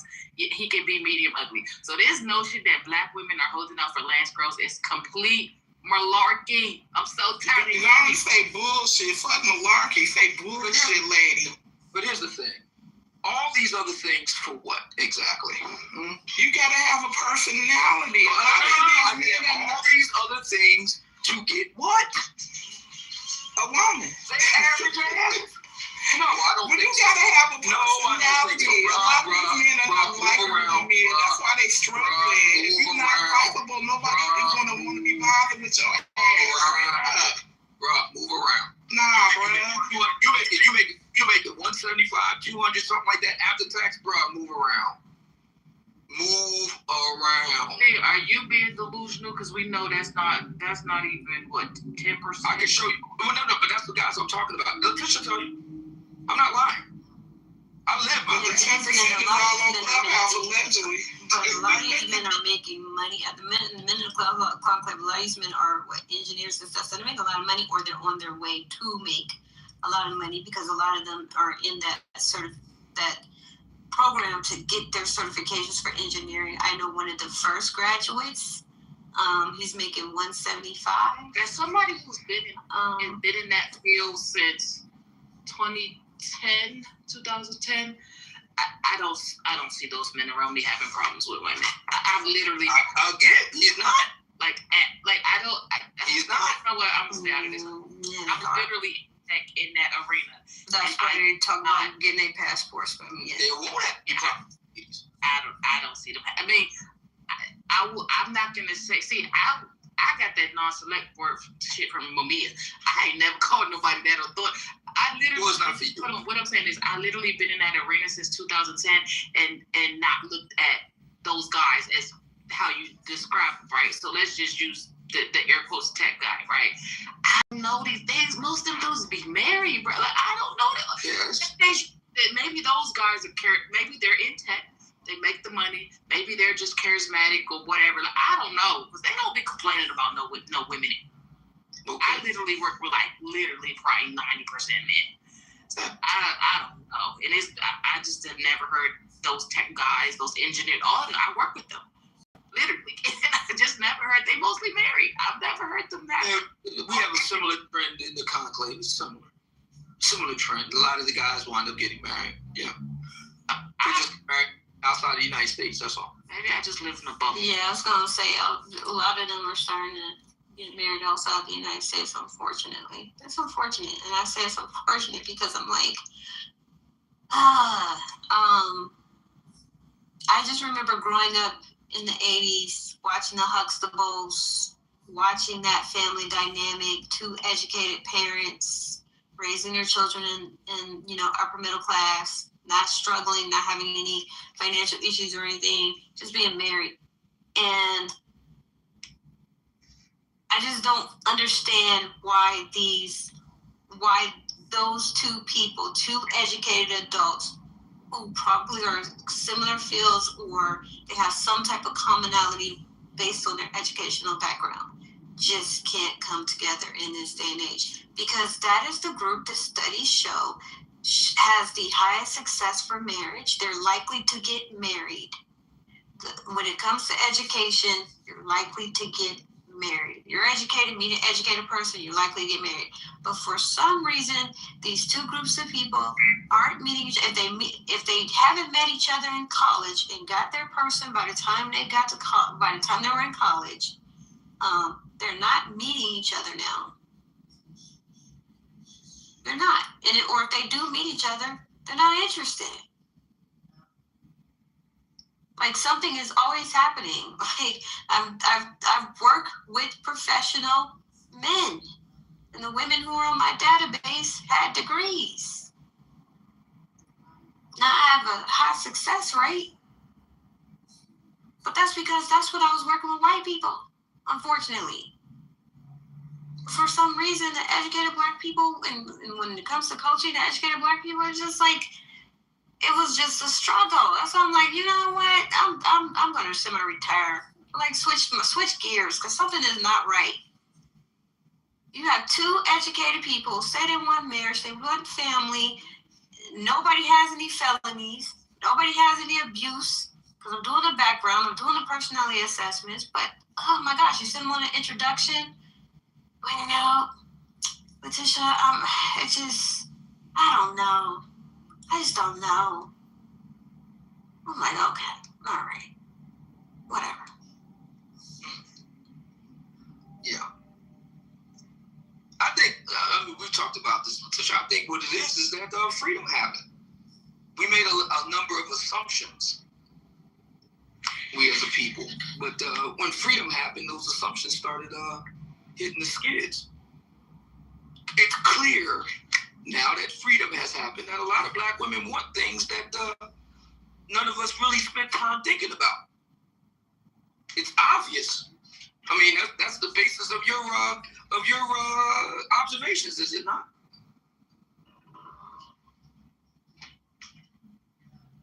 Hello?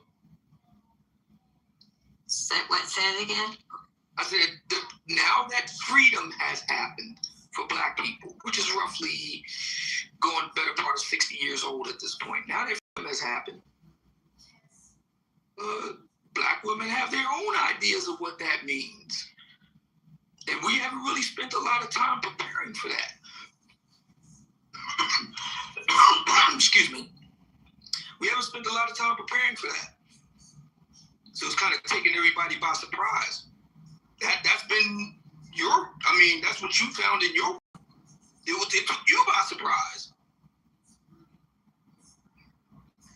You wasn't anticipating. I wasn't. I was not anticipating that. I just trying to figure out what was happening, what was going on in these, and it was like this can't be real. I had like one of my coaching clients, like just one of the women rejected a guy because of his shoe. The way he tied his shoelaces. Like the stuff that I had to deal with. This is why I did not matchmake for women, because it was just their expectations become unrealistic, unattainable. But if you can, and I'm not saying the problem only lies with women, but I'm saying that you do have the studies bear out that majority of men, more men want relationships and marriage. Women are backing off, and women are backing off because they're saying they're not getting what they want. Right. Which, according to you, is sexual charisma and chemistry and all that sort of stuff, and exacting physical standards and all that good stuff. Now, of course, obviously, most black men, no matter what they do, are not going to be able to do that. No, even if they pulled out all the stops and did a $6 million man style, top down restoration, they're not going to be able to do that. Obviously.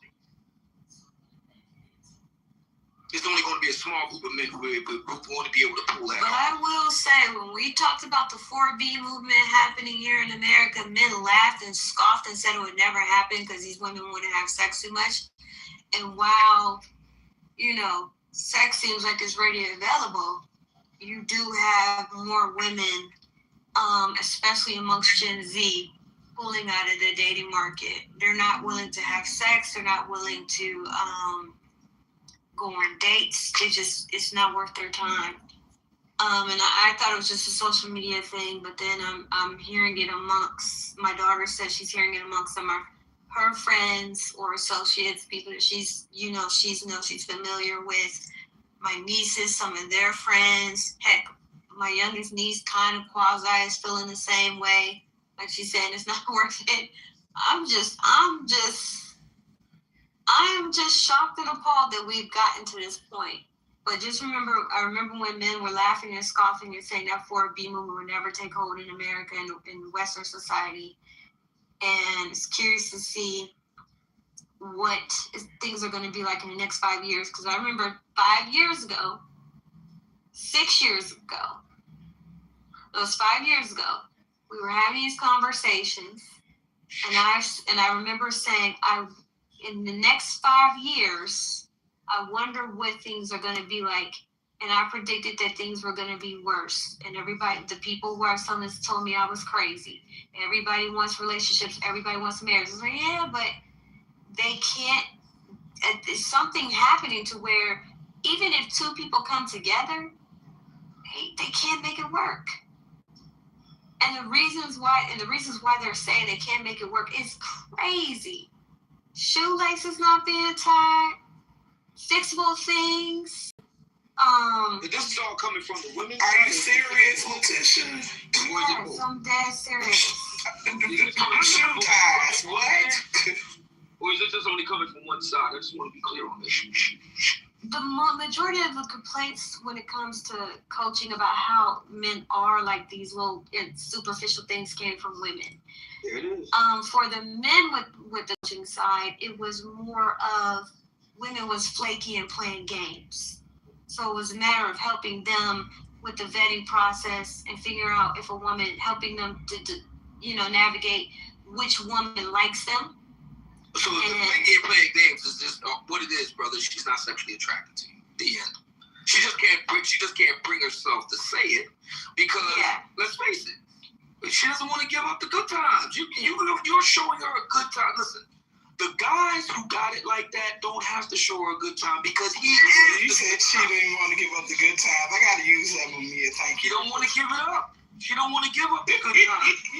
She don't want to give up the nice steak dinner. She don't want to give up the nice nights out and stuff like that. So she don't want to give that up. I still, yes, you are right there. Because I remember my first coaching client, right? He wanted this woman.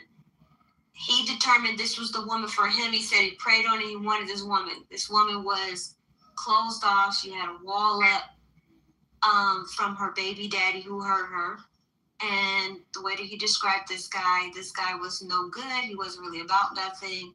She was younger. She had a baby by him. He was willing to excuse that and give her grace. No, he was an entrepreneur, has his own businesses, and they met at church, and he was just enamored. He said, man, she's very kind. She's considerate. Her heart is on fire for God. That's the type of woman I want in my life. I need in my life. I want her, right? I think I worked with him for a month on wooing her. Like he did have to, but I did notice the irony is that he had to work extra hard to woo her.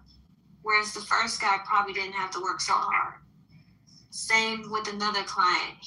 Most of them did actually had to work really hard at wooing these women because the men that they wanted, the first man or men in their life, broke their heart. And you got to hear the stories that these men tell about what women are telling them about the men that they're with. Like, women tend to tell men about the men who broke their hearts. For some reason, I guess women think that gives them brownie points or something. Now you see the. But my gosh, they tell these men these horrendous, like how bad these men treat them and did them. Mm-hmm.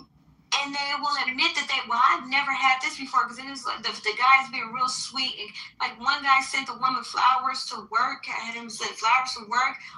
It's like she's never had this. But you pretty much guaranteed him not to get pretty. No, he got with the woman. They married. They've been married 3 years now. So the thing is, they want I was helping men who wanted the woman. They just didn't know how to go about getting the woman. So I helped them get a plan to get the woman. They would get the woman. But a lot of men don't want to do that. That's why I was like, a lot of these men just don't want to. They feel like, well, the first guy didn't get it, didn't have to do all that, so why do I have to do all that? Well, you're not him. You have to play a different game. You have to fish with different bait. But it's like in fishing, you cannot fish with shark with the same bait you fish with. And here's the problem with that. Here's the problem. Not that bad enough what you're talking about. But here's the real kicker. So let's fast forward, because we know the average black marriage dissolves somewhere on between 5 and 8 years. So we'll split the difference, 6.5 years. 6.5 years later, I'm not feeling it anymore. I'm not he doesn't do it for me in the bedroom anymore. Bruh, if you're putting in, you're working overtime just to get her to go out with you on a date and jump the broom with you. What do you think it's going to be like from here on out? You're going to be John Henrying this thing until you're dead. That's what it is for me. I get that, Taylor, but that's not necessarily the case. I can see that, and I see that happening a lot. But it's a matter of the man continuing that behavior. You don't just operate in that behavior to get her and then you stop. If you don't continue in that behavior, on long down the road, she's gonna be like, what happened? Like, you're not doing the things that you used to. You have to do this for the rest of your. If we want to do the whole biblical thing, the death do us part. Okay, so be clear, brother. Everything that you just described, especially that this one guy they've been married with for 3 years, he's gonna have to do that for the next, let's say, at least 20. He does. He checks in. He sent me a picture of they tried this new restaurant for Valentine's Day that she wanted to try. And I remember I was talking to him and I said, okay, how are you guys doing? He said, the one thing, he talked very much about her being a mom and a great mom and how she cares for the child and stuff. And I was like, well, how does she feel? Is she fulfilled? Is she's happy? You need to have that conversation with her. But I was like, are you still being as romantic as you was in the beginning? And so he said, yeah. He said, we go out, we're both working, we're busy. She doesn't want to go out as much because she's spending a lot of time with the baby, but we still find time for date night and still find time to connect. But I did ask her, I said, listen, you need to ask her at this point, is she fulfilled and happy with you in the marriage and not you just checking to see how you feel about her. But I think they have a pretty solid marriage because those two tend to, he tends to reach out to me when they're having a conflict. If there seems to be a conflict,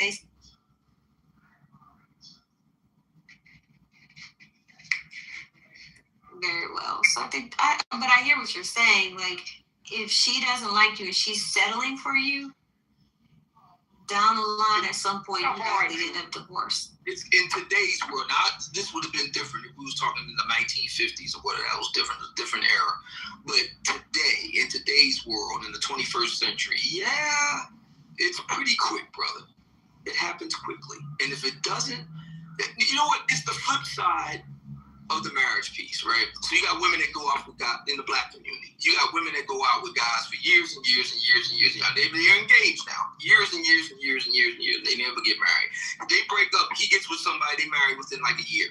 We all heard the story. Like, I know several of cases like that. So we've all heard of cases like that. Okay. What I say is, not that I advise women or nothing like that, but I'm just saying this is what I've observed over many years. Guys that want to marry you, it happens pretty quickly. Somewhere between 90 days and a year or so. Somewhere in there. Some guys quicker, sometimes a little bit later, but it's somewhere between 90 days and a year. That's what I've observed directly in my own life. It happens quickly. It's the same thing on the flip side. This follows along with the adage that women control sex, men control relationships, right? So flip it around with the women. Dude, if she's sexually attracted to you fairly quickly. If you got to be doing John Henry type stuff for months, 90 days, the whole 90 rules for guys that she's not sexually attracted to. Let's just be brutally frank. She's trying to that's not the right thing. That's not true. She's trying to do the right thing and all that. The 90-day rule is not for guys that she's not attracted to. The 90-day rule is for men that she has high sexual desire for, and is trying to keep her closed legs.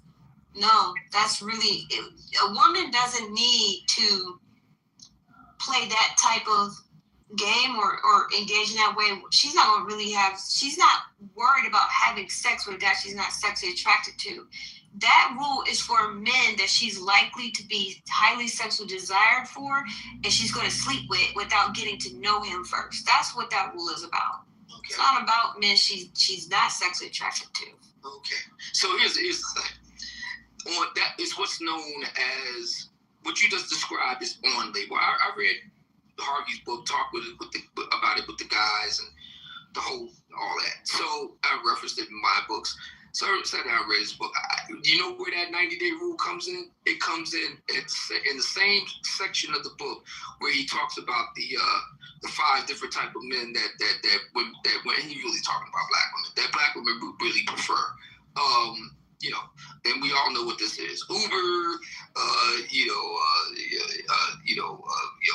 DoorDash, you know where we're going with this. So that's the on-label use, what you just described. Now I'm going to tell you the off-label use. The off-label use is for the guys that she really not sexually attracted to, but she doesn't want to give up the good times. That's the abstinence conversation. That's the I'm abstinent or I'm celibate until marriage. That's that conversation. That's usually for the men she doesn't want to have sex with. She's playing that game. But I get the premise you're trying to make, but the 90-day rule, like I read the book, the 90-day rule really is for a woman to keep her legs closed until she gets to know the guy and know if he's serious, because he even vocally has said you have to keep your legs closed and get to know him, because once you have sex with him, all of that goes out the window. Somebody want to say something? Because I do this in real time. Listen to me, and one thing you're correct about is if a man wants you, he don't play no games. He'll lock you down, he'll make you exclusive too. Older women, I hate to use this age thing, older women leveraging, y'all really gotta come with some shit, because I really don't see why you would hold out old and unattractive, and I honestly don't. What is it? But to the younger women, listen to me, I'm telling you, we're not holding out because we don't want to have sex with the man. We're doing it because we need to have emotional intimacy with him. We're more intentional, and I'm talking about intentional women who want marriage and children. So Miss Letitia is correct in a sense as well. But no, it's not because we don't want the man. We have to see if we want to be with him long term. I'm telling you, in real time, Mr. Me and the person that I'm with, he already, as soon as he seen me, he wanted me. He said, no, I want you to be my girlfriend. We're dating exclusively. He knew right then and there. He said, I want you, I like you. And so far, we have never been intimate. And we have gotten to know each other. And it's like, it's very savory. I'm savory. So that is just, I mean, y'all laughing. I'm sorry that y'all have never had a nigga like y'all like that, or y'all some weak ass niggas who just worried about sex. That's tough. But no, it's really good. I really think it's going well. So I don't think neither you nor Miss Letitia is right for holding out. And to the women, I'm gonna tell you this: what do you lose by fucking these? Like, you lose everything by screwing these things. Excuse me, you lose it all. I'm young, Mr. Mamiya, like you said before, no children, so it's a little different for me. But Miss Letitia is not far off. Even when we talk about older women, she's not. Because I'm intentional. I'm looking for marriage. I'm not looking to play a game. This is not a game to me. You know what I'm saying? So I guess it's different for people. And he's very attractive.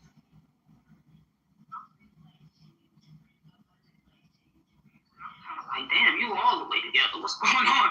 So, nah, in a lot of cases, like Miss Letitia said, it's not just about sex. It's not.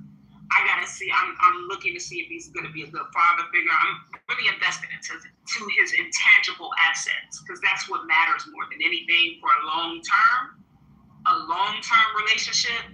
The money and stuff, I mean, is there. So, I mean, y'all laughing. Y'all amongst us baby mamas and baby daddies, so y'all can laugh all y'all want. I think it's very important that young women who are beautiful are strategic.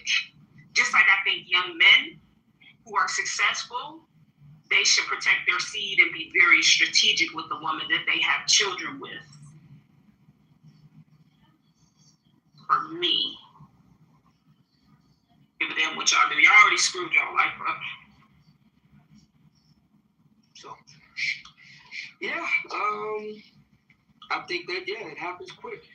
You know, it's unfortunate that there are ladies in the community that, guys I don't have a problem with a man that makes it be known up front, I'm not interested in getting married. Now, you want to be together with me, that's fine. But if marriage is in the cards for you, I'm not the guy for you. Guy like that, I have no problem with. But I think that they're kind of in the minority.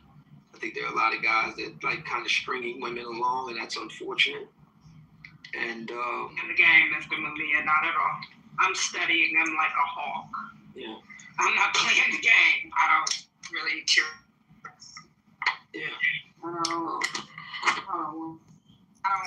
And I'm looking at what the man wrote in the chat, saying a woman that is studying a man to see if he'll be a good father or husband has already lost credibility. So should I just screw him and have a child by a random nigga? Is that what you're telling me to do?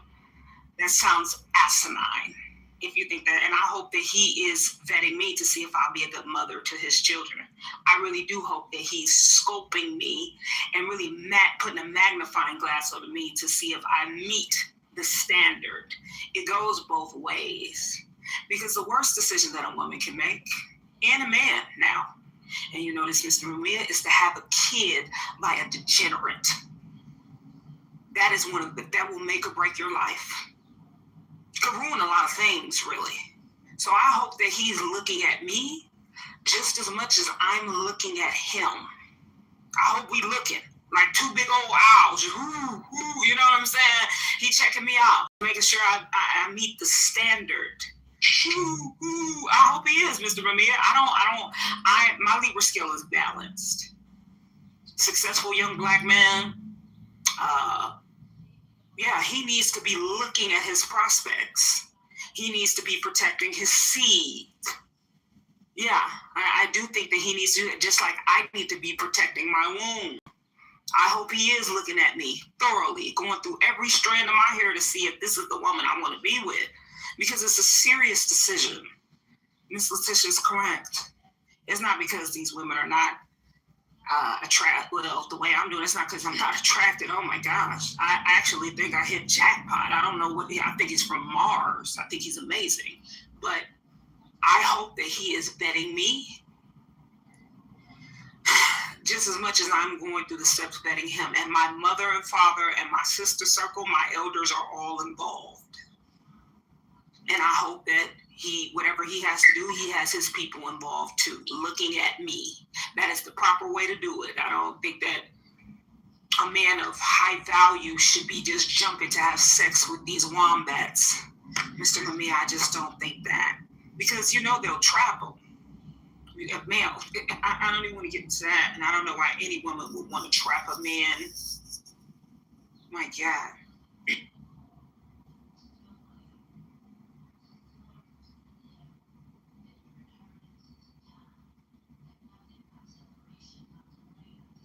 I don't know. I think if you're of high value, you should be scoping out whoever the prospect is that you want to marry or be in a long relationship with.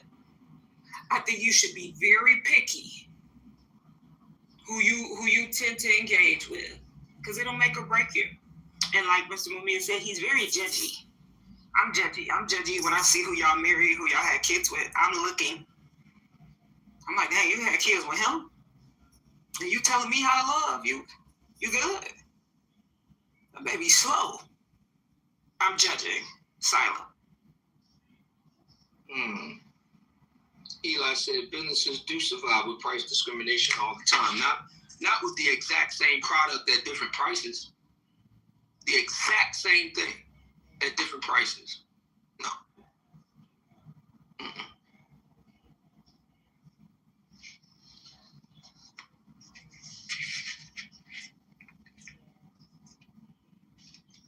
I don't know. Do you think that's wrong? What do y'all think about it, Ms. Letitia and Mr. Mumia? I think that men and women should be vetting and scoping who they see and paying attention to people when they want to build with them long term. Well, of course. They want to get it right. I hope you tell those men at the conclave everything I said. I think if they're men who are successful, no children, and they're looking for women to date, they need to be like hawks. You know what I'm saying? With that process, this goes for women too. It's time to stop playing games. No argument there. And they often do. So yeah, we haven't had any bad complaints or bad reports or incidents or anything like that so far. Knock on wood. So far, 5 years in, no problems. So we stumbled on a pretty good system that seems to work.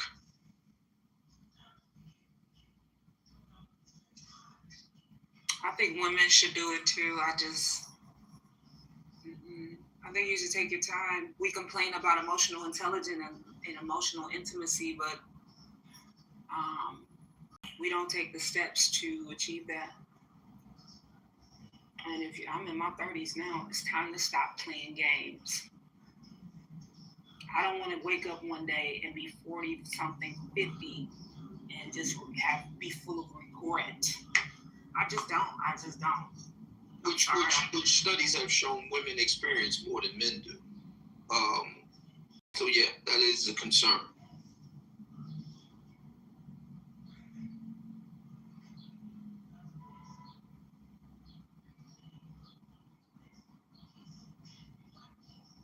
Men have regret too. I think that's why they wait out. Like, this is just some men, Mr. Mumia. They wait out till they're like 60 and think they're going to get a really vibrant, pretty 25-year-old to wipe their ass. And it just, like, in reality, it doesn't work that way. It doesn't work that. They think that this young, fruitful 25-year-old wants to enter their world wiping wrinkly balls. And that's not what's happening. In the real world, I see a lot of men do that, especially in the medical field. They think they're going to get some young whippersnapper and they're going to live the dream, and it's a dream unless they have money, a lot of it. So that's the other side.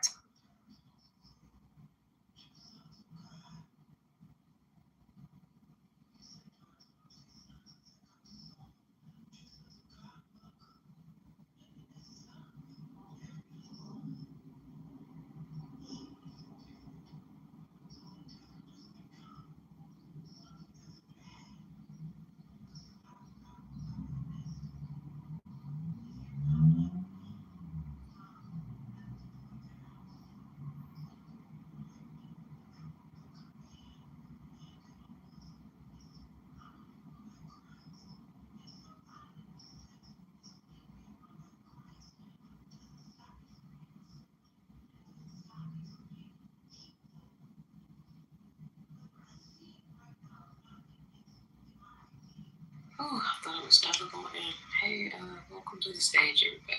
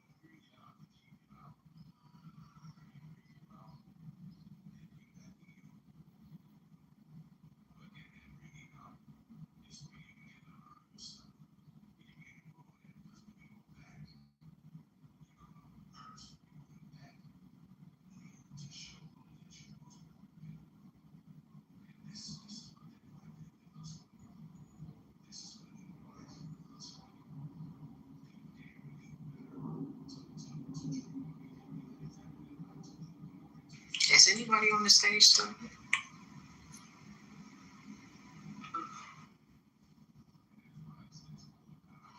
here, lady. I was gonna say, do we think this room is run its course?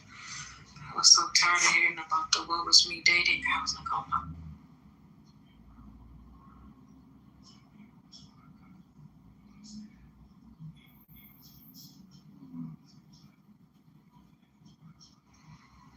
Still quite a few people here, so I don't know if we're going to change the topic or something. I guess we're going to come back later. Yeah, I think y'all should make a room. What have you heard on Clubhouse that you have not heard in real life? A whole lot of stuff.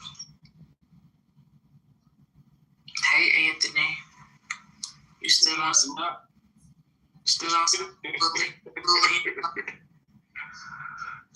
What did you ask me, look? You still on some bullying black women? Yo, look, I've only been with black women. I'm married to a black woman, but here's the thing, look, if you care about the so-called black community, if you really care about what this got to do with you being outside bullying a black woman?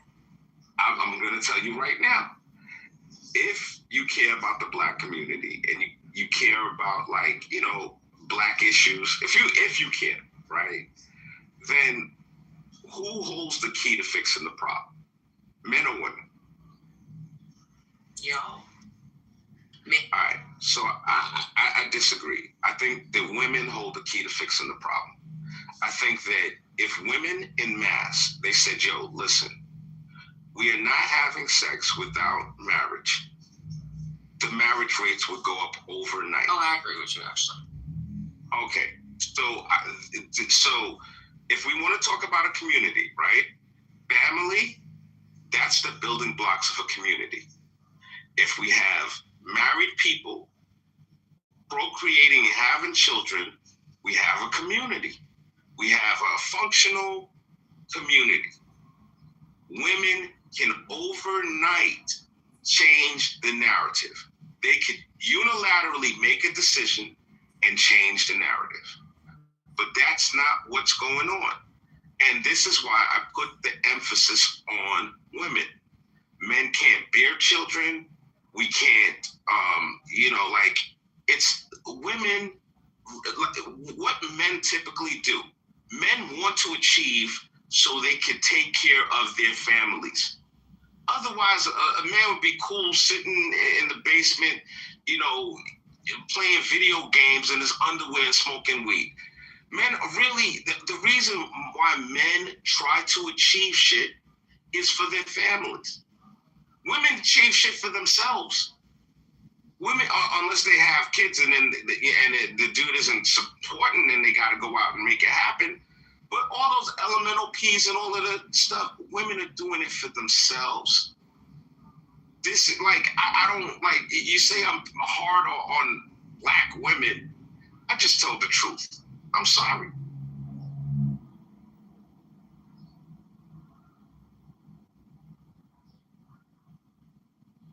I'm not arguing your nonsense this morning, but I hear you. Nobody blame me out of RPO Deviant One, and I see the name fits you. All right, man, only on Clubhouse. You gotta love it. As you'll notice, Deviant One, I've been modded up in here. I could have been in here the whole time. Sometimes I like to go in spaces that are, I want you to look at the rooms on Clubhouse. There's a pattern, all right? Some of the most popular rooms, they're headed by women, surrounded by gay men and candid. That's the formula on Clubhouse. That formula for successful room on Clubhouse is gonna do numbers. Women helmed, supported by gay men and panda bear men, feminized men that just see the world through a woman's eyes. You're the real MVP, mama. Mama, you're the real MVP. You're the real one. You sacrifice for us, mama. You can't make this shit. What is going on? What happened? What you talking about? Kyla, Lady Luck, she tricked me this morning. She said that, I come for black women, and so she just she set it off. So this is why I'm saying what I'm saying right now. Kyla, you can blame Lady Luck, Kyla. Kyla, I got the story that he bullied a black woman parking space. And hold on, let me remember what she was called. Something big burly woman that he was trying to bully for a parking space, or that he. Why you do that? Why she gotta be all that? All right, so Kyla, here's what happened, right? Pull up to the cigar bar and looking for a parking space, and you have this woman standing in a parking space saying she's holding a parking space. We don't do that where I'm from, all right? You don't stand in a park. You're not a car. You can't hold a parking space. So at the point, I said, excuse me, ma'am, I'd like to park. She goes, I'm holding it for somebody. I said, respectfully, ma'am, you're not a car. Now, she's on the phone while she's standing in the space, and she starts talking to whoever she's talking to, and she's being real disrespectful. So at that point, I'm like, listen, I'm not going to interact with you. I'll deal with your man when he comes. And however he want it is how he's going to get it. He want to be reasonable. He want smoke. I got all the smoke that he want. I got everything he want. So I got out my car and I stood at the front of my car, ready for whatever. Dude comes and he clearly sees the situation. Wait, you got out your car and stood in the parking spot? Yes. Oh, that's ridiculous. Oh, no, I didn't stand in the parking spot. I stood next to my car, at the front of my car. Don't you have a Cybertruck? It's really difficult to... No, I'm not. I don't have a Cybertruck. I got a Tesla Plaid. I'm about to buy a Cybertruck, but that's a whole other story. Yeah. So here's what's up. Listen, she just caught me on the wrong night. Most times I'd have just let it go. But, I'm not dealing with the sass. You know what I'm saying? I'm not dealing with the sass. I would ignore him. He wouldn't even got a response. And that would have been cool. Lady, that would have been cool. But, here's the thing, right? And this is real talk, y'all. Women put men in really bad situations all the time. Women do this to men. We ended up in the cigar bar. And I know the whole cigar bar. Eventually we ended up there. Dude, he didn't do anything overt. He knew what time it was. He had sense. You know how long they stayed in the cigar bar? 15 minutes. They ran out of there like their hair was on fire. Because dude felt uncomfortable. He felt uncomfortable in that space. Who thought you think that was? I didn't say it. Honestly, I was going to send him a drink. He was a gentleman. He did not act no way. I was going to send him a drink to turn down the temperature. I was not. I did not. I was not. He was a gentleman. Be in the right places, because it wouldn't have went that way in no damn DC. I tell you that much. Not in no black area. Because my thing is, you approached her. I would have. When you said I approached her, what do you mean? You said something to her. Okay, you saw okay. Day-to-day. It's a parking space. Move on. It's a damn parking space. Okay, so lady, right? You would have came with me with that bullshit. What did you call her? Bitch. What did you say to that lady? You ain't have to. No, I didn't call her anything, Kyla. I said nothing to the woman. No, he didn't. I literally said to her, I'm not going to interact with you. I'll deal with your man when he comes. And when he came, he ain't want no smoke. He didn't say anything to me. He said absolutely nothing to me. That's what I did. And he's a smart dude. Because here's what's up, right? He couldn't cash that. He really couldn't cash that check. But no, you don't crazy part. He could have cashed. Yo, lady, you couldn't, lady. I'm telling you. I didn't even have to get to the trunk. Just dealing with me right then and there, he couldn't cash that check. But God forbid if he could cash a check, don't let me get to the trunk. Don't let me get to the trunk. That's a whole other situation. What's in the trunk? What would you have to go to the trunk for? Don't worry about about what's in the trunk, Lisa. Lisa, Don't worry about what's in the trunk. Whatever needs to be in the trunk is in the trunk.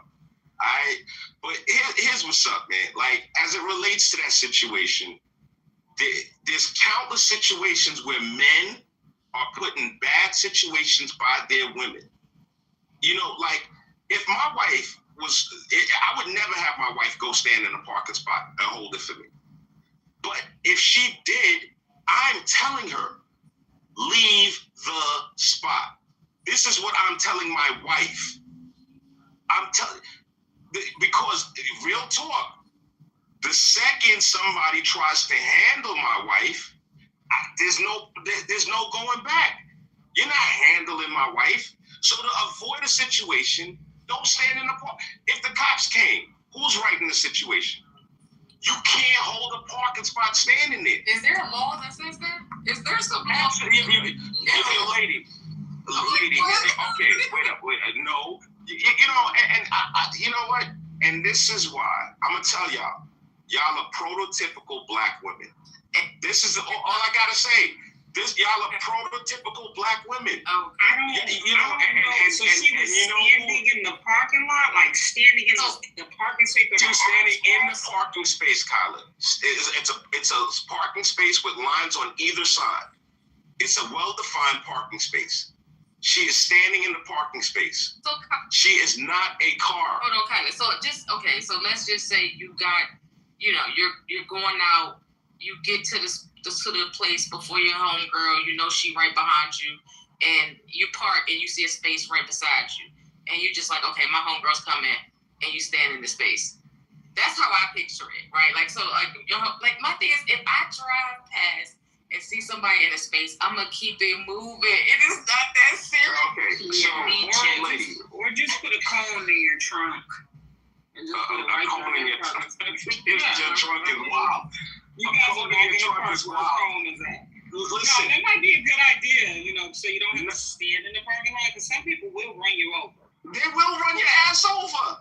This idea that it's okay to stand in a parking spot, it's such a foreign concept to me. I wouldn't do it to somebody. If I was standing in a parking spot trying to hold it for my homeboy and somebody pulls up, I am moving. I don't expect them to move. Now, we were not saying that it was okay. That's what lady is saying. She's asking the law, and this is what lady is saying. Yes. So what I am saying, it is not gentlemanlike to do that to a woman. If a man that I was interested in did that to a woman, I think, what would he do to me? I don't like those type of men. Just be a gentleman and keep it moving. It's a parking spot. Anthony is mad. Kyla, I just want to say this really quickly in response to what you just said to me. If the other person that had pulled up wasn't a man, was a woman, I wouldn't have said anything. I would have gotten back in my car and pulled off. We wouldn't have had one word. Nothing would have been said. I would have just left. And it's not to me about being a gentleman and not being a gentleman. I'm just not going to interact with some women like that. What am I going to do? I'm going to beat them up. I'm going to run them over. There's no win there. I'm just going to go about my business. No win there. But here's the thing, right? Women talk about chivalry. Women talk about men being gentlemanlike. This is all a psyop by women. Women want to be equal to men. They want equal rights. They want equal pay. They want equal everything. When it's convenient for them, that women don't they'll be like, yo, I'm not paying half the bills. I don't want 50-50. What kind of man is gonna, that man is arguing with a woman. That's not masculine. It's not masculine for a man to argue with a woman. A woman can say whatever she wants to say to a man. These are psyops. Kevin Samuels, he's feminine because he puts women in their place. This is all a big psyop, and men aren't going for it anymore. Cool, you want equality, you have it. You have it. Disney wants to put on shows where they show women fighting men, full force, toe to toe. That's the world that they want. They want equality. Don't blame men. Okay, Anthony. Anyway, that's foolishness, man.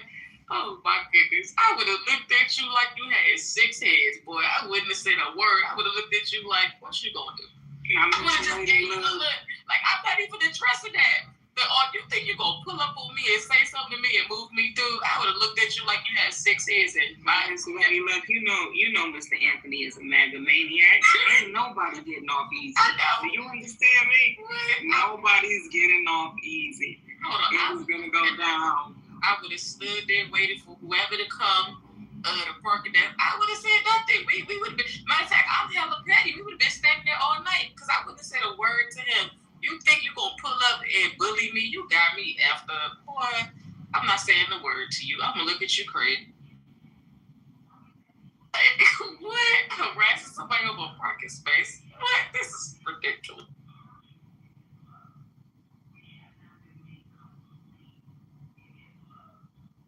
Did you get your parking spot? Did you get the spot, Mr. Anthony, or no? Like, did you end up having the spot after that? What ended up happening was when her man pulled up, her man walked over to her and told her to move. At the same time, another couple had came out the cigar bar and they were moving their car. So I took their spot. So that's how it ended up working out.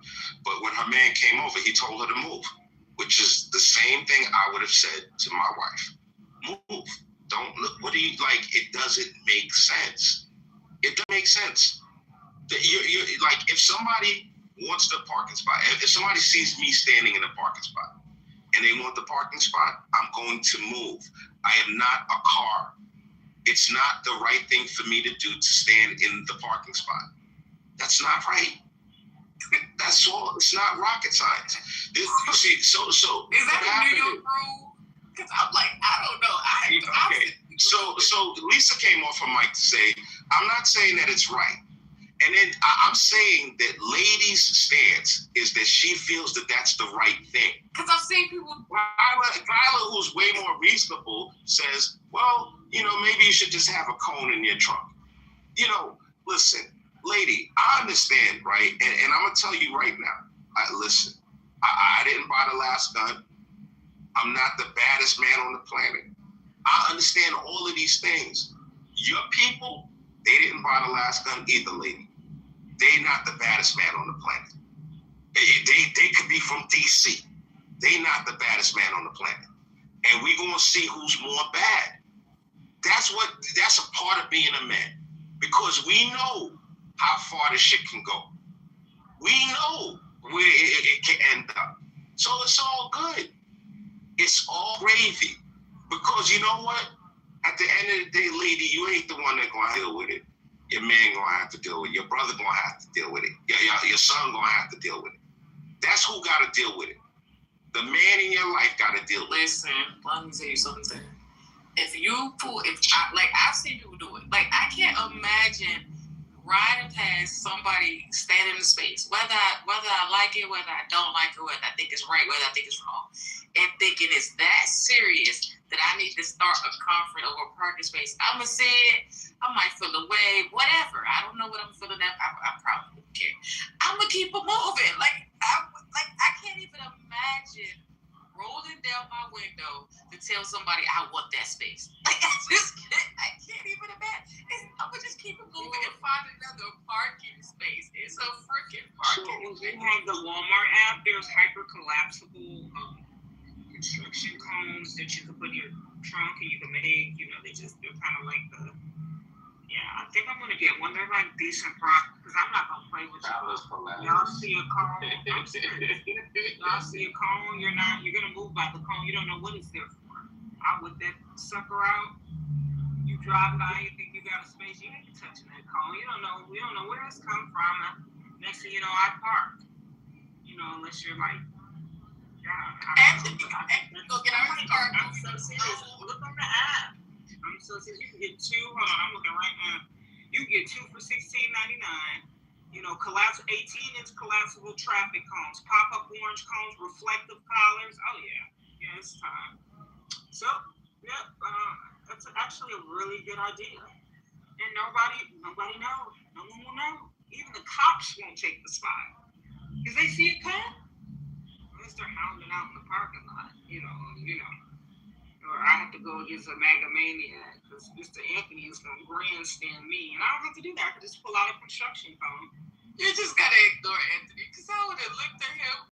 I would have just kept it moving. Whatever I was doing in that moment, I would have went right back to it. I would have said a word to him. Like, if you want to stand there for the park, if you want to sit there for that parking space, go ahead, brother. But I'm standing right here. I'm not even addressing you. Like, what? Right. Can you get those cones? They're $16.99. You get two. They're $16.99. They're 18 inches. They have the reflective lights, and you can collapse them. So it's not going to take up big space in your truck. Now you don't have to talk to nobody, and no one has to be called Big Shirley. Get them. I was sitting here laughing because I literally me and my homegirls just did that in San Francisco at a Kendrick Lamar concert.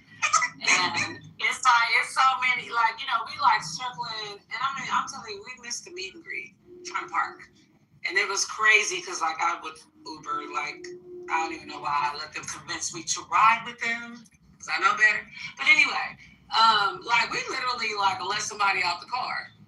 to go, find it. So I'm like, it's so regular. And, people just pull up and be like, oh, okay. Because they know. You might have been looking for a park for 35 minutes. Exactly. I've seen it so many times, especially, I've seen people, they on, one side of, let's say, the aisle or whatever, and they look through this, oh, my God, there's a space over there. I've seen people do it. That's why I'm like, I can't even imagine pulling up with somebody because I feel like maybe, I don't know, in busy cities where stuff happens, but parking spaces be a commodity. So it's you're normal for people to be when they see one, to go try to grab it. I've had people call me hurry up, I'm holding this space, but I don't know how much longer I'm going to hold it or whatever. In DC, man, parking is crazy. So it happens it's so normal that I just can't even imagine me addressing somebody about a parking space. I just can't. I wouldn't even say nothing. I might feel damn, but I'm going to keep it moving. What? Getting into a confrontation over a parking space is diabolical. Maybe it's just because it's normal. I see people do that all the time, and nobody, you might feel the way, but nobody gets into no argument over that. No. Well, Mr. Anthony, I put the two collapsible construction cones. They're $16.99 there. You can just boop right after you get your parking space. Nobody will know. $16.99. I'm gonna order it.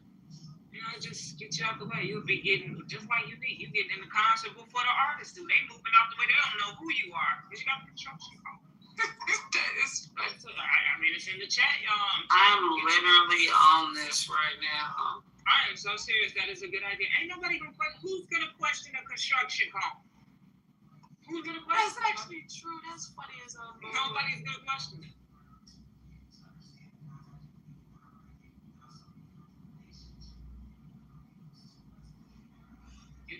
I don't know. Maybe that's just how it. But Kyla, you said you see it in your city too. It's not a big deal. Yeah, I just ordered these two construction cones. I'm not playing games because I'm not getting into it with nobody. I'm not doing none of that. I'm gonna pull the cones out. They're gonna think maybe the pavement needs to be done over. And next thing you know, my car's pulling into the spot. Nobody will know. Nobody's gonna know. I'm just saying. Get your cones, Mr. Anthony. You hear me? Now he's going away from the phone. Get the cones, Mr. Anthony. Maybe women just do this. Is this a woman's thing? Maybe only to women.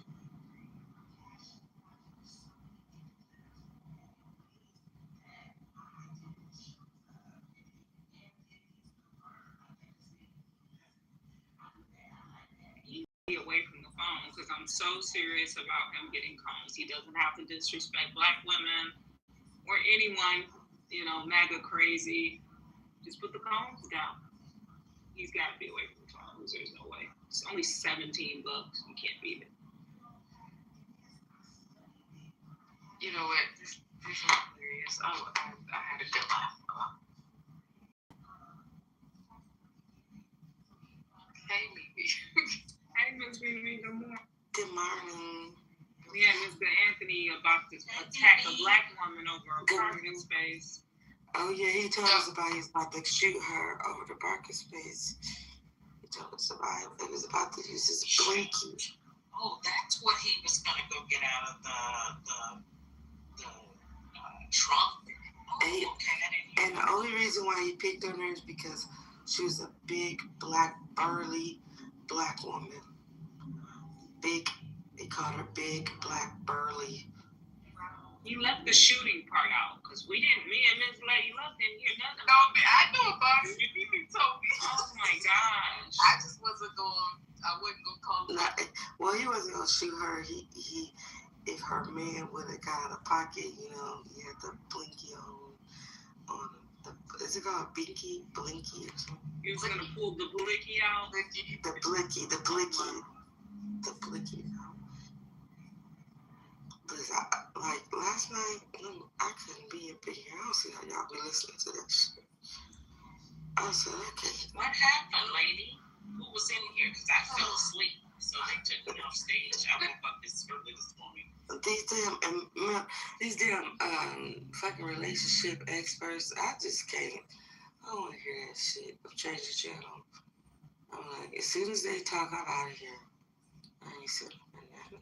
Maybe it took like 6 hours to get back to what I said at the very beginning when they started with that whole looks thing with black men. I'm like, I'm telling you, like it's like they get tunnel vision, and it's like you can tell it's like social awkward issue, like autism or something, because they can't like change the subject. Like they are stuck on this, and so for days and days and days and days they keep talking about black man looks. Like they can't move on.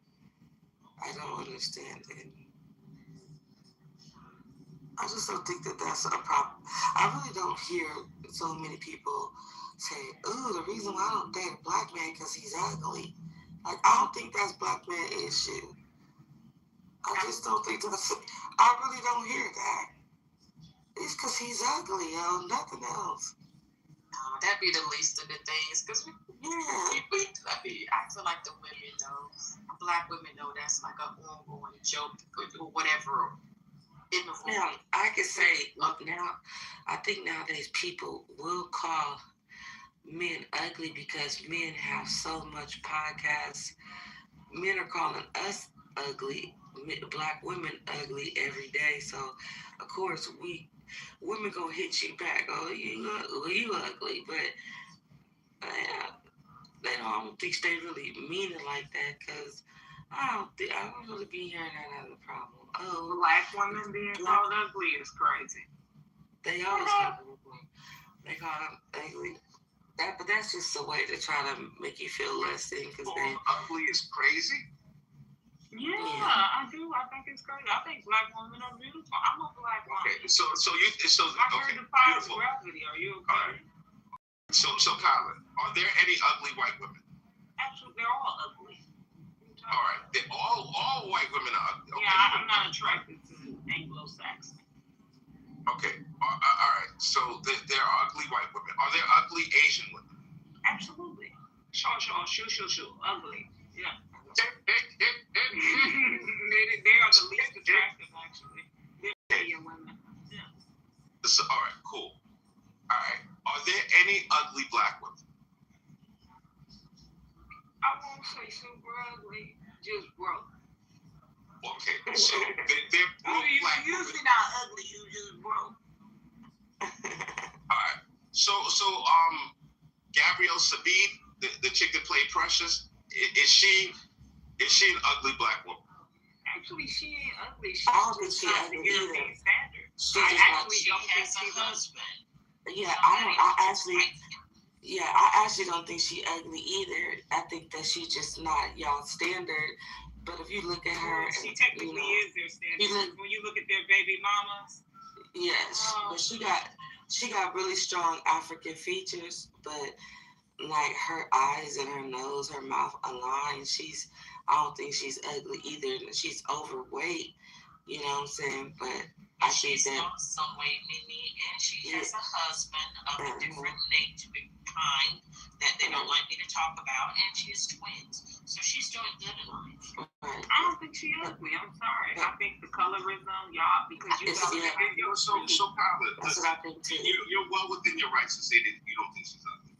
Mimi, you're well within your rights to say she's ugly. I'm not the standard bearer of beauty. I can say, she's not my cup of tea. She's ugly to me, but that doesn't make it that she's universally ugly to everybody.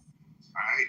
I forgot the model chick that I don't think she's pretty. And there's white model chicks that I don't think are pretty. But here's the thing, right? This has to do with what I call the self-aggrandization of black people by other black people. There's black people that will say stuff like, and I don't know if you're serious or not, Kyla. At this point, I don't know if you're joking, you're trolling or not. But there are people that be like, yeah, no, black people, there's no ugly black women. Yeah, black women are beautiful. Kyla, there are ugly black women, and it's okay to acknowledge that there's ugly black women. It doesn't take away from black women by saying, yes, there are black women that are unattractive.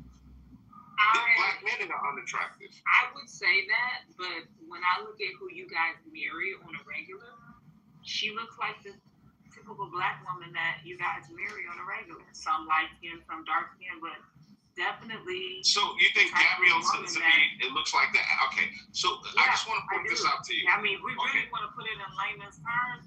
Y'all are not marrying models. Okay, so Kyla, here's the thing. Regular women who have skin on them, who are darker or whatever. Yes. Yes, y'all are not marrying models. She's not ugly to me. She looks like the average black man's wife. Yeah, I think I agree with you too. And honestly, I think if she was like a slimmer person, they wouldn't call her as ugly as they do. If you know what I'm saying? Now, I'm gonna tell you who I do think is ugly. I think that Whoopi Goldberg today is ugly.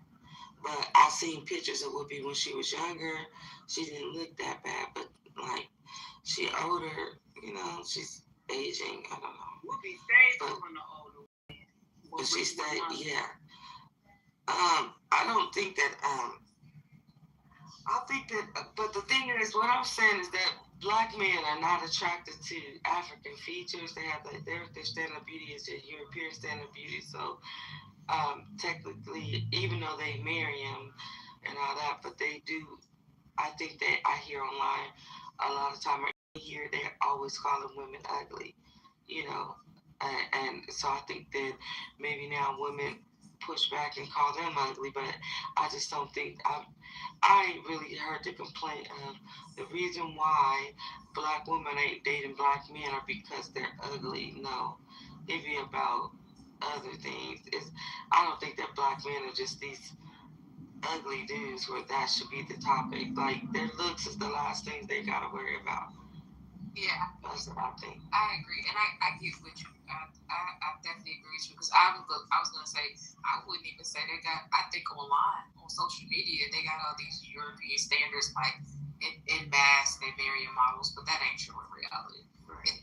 Like we it's been proven on this app too many times, man. Like we talking cash shit, and it be like, man, you got men telling me to be fine, fit, and feminine. Okay, cool. When I look at the lady that's next to you, she is about the size of the boy sitting back. I don't think there's nothing wrong with her. To be honest with you, the average black man is marrying women her size, same features. I post the models. And I'm not being funny, Mr. Anthony. If you really think about it, they would be straight married, like the women. Yeah, if you really. So I just posted a picture of my wife. All right. Okay, but the men. You guys are welcome to PTR. Right. I know. Lady Luck had a little picture of, when she just came off of Y'all work. got a tall family. So here's what's up. Now, all good. It is what it is. Listen. I think the odds of the percentage of black women that get married, it's like, I want to say 20, 25%, 30%. It's 30%. Okay, 30%. So you're saying that of that 30% of black women, they look like Gabrielle Sabid, the majority of them. That's what I'm hearing. That's what I'm hearing. So, Mr. Anthony, now we got to go into the medical field. We're going to pull up the stats. 70 to 80% of black women are morbidly obese. So I'm going to say yes. So, and this is no dig. I'm speaking straight to the facts. Yes. Your wife, Mr. Anthony, most black men are not fatty fat. I'm going to let you, I'm looking at the stats. I'm looking at black women around me. You're getting the Gabori's to the bank. 9 times out of 10, a man is getting on his knees for a lady that the average black woman, she's a size 18 or 20. Come on now, I'm not making it. Yeah. Yeah. Yeah, that's America. The average woman in America is a size 16. So she ain't making that up. That's true. It's an 18, 24 black woman. I'm not making this up. So, Mr. Anthony, if you really think about it, me and Miss Mimi are telling you the truth. But I don't think it's funny. Them women, okay, so people be talking about women, and this is just my own experience, but women that be, like bigger women, homemaking women, especially for the dudes, they always be married. Like the women that sit up in my chair, that you would think, big woman, not that, appealing or whatever. And I talked to her, she have a husband because, I live in a military town, so they come from the South. And so in the South, it's not that serious. And a lot of black people live in the South. So in the South, they be messing with them big women and stuff like that. Y'all act like it's a standard. If it was really a standard of beauty where women had to be a certain size and all that stuff to get a husband, then all black women would be that size. Black women are the size that they men like, fat women, big women. That's the size y'all like. But so maybe outside of that, I have always heard. You can put an X up all you want, but you guys aren't dating. It's the truth. They don't. They act like that black men don't. The biggest woman of any race, if she's a big white girl, a big Mexican girl, a big any girl, where in the who the fuck she gonna date? A black man? It was this comedian. It wasn't even a comedian. It's a podcast. It's an old white man and this young black dude. They in the streets, they see this huge, morbidly obese white woman, and not like thick with a little shape, and she was like big belly, just sloppy big, and it was like we gonna dress you up and get you a man. The white man was like, where's the hood? Let's head to the hood. Where's the black barbershop? She can get her a man in the black barbershop. But he was clowning, but that's the truth. Like that woman that looked like that just said, fuck it. Now, he may not have no money and all that, but she could get her a black man. Okay? Anytime I look at my 600-pound life and it's an 800-pound white woman, there is a skinny-ass, dusty, black-ass man taking care of her. Can I be honest with y'all in the room since it's just a... No, Kyle, I got next. Okay, let me say this. Oh, man. I'm going to tell you from a woman's standpoint. Black women, like Ms. Mimi and Ms. Lady Luck, have always told me, keep yourself in shape so you can get and talk to a man and stay beautiful. Black men, I'm going to tell you something, Mr. Anthony, I don't have to look my best. And I'm telling you this because I love y'all. We can have a real conversation. I don't have to look my best or be my best to date y'all. Now, as I take care of myself and go higher, the higher caliber of black men I attract. Right. The men who keep themselves in the shape and stuff, black men, I'm talking about black men, I don't date outside my race. They tend to want more from me, right? So I have to be aesthetically pleasing and I have to be a good woman on the inside and out. An average black man, I don't have to be my best, and I don't have to look my best. I can be exactly what Miss Mimi described and go about my business. To be honest with you. Yeah, he may be poor, he may be broke, but he can have. Listen, you can get you some loving from a black man, no matter how you look. Okay, you can look like a monster, and of any race woman. And she could bag a black man. All right, so no, lady luck, please, I gotta go. So I want y'all to see. So you think I'm lying though, Anthony? No, Mimi. I want y'all to see the progression of this discussion. I love this discussion. I wish this shit was on replays. This discussion is typical Clubhouse shit. The origin of this was whether or not black women are ugly. That was the origin of this discussion. Now we've come to the conclusion, right? Mimi says monsters of any race. Monsters of any race. I love it. But Gabrielle Sabine is the average woman that black men are marrying. This is what I'm hearing. And we went to the medical where we talked about the percentage of overweight black women. So now, in order to make a point, we have black women tearing down other black women. I just want to point out the irony of this conversation. We're not tearing them down. What we say, ain't nobody tearing them down. I'm about to run them down. Let me run down the text, Miss Mimi. I'm about to read them all. See, I hate that Miss Mimi, and I love that she's here because we're telling you the truth. So the average height for a woman overall in the U.S., ages 20 plus is 5 feet, 0.3.5 versus 6.5 inches. Among racial ethnic groups, non-Hispanic black women average from 5.4 inches, 5 feet and 4 inches tall, slightly taller than the overall female average. The average adult in the U.S. weighs about 170 to 172 pounds, right? Studies report often show black women on average weigh more than the overall female population. One reliable source reports that black women's average weight around 186 to 188 pounds, that is a size 18 to 20. These are statistical averages. Individual body size can vary widely. Now we're going to say, I asked ChatGPT, what size is Deborah Sidibe? Most reliable biographies list her height as 5'5" right? Approximately 211 to 265, and the body measurements around 46, 44, 46, right? She's roughly around a size 20 to 22. She is around the average size of a black woman. So we're not gonna. What did Miss Mimi say that was wrong? That is what you guys are marrying on a regular. So I don't know why you're dissing her. Because it's her body shape type. See, if she had if she didn't have the gut and it was on her butt, she'd be a fine African woman from good. They love that big old booty. They love that size 22 booty. Now, and that's the problem. But she can have big ass arms that look like legs. She can have big old titties. But she just can't have no stomach. But she can have a big old booty. That's why they go and just get mommy makeover tummy tucks, and they got the perfect body for a black man. Because a black man want everybody to have a size 16 booty.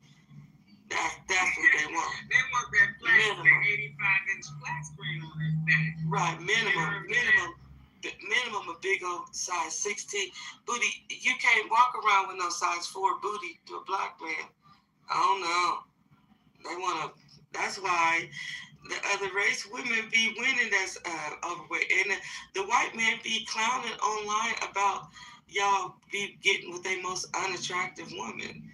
It's okay though, Anthony. Ain't that good character? So black men love everybody. They love everybody. You ought to see the dump trucks on social media that block for y'all. I just be looking like, whoa. And it's crazy that a lot of men tell women to be fine, fit, and feminine, but you're intimidated to walk up to women. And face cards really don't fucking matter to y'all. face cards really don't matter. Y'all, exactly. The face card is that really don't be matter, but it's okay. That's make y'all good guys. But I got a question. Like, so, because I'm going to say I have heard this for years, right? Now, I would have never guessed the numbers that I just heard. Like, I wouldn't have said 16. I was more thinking like 12, 10, 12 is like the average, woman or whatever. You've never seen Kevin Samuels. No. I'm saying I would have thought 10, like a 10, 12, like that's my thought of average or whatever. Like, so I would think, maybe with that size, I would have never, I wouldn't have guessed that number say that they're size 16 or whatever. Okay. So anyway, but my thing is, I've always heard the saying like that black men are chubby chasers. Have you never heard that? They've been chubby chasers. So lady, yes. Black men, like, I think Mimi described it really, really well. I think, black men typically, we like ass, we like hips, we like, nice thick legs. Yeah, these things are true, 100%. There's no denying that. The whole BBL movement, and this is not like, I'm just being stereotypical here, so please forgive me. White boys are into titties. You know what I'm saying? She could, she can have a fat ass with a couple of beast things up top. That's the way, like, so are titties, like, are they a good thing? Of course they're a good thing. Are they, like a huge requirement? Not really. Not like no, that. Only rich niggas like titties. Broke niggas like ass. I agree. That's fair. I think Mimi's spot on. So, like, here's the thing. So, yeah, black men might be what you consider chubby chasers. What Mimi said is true. If you're gonna see like an 800-pound chick on my 600-pound life, she's with a skinny, dusty black dude. More likely than not, 1,000%. The irony is, I think that when you look at Gabrielle, like, she's not with a black dude. She's with mediocre white dude that apparently, no, I'm not going to say that. But, she's with a mediocre white dude, which is crazy. It's almost like even black guys didn't want her. But whatever. No, she didn't. She has to be mediocre and don't hit me. How would you know that? Right, and then he acts like you trying to more than him. The joke has always been that she's supporting him, Lisa. But she's not. Lisa, I know you're obsessed with white dudes, and I'm not mad at you for it. I could care less. Okay, so that's it.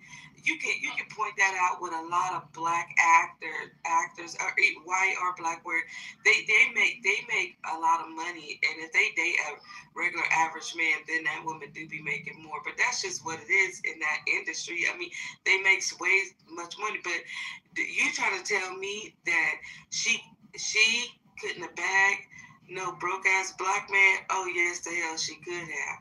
Oh yeah, she could. I'm not saying that, but I'm just saying. Right. So you say even black men didn't love her. She could have bagged her if she wanted one. If you look at the switch, even in celebrity culture, right? You know, the Kardashians, they knew what to do to attract you guys. All they need to do is put a donkey ass and the thighs and have the match to get you blacks on a roll, right? When they got done with you and got their mixed children, right? They went back to looking like a short. Ooh, they look good. Miss Mimi, Kim look good.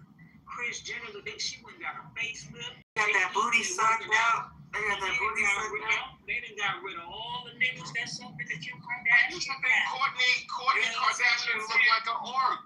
And look at her now. But guess what? She don't look like it now because she know that ogre look attracted niggas. Let's have a conversation. Right, she had that. She showed me. She was fucking with these white niggas. I think they like niggas. Do you know that your wife that you post is not the act? She's good looking. She's tall. She got some nice thick legs. The average black man not getting that. The average black man not getting that. The average black man is dating a woman that's built like Baby Pop. And the fact that they're lying, saying that this, as long as you got a donkey ass, you're good to go. Y'all, and it's not, this is not to be funny. I'm telling you, as a young woman out here, taking care of my mind, my body, my spirit, and actually becoming more emotionally mature with how I vet, I began to date higher caliber black men. Yeah. If I want to eat cheeseburgers and smash burgers all day and twerk or have a gut, I don't have. That's all I have to do. I think that you'll get like I think it'd be like a poor class, like a guy with less money if you didn't take care of stuff. But it's a guy. We be sitting out dissing the shit out of other black people all day long. It's a guy on this app, right? It's a guy on this app, and he got a picture. One of these dudes that used to be in the rooms talking shit. I forgot his name because perimenopause brain. But so he used to be talking all this relationship stuff all the time, but now he got married. And there's a picture of him and his wife. And his wife is this like, I was like, first I was like, is she light skinned or she white? But then I went to Instagram and she a white woman, but she a fat white woman who got a tummy tuck. She looked crazy. Who is this? Who's the dude? Yeah, did I screenshot the goddamn? Let me see. Damn. I'm a whole trip because I was like, oh my God. But and he was talking about relationships and love, and she just was the one, and blah blah blah. And I was just like, they be on here really acting like looks matter to them like that. But I think with black men, finances matter. Because I think black men be gold diggers, niggas. I think they marry women for money. If I was built like a Maytag washing machine from the 70s, I think that I'd date a homo. You know what? Let me be quiet. Because the conversation is getting too honest. You can date I'm talking about black men. You can get you a black man. Could that be why? It's so why I tell black women, get your ass in that gym, get in shape, put the peach cobbler down a little bit. You know what I'm saying? Step away from the play because men like to control women who are overweight with low self-esteem. You're not gonna play the radio with me. You're just gonna stare because good goddamn well. That's what most men do to really beautiful women. They just stare. Oh, she gotta be 5'7", she gotta be 5', and then they just gawk at her. And then they pull up with that Corey Cinnamon. No, I didn't. Because they would never approach her because they know, and I've had a man tell me this, Miss Mimi, most men will not approach a beautiful woman because they know that they have to come correct. And I said, what do come correct mean? Men don't approach beautiful women, he said, because they feel like they gotta have their money together, their mind together, they this and that. So they'll go after the women that they feel they don't have to improve with. Well, hey, guess what? Look, he ran up out of here, the megamaniac. Guess what? It's true, Miss Mimi. That's what I'm learning. I'm learning that stuff is true. I'm learning it's true. I thought you stepped up. I ain't stepped up. I'm the most down-to-earth chick you could possibly meet. But because I walk around here with listen, if women only knew, I'm telling you, you don't have to put up with this mess, man. You don't. And Anthony, get your ass in shape. Wear your real hair. Anthony, strut on these niggas. I'm telling you. Anthony, do you feel like how do you feel? Because I know you probably got some buddies who date outside their race. Do they date beautiful women, or they date women that those men that's not they're not attracted? Because now I family members that date outside their race, and women are beautiful. But they got bread. They got bread. Right. And so, when you a black dude that got bread, you're gonna get some decent looking, chicks. Well, yeah. Okay, because the thing is, even in the white race, like the ones who just want to stick with their race, it's usually like a poor white man, and he'd be with like a Roseanne, or somebody that looked like that. But really, white men. Okay, I'm in San Diego, so white men, typically known to have more money. So women who date white men, all races, they try to stay like slim so they could get a man with money. Like, that's even black girls who date. Even the black girls who date the white men, they will try to be slim because that's their standard. One thing I think that's not, I don't know if the right word is fair, but with black men, y'all beauty standards change. It go up, down, change. It changed with the music, whatever the rappers say. Because believe it or not, Kyla, when I was growing up, you had to be slim. That was a thing. It was, Jane Fonda aerobics. Everybody was slim.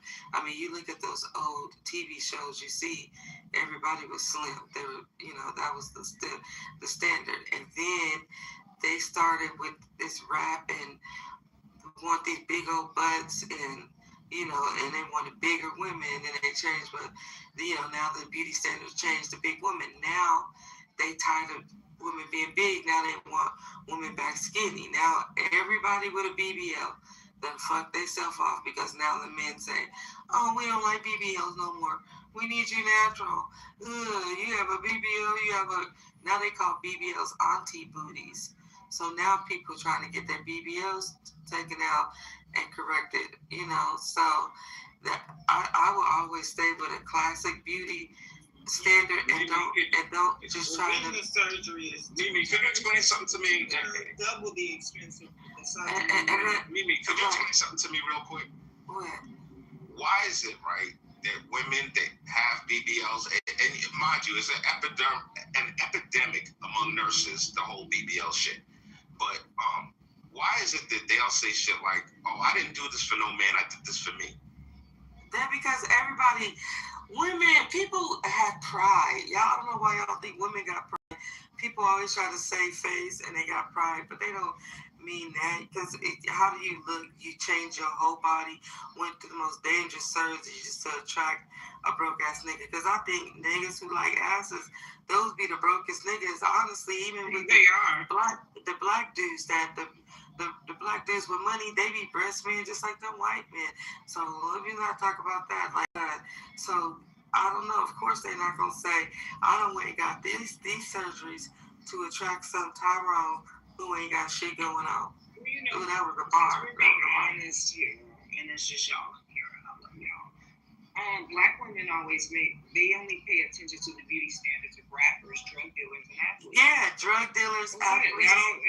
They don't try to be attractive to everybody. For the next, you're never gonna meet a bucko. Right. You want the hood, most felonious nigga in the hood to see how fat your ass is. Right.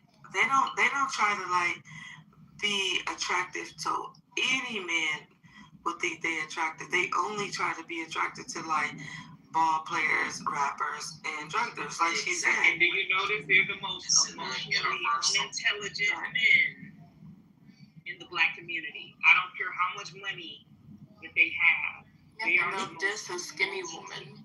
Yeah, they are. Yeah, they be like she needs to eat because even if Kyla don't date white men, but it still benefit her by looking universally beautiful because she could get promotions at work, all type of stuff because she looked like that. Like it's less intimidating, a smaller woman, and so it's she still will advance even though all she did is black men, but black women they be looking for a nigga, and that's who they try to be attractive for is a nigga, and a lot of them morph their bodies, fuck their bodies up doing that, and now them same niggas because them niggas go move the goalposts because all they do is just keep moving it because they really ain't gonna be able to do. If they tell you, oh, your booty too flat. Oh, I got a big booty. Now will you marry me? No. Now I don't like booty no more. Take it out. Take the booty out. Now will you marry me? No. You need a flat stomach. I got this stomach. No. You need to be lighter skin. I bleached my skin. Now will you marry me? No. Your hair too short. They grow their hair out. Well, they just gonna keep moving it because they not about to marry. They not marry minded. They just keep changing. I got a homeboy that was engaged to this chick for 18 years. He met a chick and married her after 6 weeks. Exactly. Another chick, he married her after 6 weeks. 18 years of engagement, but these little dumbass women do that dumb shit and sit around. I'm not doing that, and especially if I want to be married, and so with our beauty standards, it's like, think about it, Anthony. Ain't the beauty standards done changed from when me and you was growing up till now? And then now they going back to the 90s body, because now y'all ain't seen that trends where they're like, oh, I'm 90s skinny. I'm 90s skinny. I'm not, you know. Yeah, compare like the R&B videos. Who was the leading woman? And even like, me, Miss Mimi, like you're right, Miss Right. You're right. Even me, Miss Mimi, now that I'm dating more seriously, because I do want to get married, I don't wear all that long weave no more. I wear my natural hair. I stay a size 4. That's as big as I'm getting. 6 is too fat for me. I'm 4'11". I'm 4'10". I don't wear all the long lashes and stuff anymore. I don't do none of that. Really, I keep it real classic. Like you said, that 90s fine. My fro is just what it is in this picture. I just didn't do anything to it until I stretched my hair like you see in other pictures. But when I want to be taken more seriously now, oh yeah, I'm more natural looking. I take care of my body, my mind. I watch what I say. I'm very minimal with the makeup. You know what I'm saying? My lashes are probably 10 mm, 12 mm for the lash ladies. Y'all know that's short, natural. I don't play games, and I'm always dressed dainty and girly like, because men want anything for a woman that looks like a little doll, and I take advantage of that all the time. And I don't talk as much. That's when intentionality came in. And guess what? You attract all men. You don't just you're just not attracted to. It's a universal attraction. You're not just attracted to good men. Imagine being the most beautiful woman in the hood. Who wants to be that? Who wants to be that? ILD don't have nothing. To be the most beautiful woman in the hood. And you know why I know that they be on some BS? Because I do hair, y'all know that. And so I may do 1-2 weaves a day, right? Everybody else is their real hair. Everybody else is their real hair. But they say all these black women do is wear weaves because that's all y'all look at, y'all see. Y'all don't see all the ones who got their hair, their regular hair done. You know what I'm saying? That don't wear weave. And they don't pay attention to them. They paying attention to the BBL, the lace front wig, and the you know, all that artificial shit, because that's the woman that they think they can get. They can attract. They don't even a nice woman with her real hair in a bob with a little dress on, walking around, they look at her like, oh, she probably married, or oh no, like she look like she required too much. You know, they got low self-esteem. They gonna go after a girl that look like a get 'em girl. That's because they're like, oh, I could come over there and say something jive turkey to her. You know, what's up? You know, baby girl, or whatever you want to go over there and say to her. And also the caliber of men that you attract changes. So every black man might not come up to you, but a certain type of men come up to you. Now I pay attention.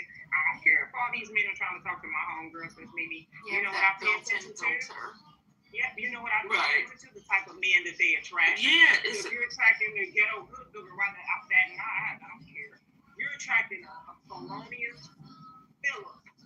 Whatever the hell you want to call it. I don't know. Felonious, whatever. I don't. But one thing, I pay attention to who they attract. But what I want to say is that that type of man. The other women, they always were able.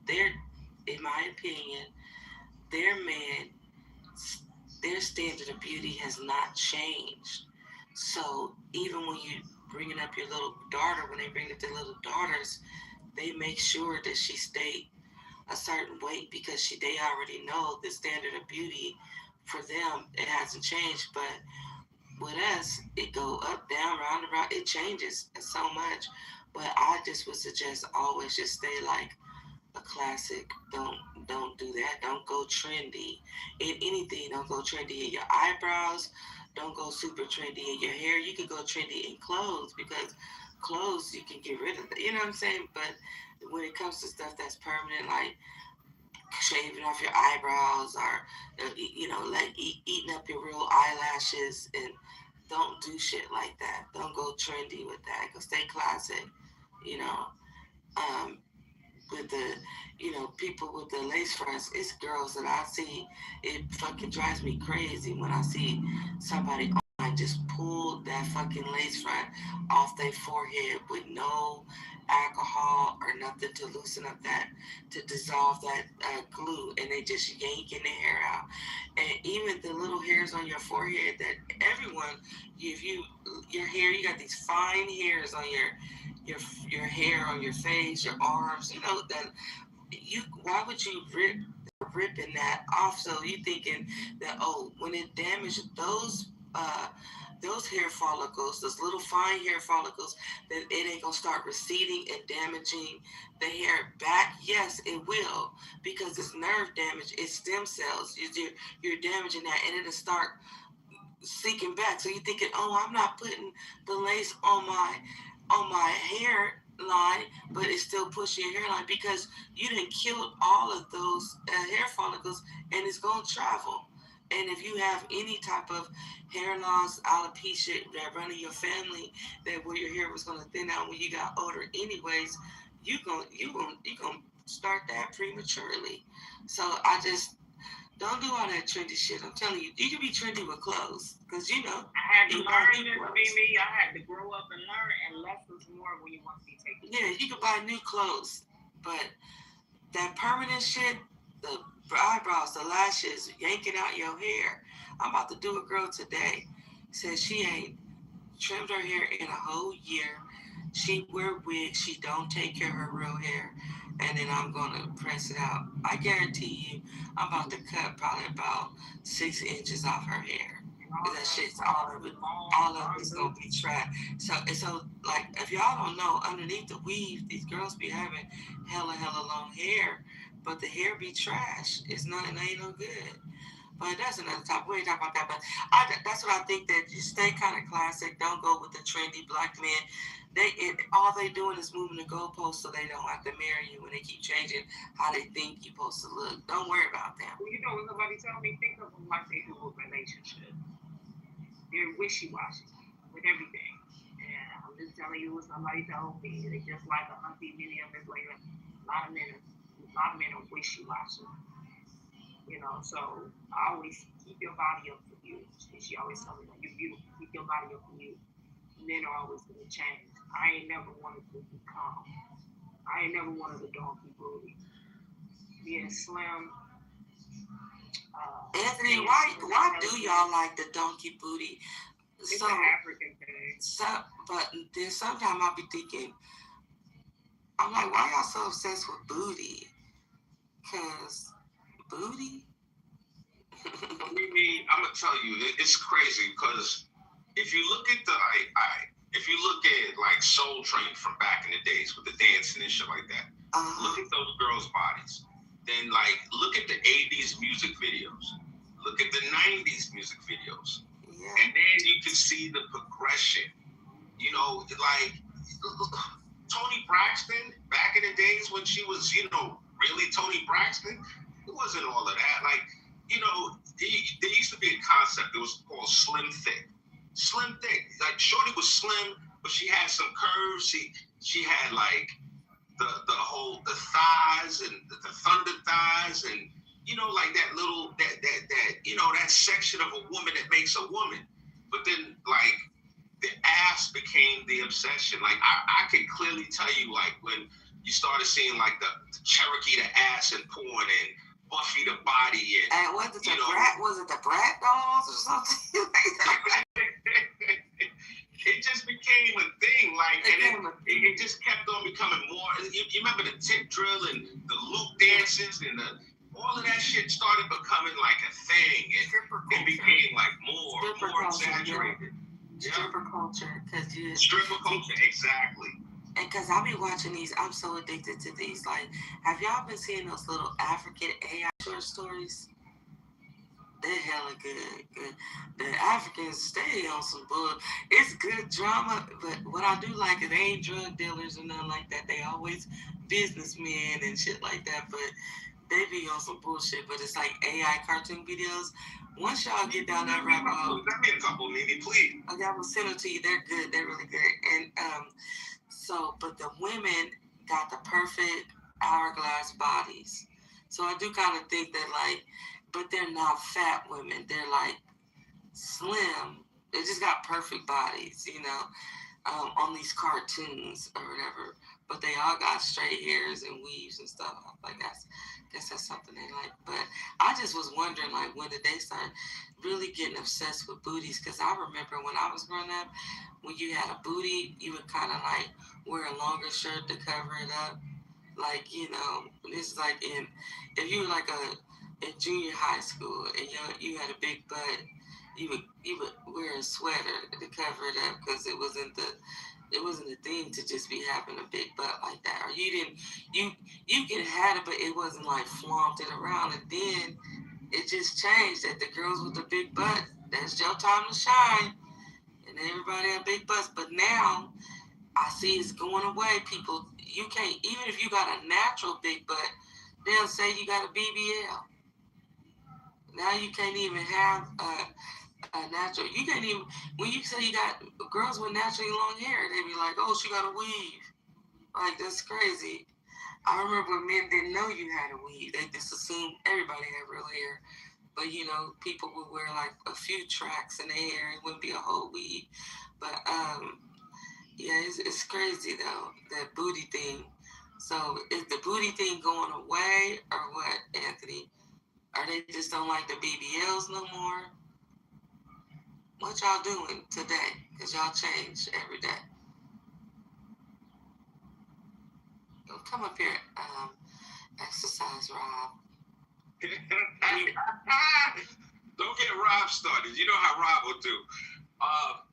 Honestly, I think that it's becoming less popular now. I think that natural bodies. Yeah, I think natural bodies are making a comeback.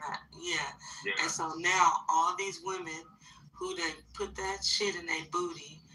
First of all, my ass, if I get some fat sucked out, I'm not putting the shit back in my what the fuck. I'm gonna put fat back in my body for it. That shit's crazy. But now they're getting the booties sucked out. They getting all that shit sucked out. Yes, I was one of those accused of the BBL. And it was so annoying. And I didn't start gaining weight until I got in my 30s. So yeah. Very, very annoying. Right. And then some women be messing with their bodies at a very young age, and then they don't know how their body's gonna change after they have a baby. Look at Cardi B. She played with her body, and then she had them kids, and now she said that she has to after she do this tour, she going to Colombia to get the booty sucked out. And it's funny what she said, but then it's also a very dangerous surgery, and she got kids. But her booty keep on making her fall. Y'all keep seeing how she keep falling when she dancing. Her booty? I think it's her booty. I think she fell back with the robot. Yeah, she done fell twice already. She plays and be like, I blame it on the government, but I think it's her booty. That cheer, but she kind of stupid for keep doing that cheer thing. You see Beyonce, what was it? She was on that damn Corvette, and it malfunctioned one time, and she took that shit out on the show. She's like, no, I'm sorry. You made a good point, though, as far as women not knowing how their bodies will change, and so I'll try to use myself for an example to younger women when we get in those conversations, because I know for a fact if I would have got that done at 25, I would be looking like a cartoon character right now. I don't have no clue. Girl, just imagine when they, because let me tell you, like, we always have plastic surgery. But plastic surgery is for when you were like 45, your kids were adults, you just need a little nip tuck to keep it fresh for the empty nester, your husband, your man, like, and it was for older people, older women, facelifts, tummy tucks. Like, I would never think a 21-year-old would need a tummy tuck. What the fuck? At 21, you can you fucking lose weight every day. Like your metabolism is so fast when you're young. You wouldn't think that, but these days people be hella young doing things to themselves. And I just, because usually back in the day, it was for like, you had all your kids, you done breastfed, they're older, and then you want your boobs to sit up, you get a breast lift or breast implants, or they'll get breast implants back in the day but the breast lift, the tummy tuck, it was like an older woman thing just to keep herself up, as a woman. Now, y'all don't be seeing that, and now it's like the fucking young people getting all this plastic surgery. And I remember a young person telling me they said they were saying that plastic surgery is for young people. But why you at a certain age trying to have surgery and get your body done? I'm like, that's when you need it. When you old, skin start to sag. Yeah, you know what I'm saying? That's when you need it. So when they get old, what are they gonna do? When they already got all that surgery, that's gonna be a mess. The third round, and that's when it start messing up. Because I see a lot of people with it. Let me tell you, the BBL, the first round, it don't be looking that bad. I ain't gonna lie. It's when they go back. I don't know what is the addiction. They go back for a second round. That second round, that's when they botch their booty. That's when it's too much. That's when they botch the booty. So I thought it was cool, but when I seen everybody could afford it, hell no. The fact that everybody could afford that shit, it threw me off. Why is it $5,000? Why does you know what? Y'all hear what I'm saying? Also, like, we're talking about tattoos in the chat. I'm kind of glad I didn't get tattoos. I was thinking about getting tattoos. And now that I'm older, I am happy I didn't get it. But I just, one Miss Mimi, I want to be taken seriously.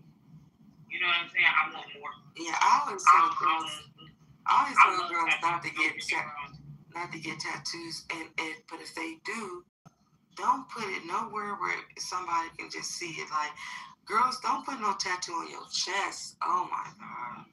Because your chest, it starts to hang. That's where, I don't even understand why you want that type of pain on your chest, but don't get tattoos on your chest. If you get a tattoo, get it somewhere where, if you want to show it, get somewhere where it's only certain people know you got it. I would get it places that you can hide it. I won't. Because when we be doing weddings, and the makeup artist got to come and put makeup on your whole body to cover your tattoos, and we be taxing for that shit, but then it's just so crazy because it's like, you scared that this fucking makeup gonna get on your wedding dress, and it really don't, because type of makeup you use, but the fact that you gotta spend extra to fucking cover up your tattoos because you tat it all up, or you could just look trashy with all them tattoos showing on your wedding dress. Like, it's up to you. But and Mimi, you're so right, because there's only a particular type of man that likes all of that, and usually they're not the ones that can provide for a woman. But these days, a lot of these women, they're not looking for provision anyway. They got, they work, they love to work, and they love to contribute. So wonderful. However, I'm so happy that my faith kept me from a lot of this stuff. It was, you couldn't do this, you couldn't do that, and it just saved me. No tattoos on my body whatsoever. No drinking, no drugs, no smoking ever. No going to clubs. I mean, some of the, so I know we always talk about faith and stuff, but mine kept me from doing a lot of things in life. And I'm happy about it now that I'm an older, more mature woman with wisdom and discernment now, because I didn't have it when I was younger, but my faith kept me, my parents, you can't do this, you can't do that. So me buying into the faith that my parents started kept me from a lot of these things that I see women are doing today and regretting. Yeah, that saved me with the tattoos too, that we weren't allowed to, but I did get a tattoo. I did get one, and it's somewhere nobody can see it. And but I was like 35. I was way grown, like so, and then being that old, it hurt so bad. I was like, what the fuck? I ain't never getting another tattoo ever again. But what's up, Anthony? What I was going to say, it's so interesting. Like, I thank God for all of my experiences. I thank God for all the late nights in the strip clubs. There's the late nights in the cigar. I thank God for being outside and having fun and living life. I thank God for driving cars like at 150 miles per hour, and hell no, almost dying. I thank God for thank God for having real me. I thank God for being in real life situations. Like, I thank God for everything, man. I thank God, it's like I think I wouldn't change a the worst day of my life is the day my mom's passed. That's I don't live with no regrets. I ain't got no regrets. That's not the way I live my life. But the worst day of my life was the day my mother passed. I can honestly say, I hope God continues to bless me with life. But this shit's been phenomenal. Phenomenal. You know what I'm saying? Like, I can't say I had a bad day, The worst day of my life wasn't even a bad day. It was a bad day because my mom died, but it wasn't a bad day. I praise the Lord for everything. Now, and that's how you're supposed to do. If you're grateful, then you're going to have abundance. That's right. You ain't supposed to regret it, but I do. We're kind of, I do see tattoos and stuff. It come back to my point when it's like just being too trendy with permanent situations. Like, it was a time where tattooing was so trendy, and you a young person and you just getting marked up, with all these. And tattoos were so popular. They had a reality TV show, Black Ink, talking about people with tattoos. Look at the tattoo culture now. People tattooing their face. You would never think they see a woman with a tattoo on her goddamn face. I remember it was back in the day. It was this one girl where she had like a cheetah on her face, and everybody thought she was like a freak show. Like, oh my God! Like, now people getting tattoos on their neck. It's a note and on their face. Like girls getting tattoos on your face, and I'm like, that's like, you'll regret that. That's just you just being trendy, and you just can't follow trends because they're temporary, And then now you got this permanent situation going on with this trendy tattoo, like Blueface. That man, know he done made a mistake in jail, letting them tattoo his face up like the tattoo man. Now his face is really blue because of the tattoos. Like, you don't think that he regrets that? Baby. Did you see that?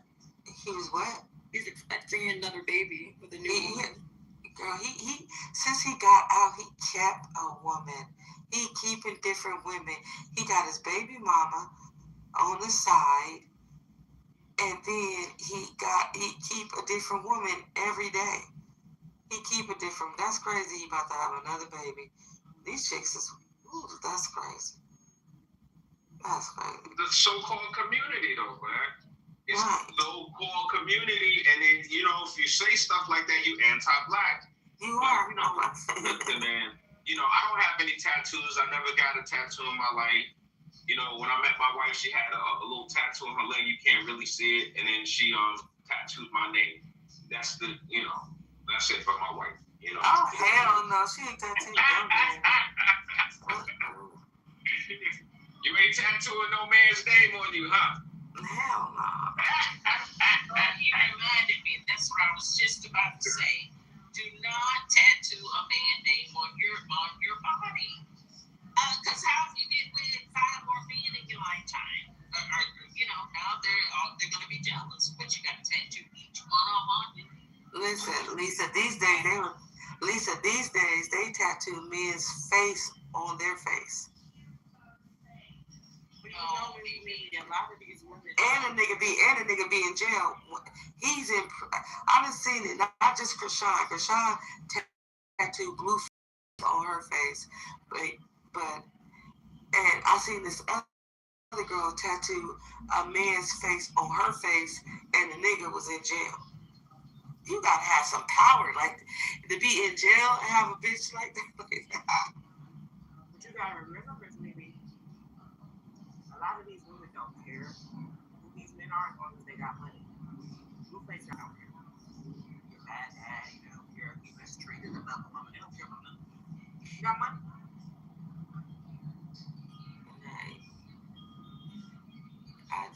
But you know they said that when you tattoo on your face, that's mental illness. Did you hear that one TikTok rapper, the one that had that one dance? And he goes, "You really good at everything but head. I don't want that shit." That whole TikTok dance. They did a marketing scheme saying that he had 7 kids, and it was all a lie, but just to put up his numbers, and it worked. Because they like that. Yeah. Let me see you in here.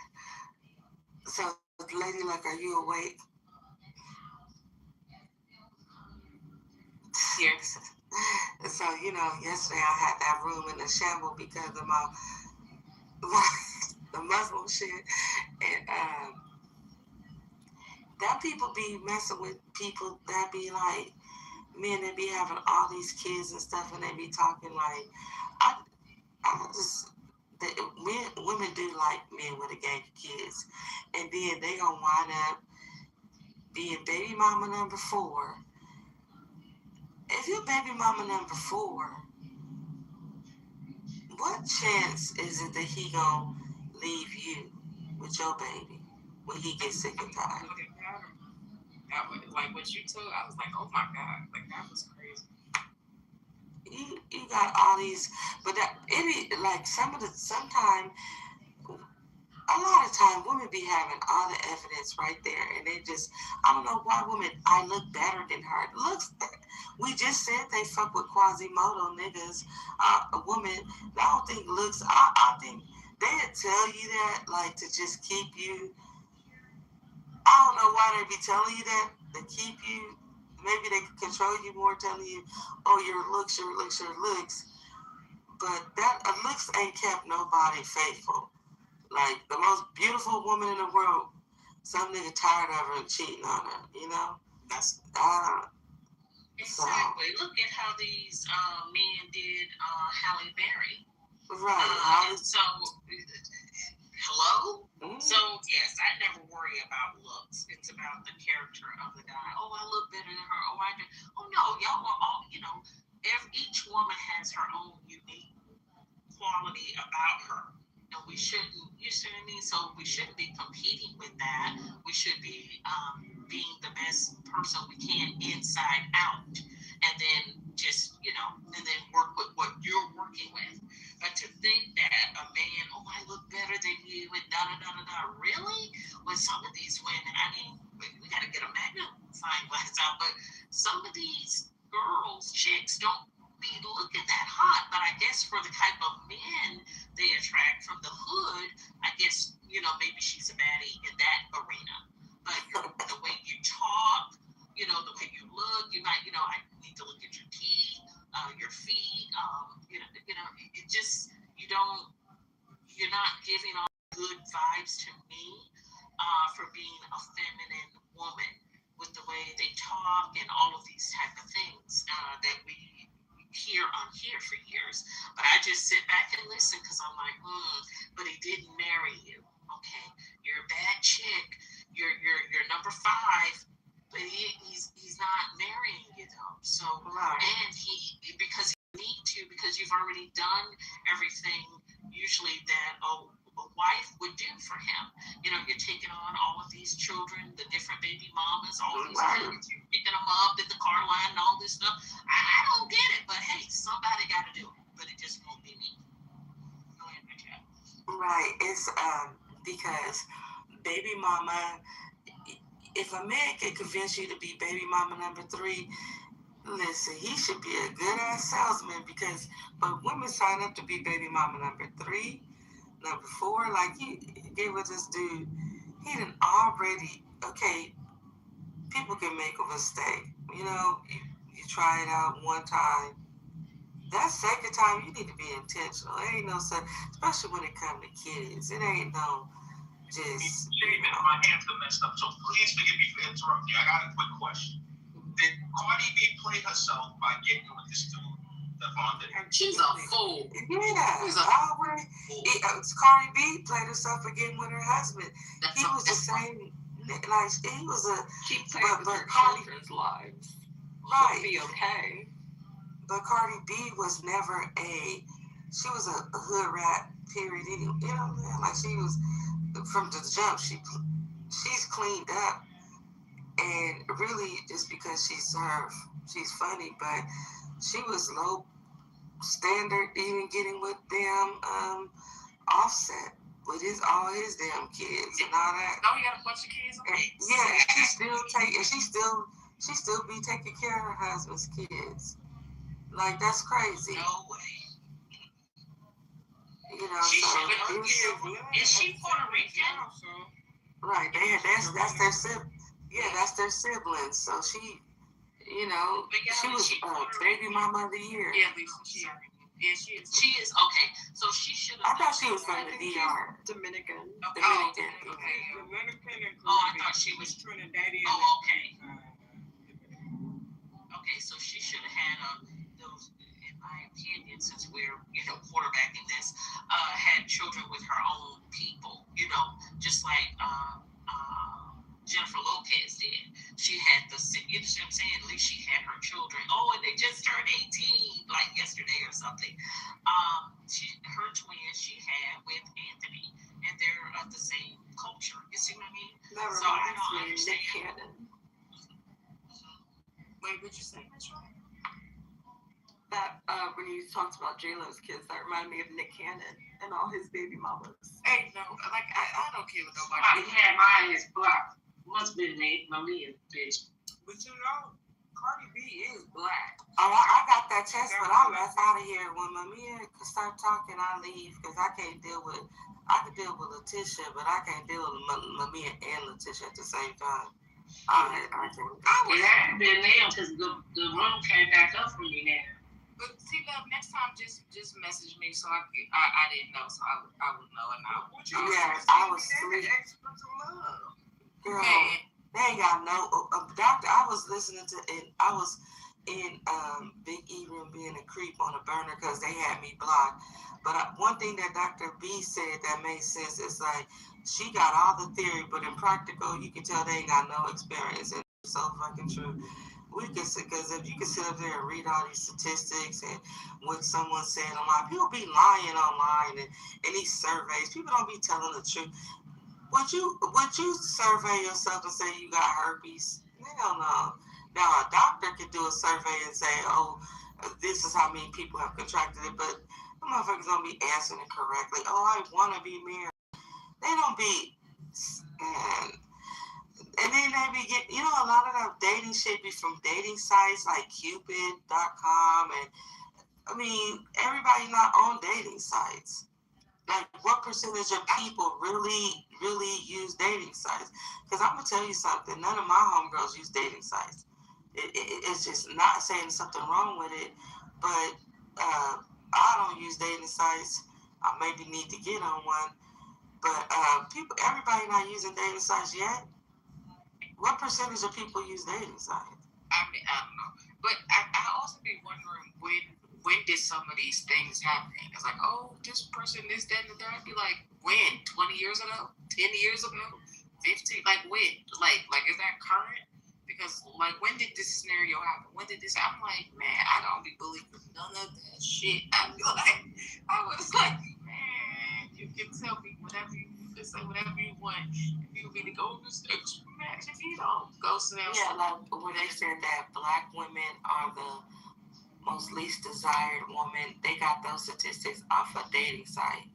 Ain't no Pew research asking are black women attractive. They got it off a dating site because they said that we get clicked on the least. But what type of black women are on dating sites? Do you think that beautiful, high value black women do need to be on dating sites, or is it going to be a certain type? Because on the online, it is a certain type of person that be on dating sites. If you're a black woman and you live in a black city, you just walk outside, there's going to be somebody trying to holler at you. So Mimi, I understand what you're saying, right? But like the way my understanding of statistics is like this: if you have truly a random sampling, let's say you ask 50 people a question. It's a real random sampling. That when you extrapolate that to 5,000 people, 50,000 people, the data tends to be very consistent if it's a truly random sampling. So the idea behind it is, yes, it's like, you have only X amount of women on dating sites, but the data should be consistent. And, how can it be consistent when it's a certain type of woman on the dating? You sample think is there's not. type of woman that is on. Yeah. So your point might be fair. Yeah. You're saying that it's not really random. Right, it's not random. Okay, it's only a certain type of men and women that be on dating sites. Okay, no problem. That's fair. There's people that would push back and say that it is like this all type of people. But you make a very good point. Think about pretty girls, right? Pretty girls. Let's think about because we're going to go from the low to the high. So if it was a sample, it would be like the most beautiful woman, most unattractive woman. Those beautiful women, they're not on the dating sites. They're not. You may get some cute girls because all they talk about is getting catfished, right? When they meet the girl in real life, she absolutely. She doesn't look as good as she looks in her profile. But so Mimi, here's the thing, right? Now, are you going to have exceptionally handsome, accomplished men on dating sites? The argument would be no, because they already have the figure. Exactly. So they don't need to be. So now we're getting to like and like. We're getting to average men and average women on dating sites. So that would be the concept. But Mimi, let's just. But they say all black women, or they say black women are the most least attractive because of what least desirable. Least desirable. Least desirable because of the amount of clicks that they get on that dating site. But it ain't even like, because there's dating sites. Stop letting them tell you that. That's not true. It ain't even blacks. Stop letting them tell you. I'm not, Nina. I know what I'm talking about. Okay. Nina, this is a data point that Mimi brought up. Nina. Right. Bring up the data point. Mimi brought it up. Right. And she's trying to rebut it. I'm just trying to say to her that there may be validity to it. No, but what I'm saying, because so the thing is, you got to look at what dating site they got that data from. They got it from Cupid.com. I ain't really even heard anybody in urban areas be on Cupid.com like that. And then y'all took that statistic off of Cupid.com and ran with it and said that we are the least desirable. And y'all be talking that. And then y'all even got white men saying that on podcasts and stuff. But when you go back and look at where they got that data, that survey that they did, it was off of Cupid.com, and it was black women on that site. It wasn't even Tinder. It wasn't Tinder. It wasn't. You would think it would be a website that it was more everybody on, but Cupid. Who y'all know that be on Cupid.com? Mimi, no problem, right? So Mimi, let's say for example, back in the days, when everybody was into short-term rentals, they had a bunch of short-term rental rooms. And let's say that there was a survey in those rooms of all demographics, which customer avatar is your most difficult to please and deal with? Do you know which one came up consistently? Really, and I'm being honest, Black women. Black women came up as being the most difficult demographic to deal with. And this isn't just a sampling of white people. It's not a sampling of Black people. It's like, you know, Mimi, like, all right. When you stop and you look at the stereotype of a Karen, what's a Karen? This high-pitched voice white woman that's gonna cry and she's gonna call and she's gonna get help and the world is gonna stop. What's the stereotype of a Black woman? She's gonna be sassy and aggressive. Strong Black woman. Black women, it's always preceded by strong Black woman. So we're talking about socialization. When men are looking to say, I'm looking for a mate, men have ideas in their head. They might say, yo, I got a fetish for Black women. I love Black porn. I would love to sleep with a Black woman. I've never been with a Black woman. Yo, that might be a thing for them. And they might be desirable in that way. But when we're talking about long-term relationships, the perception might be that Black women don't have the characteristics that you want in a long-term mate. There may be some validity to that idea.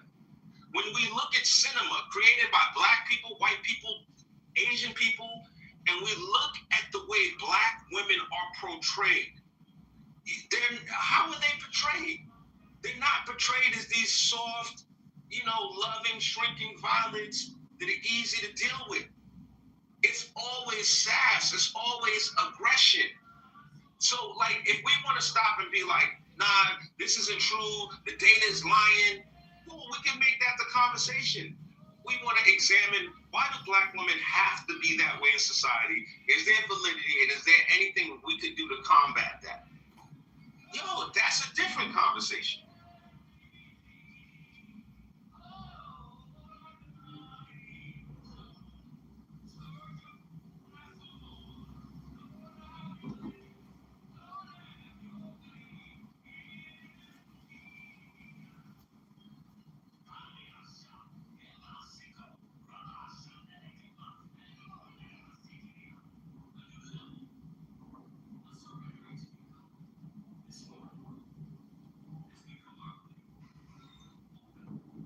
Well, I just don't.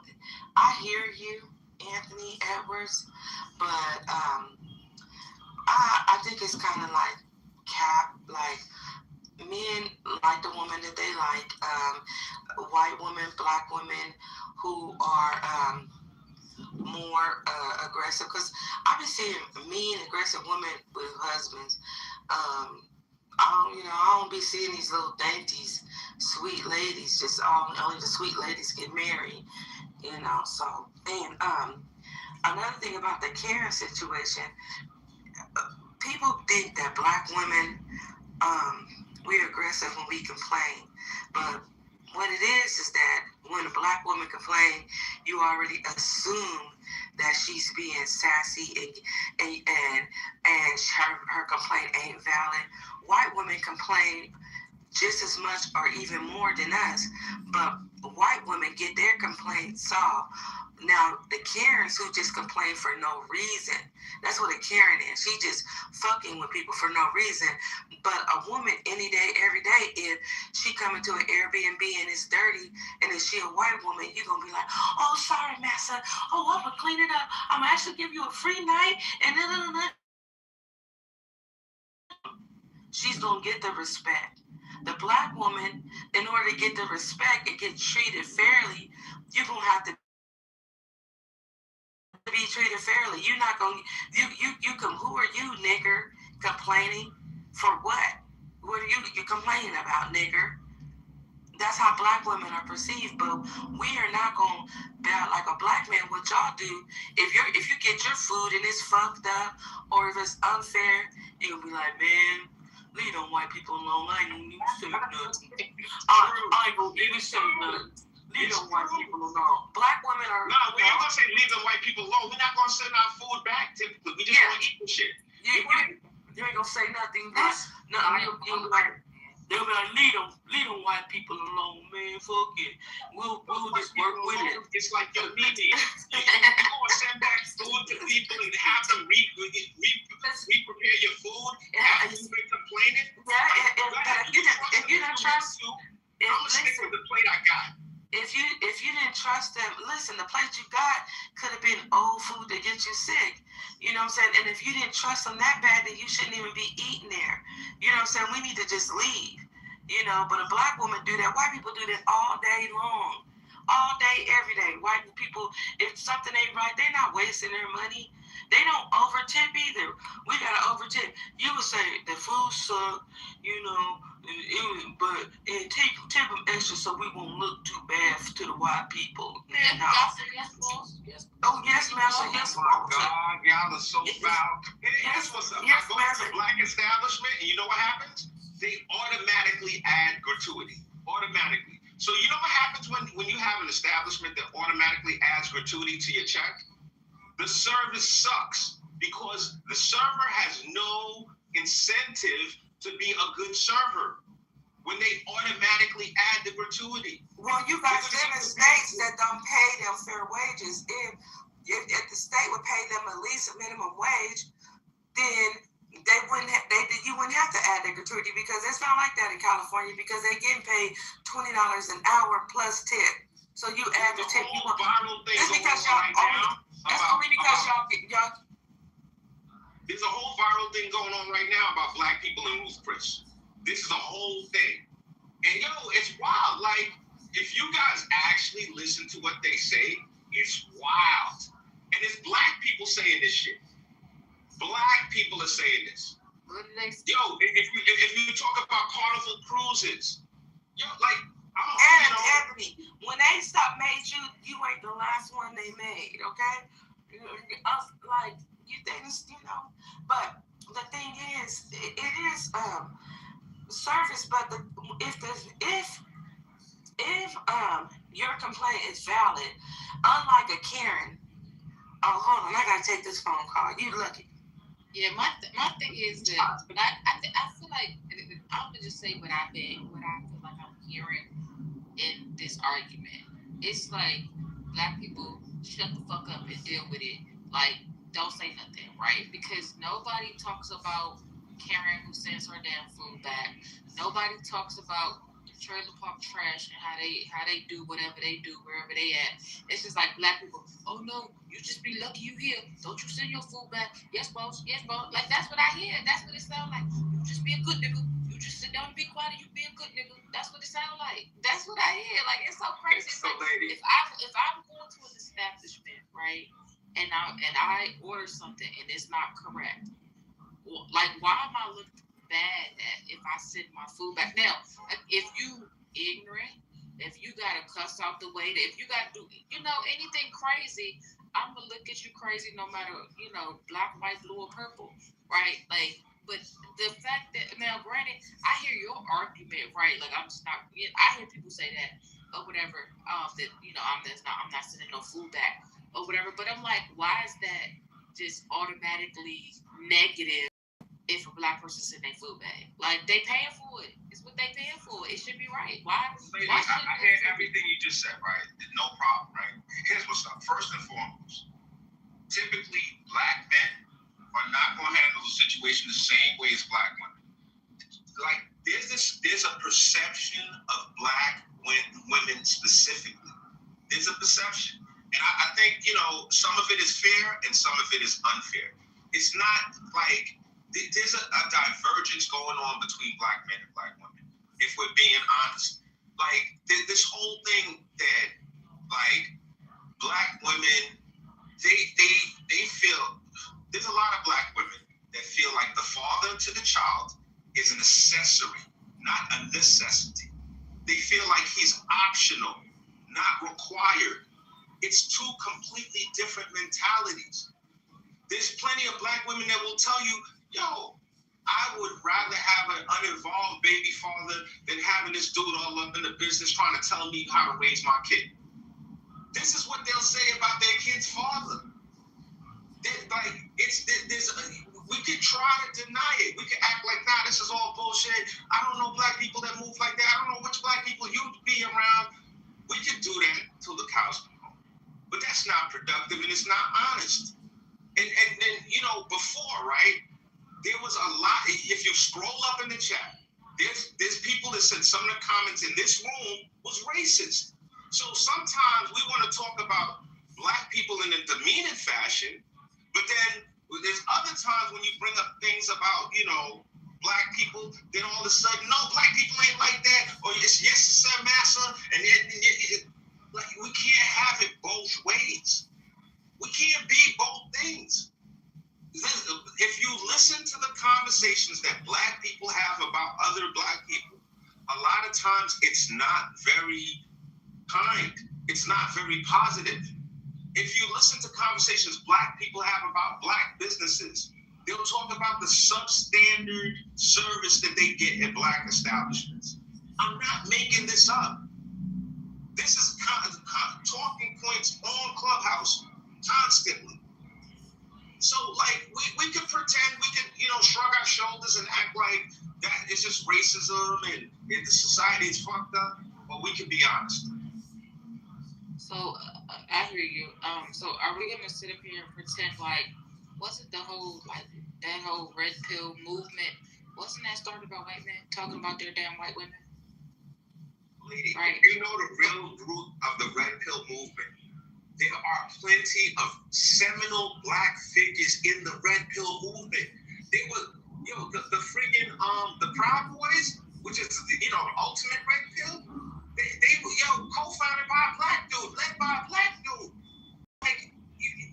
Just because we might not have been the dominant cats in that movement, didn't mean that we weren't integral to it. My whole deal is that groups of people, when they sit among other groups of their people, to act like they don't have certain discussions, and to act like, we the only group of people that talk about stuff.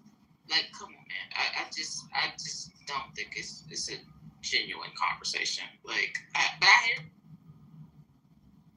just think so. Like, I got a friend who has dated white women, right? And I remember the first time he dated a white woman, he had certain comments. Maybe by the third one, he came back. He's like, I'll come to the conclusion. He even dated some other groups of people. He kind of like the whole rainbow, right? He's like, man, I kind of come to the conclusion women are women. They might handle things a little bit different, but man, when you outside, women are women. So everybody has their issues. Everybody has their issues, but I just think it's always this thing oh, black women are just so bad. Oh, it's always black women. Black women do this, and then we also never look at the root of where that stuff started. It's like it's in a vacuum, right? And then it's always what's so wrong with black women, but it's never this side by side comparison, right? I don't know. It's just I feel like we don't look at the root, and I feel like we also. It's oh, the black women are just so bad. They're so bad. But it's dang, then when we had arguments, when we feed into that about the black men, it's just oh, it's the same kind of thing. It's I don't know. It's just tit for tat to a certain extent. Yeah, and honestly, if we tearing each other down, and y'all know women are more emotional, you claim, which I don't believe, but if we tearing each other down, what make anybody with any type of self-respect, they're not gonna cheer for that person that's tearing them down. So if you hear black men all the time tearing down black women, and then you wonder why black women are not cheering for y'all anymore, and vice versa. Y'all, we both looking at each other crazy if you just keep tearing each other down. It's to me, it doesn't make no sense to keep tearing each other down, because it's just going to divide us further and further apart, because you can't trust a person who look at you like that. Like everything you do is wrong. Like everything a black woman do is wrong. Even fighting for her rights.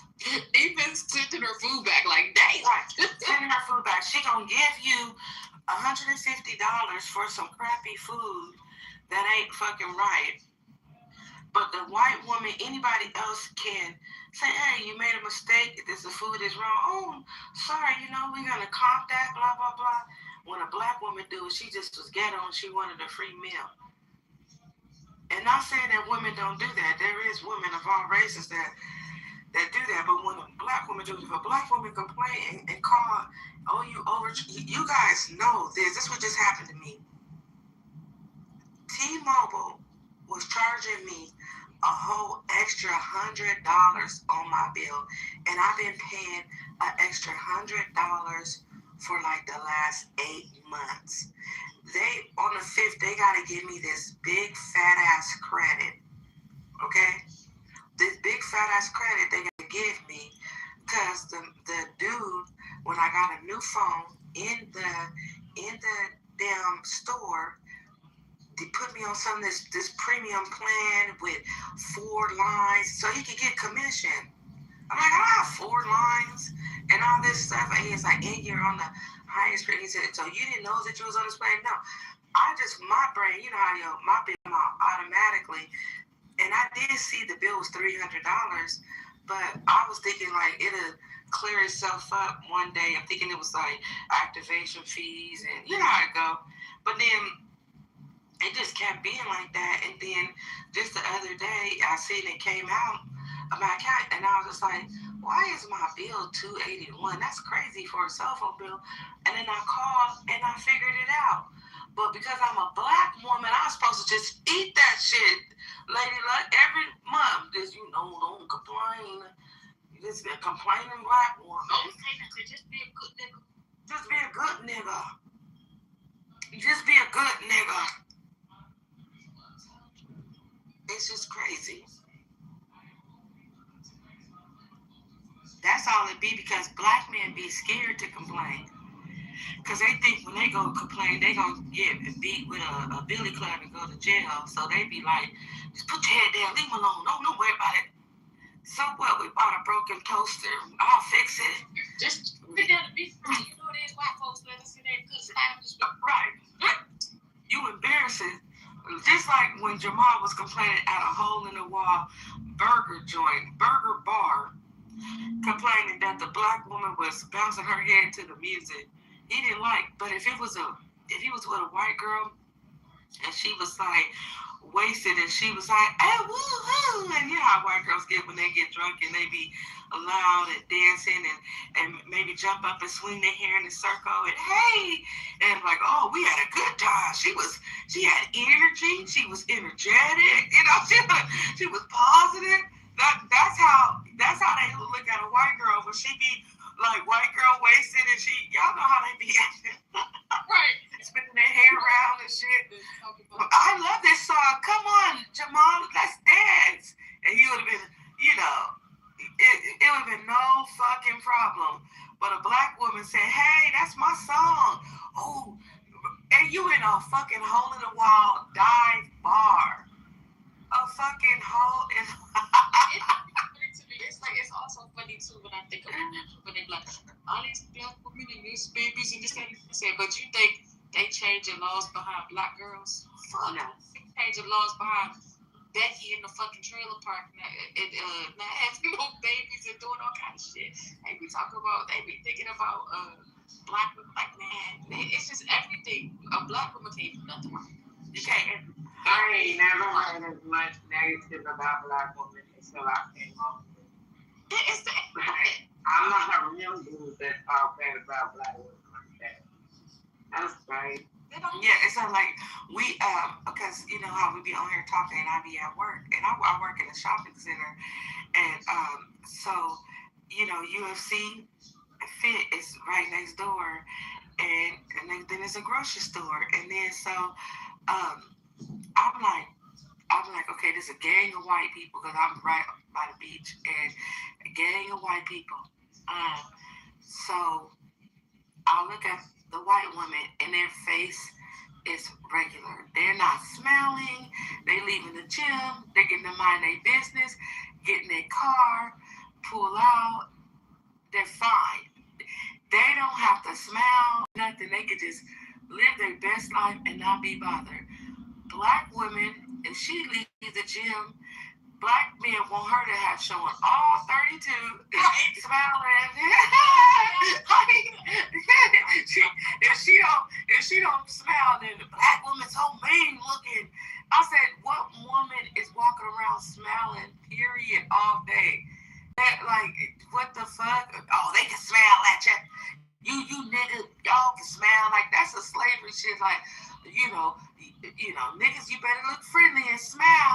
Like, black men be treating us like slaves. Like, they treat us like white supremacists. That's how they treat black women. We better check and job. Y'all better walk around smiling.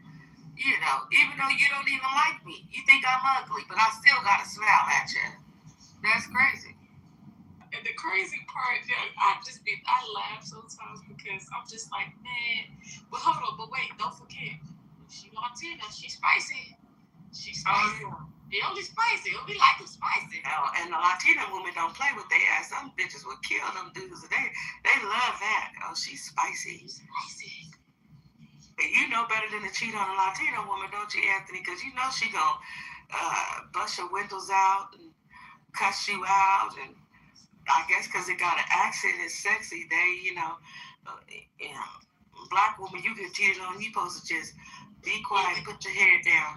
But if y'all look at these African short stories, because they probably come from Africa, honestly. These African short stories, y'all, these men would get a woman, and the woman ain't, if she barren, and so he'll just bring another woman in to have his kid.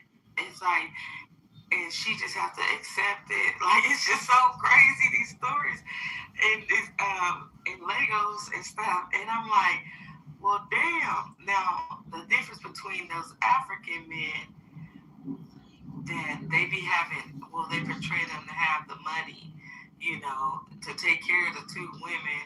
But one woman, she be so hurt and crying, the little fake AI tears and stuff. But these men would replace these women like it's nothing. It's just insane. Like, it's kind of cringy. Like, some of the things I like it. Like when the African woman, she'll move to Dubai and international be rich. And so the shows, the little short stories are good. But then some of them, like when they in the village and like one story I just seen where this woman, she moved to America, and her and her husband moved to America, and they left their daughter with her sister, and then she was paying the sister money, but the sister was mistreating her daughter.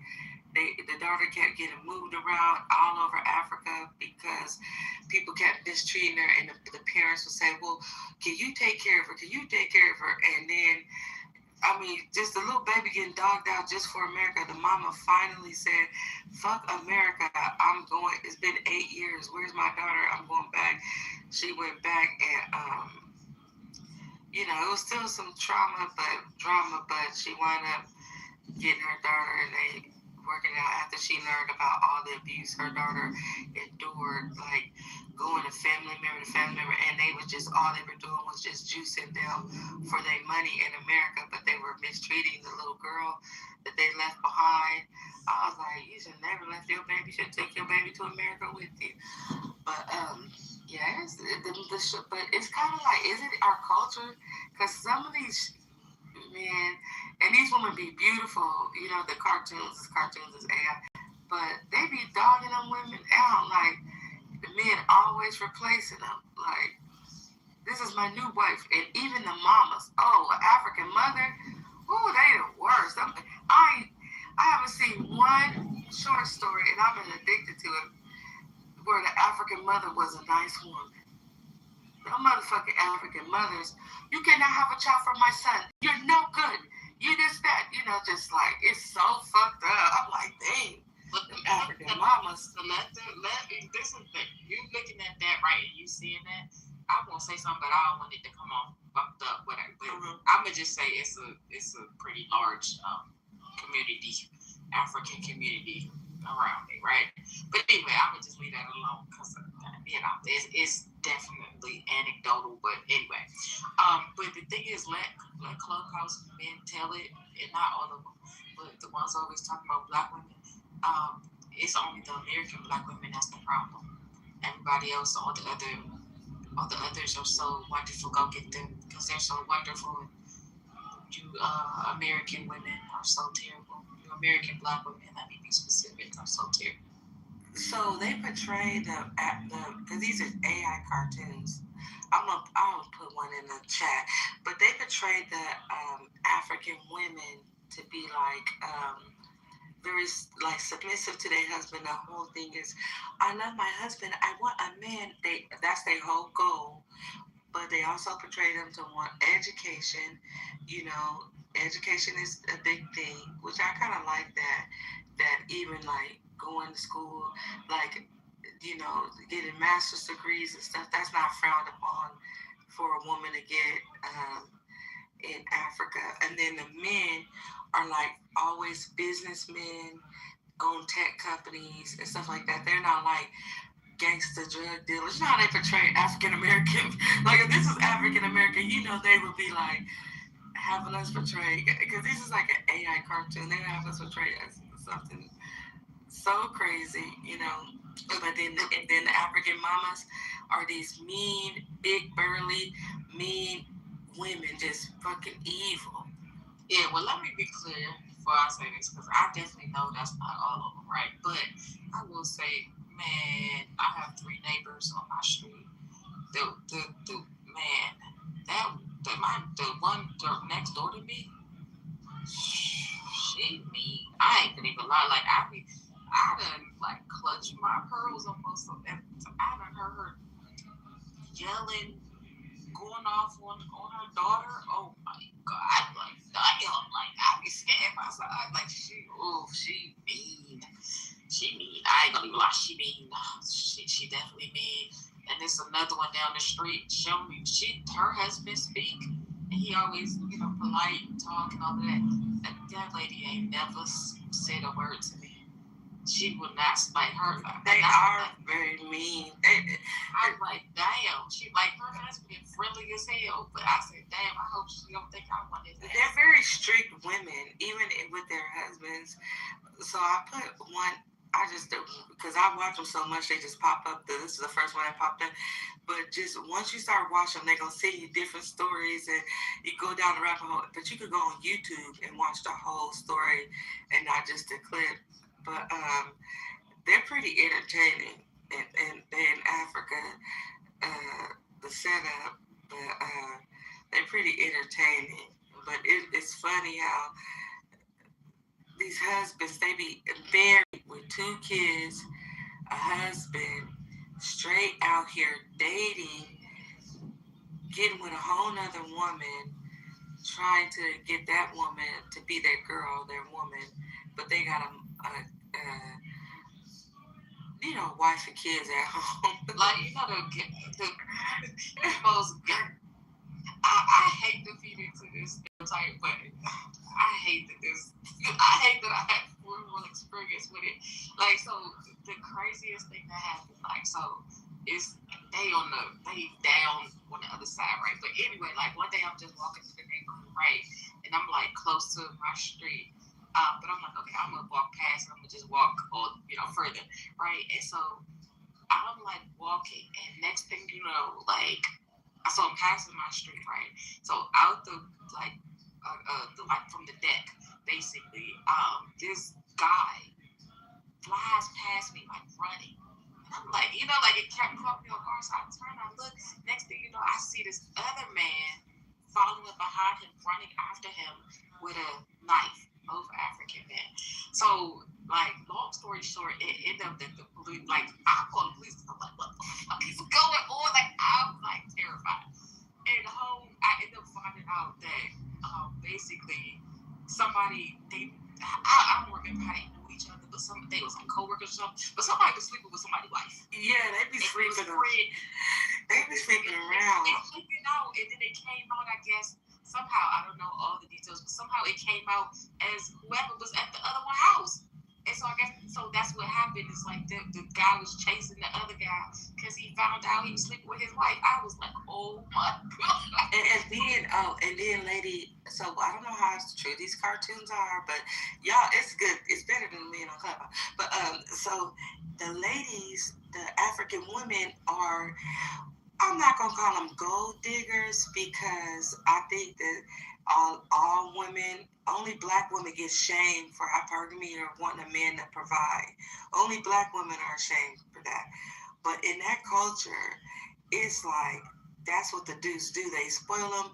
They take them to the shop in Dubai and buy them 5 Birkin bags, 5 at one time, because he was born into wealth, and then he still made wealth on his own, and that's all it is about. Oh, I have my boyfriend, he's taking me shopping and he's getting me, like the men, when they do pick up the woman and take her on a date, it's always somewhere nice, extravagant. Ain't no IHOP or no goddamn Cheesecake Factory. That I ain't never seen that portrayed at all in these videos.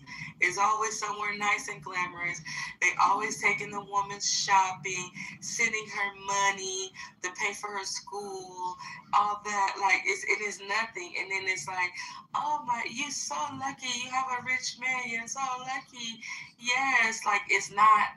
It's feminine. They don't look at it like, black women do that. We get treated like dirt. Like, it's so crazy. The culture is so different because, and the men know, and they called and said, did you get the money I sent you? Yes, thank you, baby. Thank you. It's just so crazy how, we are African. Y'all need to start doing that to black women, sending us some money, buying us Birkin bags and stuff. No. They can't do. Go ahead. They can't. They can't do that because they don't have what it takes. So they spend all of this time on social media, on this app for 6 seasons, trying to dumb you down and make you accept mediocre. They want you to accept their words and their 10-inch beans and nothing else. I thought that was so odd when I got on here the first season.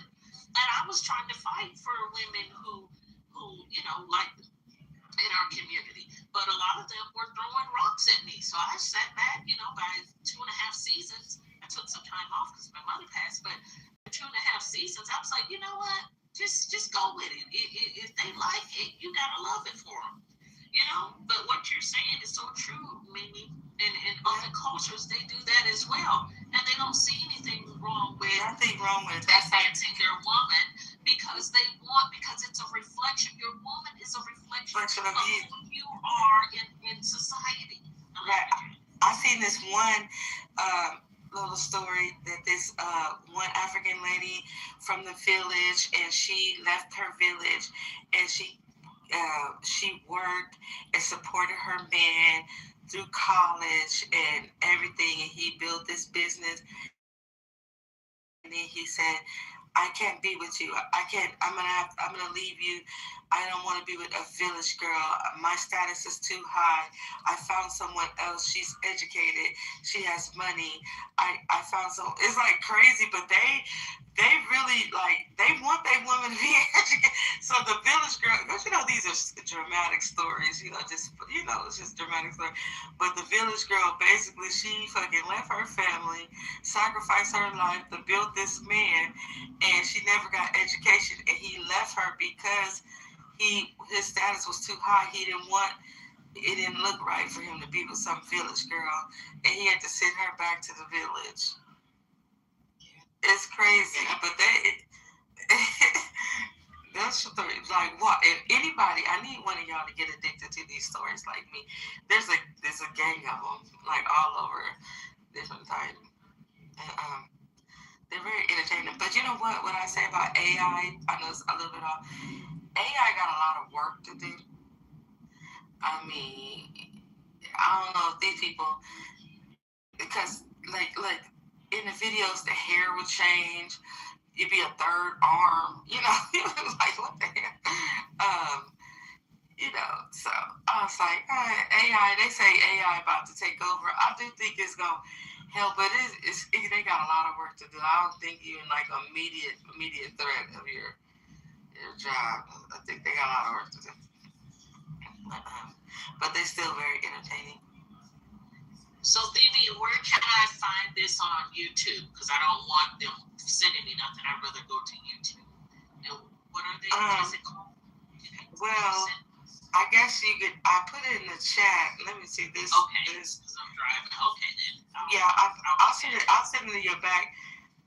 This lady is Tales of Abina, and that's her thing. This is a good one. And she was one of her short stories. She moved to Dubai and got a rich man. When she went to Dubai to work, at first when she was going to Dubai, I was like, oh shit, they about to show them getting shitted on in Dubai or something. But no, they didn't. Because Africans, they protect their culture too. They don't portray themselves to be some loser people like African Americans do. Even though that is some people, they do go get African women and do crazy shit in Dubai to them. But Africans got enough sense not to put that out. You know what I'm saying? They got enough sense not to portray themselves like that, because I think Africans own the Shade Room and Media Takeout or some shit, and they got scandals and stuff in their country and BS, but they don't put that put that shit on the Shade Room. They know better than to do that. They know better. Only black people don't know that you shouldn't dog your people out in public like that. Exactly, and especially the men. But I noticed when I came on this side, there's no covering for black women. I was going to say you all, but there's no covering. No, but I'm being funny. But there's no covering for black women, and I'm like, wow, this is how you get talked to. I mean, I just don't get it. In my real life, I've never been talked to and demeaned the way that these men do who have never met me. But it's okay because I'm not, they don't qualify. However, for the women that do like them and are race loyal, like you all are, they're very demeaning and they don't take up for you. They don't cover you. So I always thought that was weird.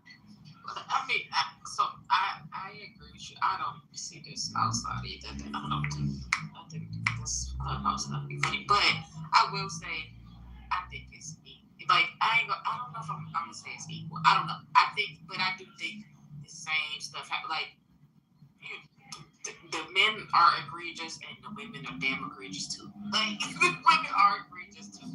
So I don't know. Like yeah, Clubhouse is interesting. It's definitely interesting, and I will say I don't think it's everywhere on Clubhouse, but I definitely think the men are egregious. I mean, some are egregious. And I definitely think some of the women are egregious too. Because the men disrespectful, the women disrespectful. It just be a lot of disrespect. I don't think it's just the men. I don't. I definitely see some things where I'm like, God dang, okay. I think they both egregious. I just tend to see, and I'm not saying they don't happen. I just tend to see more of the men bashing, it's more spaces where men are always talking about what's wrong with black women. I see that in more than I see the spaces where black women are just having rooms talking about everything bad about black men. So I think that's where I see the air quotes, I guess, inequality, if anything. It's just like it seems like every day, all day, it's rooms about something that's wrong with black women. I don't tend to see, and I'm not saying they don't exist. I'm just saying, I don't tend to see rooms all day, every day with a title about something wrong with black men.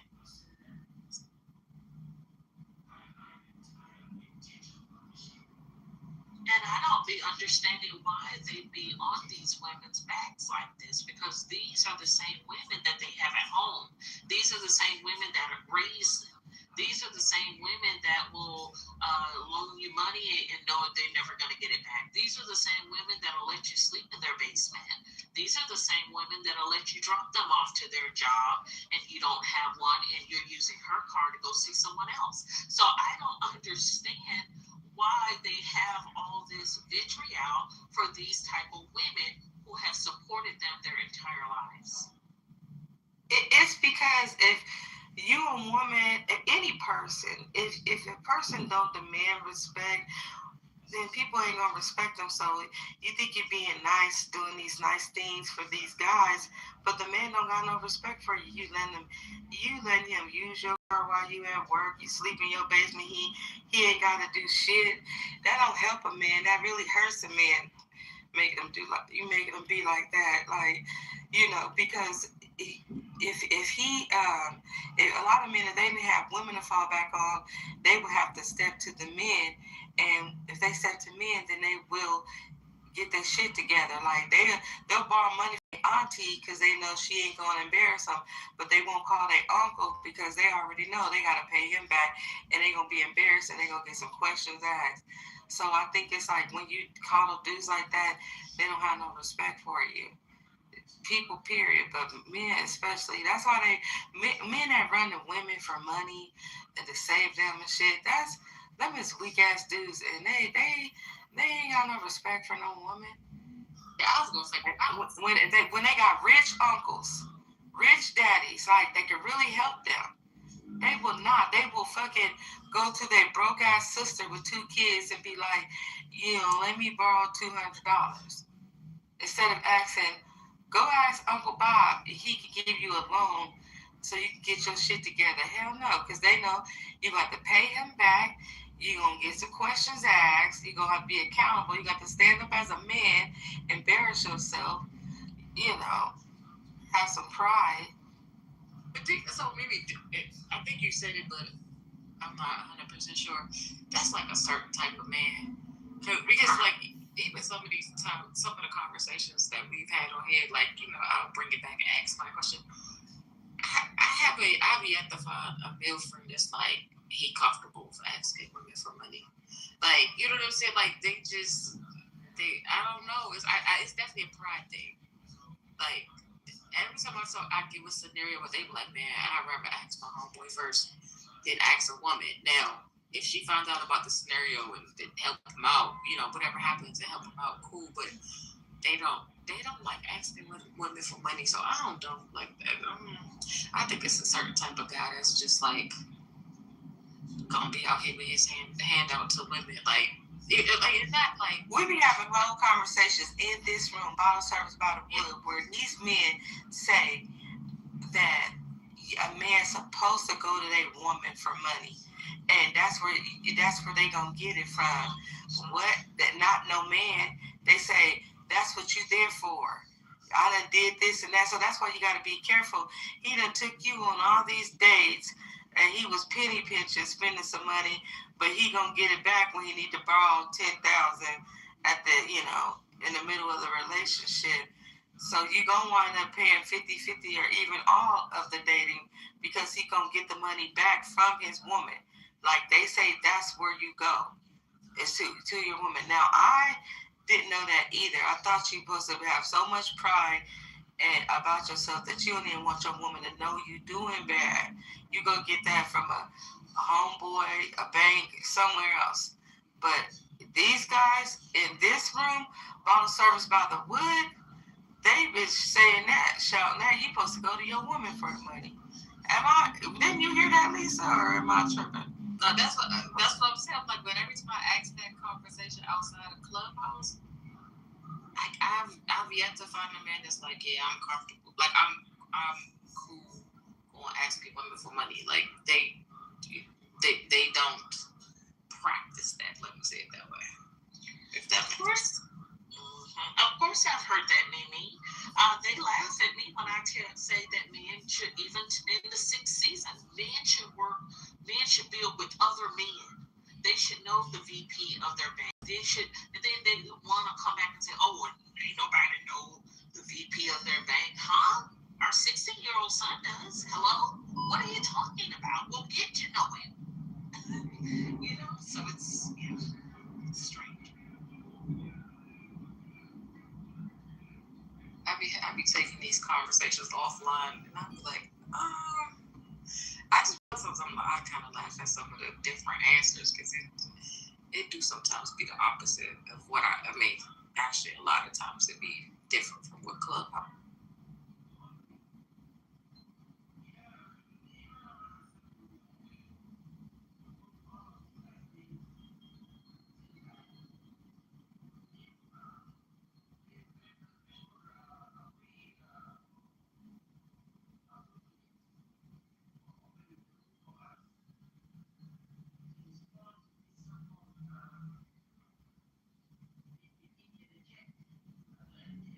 Maybe your friend is here. You want to deal with him for now? Oh, my friend. Your favorite grandpa. Oh, hell, that nigga's nasty. But y'all, it's really snowing down where in New York and shit. Like, it's really snowing. When is it gonna stop snowing, y'all? I don't know. I haven't paid attention to so I wonder if, well, I probably should check before I say it, but I was like, we got snow Sunday into Monday. You got snow where you at too?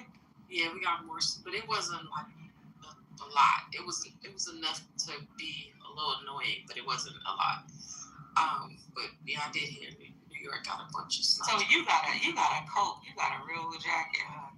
Oh yeah, we've been having. It was so much. Yesterday it was considered warm. It was 30s. Well, actually, the last week has been warmer than it had been.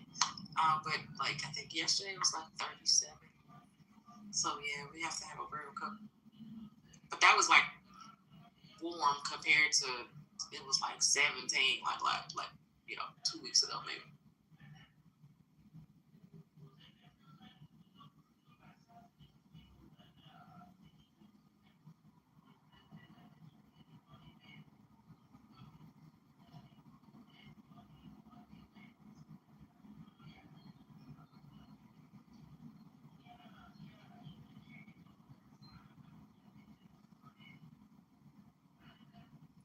Yeah, I'm just like wondering.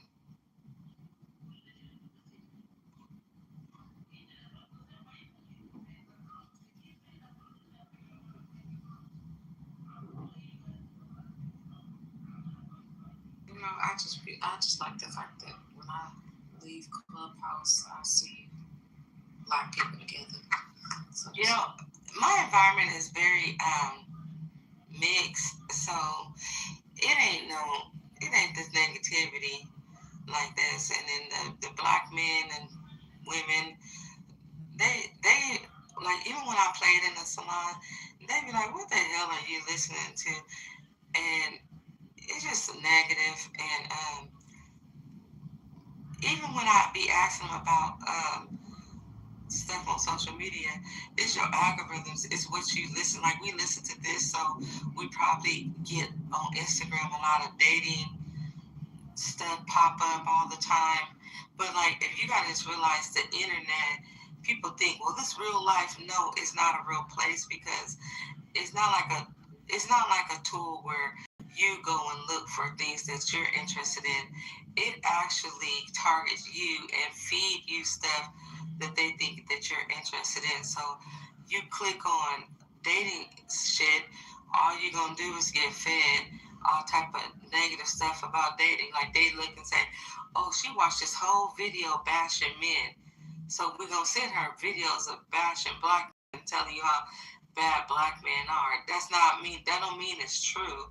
It's just that's how the internet use you, and people don't understand the internet. Like, now that, like, I'll be looking at these African short stories, that's all that's been popping up. All the little ones popping up on my feed, which I don't have a problem with. I really like. They entertaining to me. But yeah, so that's what's popping up. So you gotta just know that and be careful of that, because it's not real life. Like, it's whatever you're interested in. You look at something and you know, okay, she watched that whole video of this woman bashing this man, and so all I'm gonna do is send her that, because that's what she's engaged with. And then people be thinking, it's real life. Did you see on Facebook this happened, on Instagram this happened? No, that is what is feeding you. It's feeding you that. You know what I'm saying? Like, that's not what's really going on in the world. Yeah. And you get out the matrix and you go outside and touch grass, and it's not nothing like that. It's like regular people. You see, if y'all ever went out, if according to Clubhouse, everybody is a standard of beauty, everything. But do you ever go out and people watch and see the couples that it's odd? I was at the DMV yesterday. Oh, goddamn man. But I did get my life fixed in it. But it's all type of couples, shapes, sizes, races, and I mean, I don't know how they doing in life, but who cares? You know what I'm saying? People getting with people, it doesn't matter. I think people that's stuck in the matrix, it's gonna be a lot of people, just like that are a lot of people who are addicted to the internet and video games and the computer. I think they're gonna be fucked up. Just like you hear that? I'm up here talking to them, my Alexa. See, we fucking computers, okay? The computers is taking over our life. And so I think that just like when you take the computer away from your kid because it's too much screen time, I think adults is being affected just like a kid. Like if kid with too much screen time, they don't develop words, they can't talk. They could be on the computer and they can navigate that computer all day, whoop whoop whoop whoop whoop. But when you ask them a question, they don't have a vocabulary, they can't speak, they don't talk, they're introverts, they don't know how to deal with people, have social issues. That's the same with the adults. The people on the internet, all they do is they can speak, they can comment,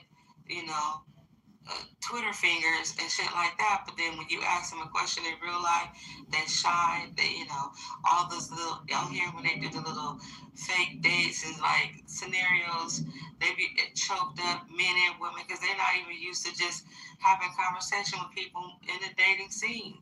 So I just think it's just the same as with little kids with the screen time. You got to be careful with it. And if you're going to be on it, know what you're actually on. Know that it's not real. Know know about algorithms and what is feeding you. Because it really is targeting you. It's feeding you. Whatever Yeah, no, I agree with you because I was gonna say I don't follow none of them relationships. I get that. However, I do get what you mean because since the whole 50 and T.I. thing, so since I've been I don't follow either one of them, so I had to go to their pages to listen to the T.I. stuff. I had to listen to I had to go to his page and listen to it, and then I went to 50's thing to see what ignorant shit he posted, and I'm like, God damn, now I'm getting all this T.I. 50 tiny, all of this stuff in my damn feed. I said, oh man, I done messed my algorithm up. Because as soon as I get on Instagram, I see all of this, I'm getting all of this tiny stuff in my feed, all of this tea. I'm like, oh my, and I never used to get that stuff. So I'm like, dang, all it took was one day of going to their page and now my algorithm all messed up. So yeah, I've been bombarded with that stuff now. I'm seeing all of these. I done got to the little daughter page. I didn't even know she doing all of this different. I'm like, oh my god. So yeah, my whole algorithm is now. But you see how it targets you? You clicked on one thing and then now that's all it's feeding you. But then when you explain it to people, now we all understand that, and so we can't say the internet is real because it's only feeding you what it think you want to hear. So that's not reality, But you say that to some people, especially some dumbass dude, they would think it's real. Well, no, I'll click on all type of stuff. And no, this is what's going on in the black community. No, it's not. It's what they feeding you. Black people, it's just like every other people, just trying to survive and live and do what they need to do. And y'all act like every day y'all see some ghetto black people in the middle of the street with swords fighting and women in the middle of the street with their 3 babies patting their weaves. And how often do you may see that? I don't see it. Maybe every other year or so. I never see it really, honestly. But I don't live in a super black town. But even I go to Houston all the time, and I may see something funny that's kind of weird, but it's where I'm at. in the hood, or the city, you know, in Westheimer, you know, at an HEB in, you know, in the urban, the city part, and it may be somebody walking there, but not everybody. The majority of the people are good-looking black people. You know what I'm saying? Kids looking good, everybody looking good, respectable. Then there's somebody that came from one of them hotels or something, walk up in there looking crazy, but it's not like. But the majority, over the majority of the people look decent. But we see that one person that's out of the line, and they be like, look how black women be looking. And you know the other thing, and I live in a black county, let me say it that way. So I do see a lot of black people, but I'm like, even, and I don't get me wrong, I know what the statistics say, right? But I'm like, man, the only unmarried people on my whole street, which is predominantly black, you know, black, American, Caribbean, African, whatever, right? It's me and one other person, one other lady, and I low key think she. I mean, I don't know. I think she don't like men. Let me say it that way. That's what I think. I don't know for a fact, but I'm leaning that way or whatever. She a newer neighbor, so I don't know her like that or whatever. But I'm like, everybody married. Literally, everybody is married. So I'm like, ow. So I definitely know what the statistics say. Don't get me wrong, but being in a very black county and just looking at my neighborhood, I'm like, it's not the statistic. It is. I don't know one. I'm gonna just say, in like, let's say 3 blocks of me knowing people, I don't know a single. I know, like I said, one other one. She don't have no one other unmarried lady. She don't have no children or whatever. But I don't know of these single baby mamas. Like, it's none. Like, literally. So I'm like, even that, I'm like, I don't be saying that when I walk outside. I see a whole bunch of families. So I don't know. Like, I don't live in an apartment, so I don't know. Maybe if I lived in an apartment complex, it'd be more. I really don't know. But I'm like, my neighbors is married. So I mean, like, I don't know. Like, just all of these, you know, stereotypes. I'm like, I guess I don't know.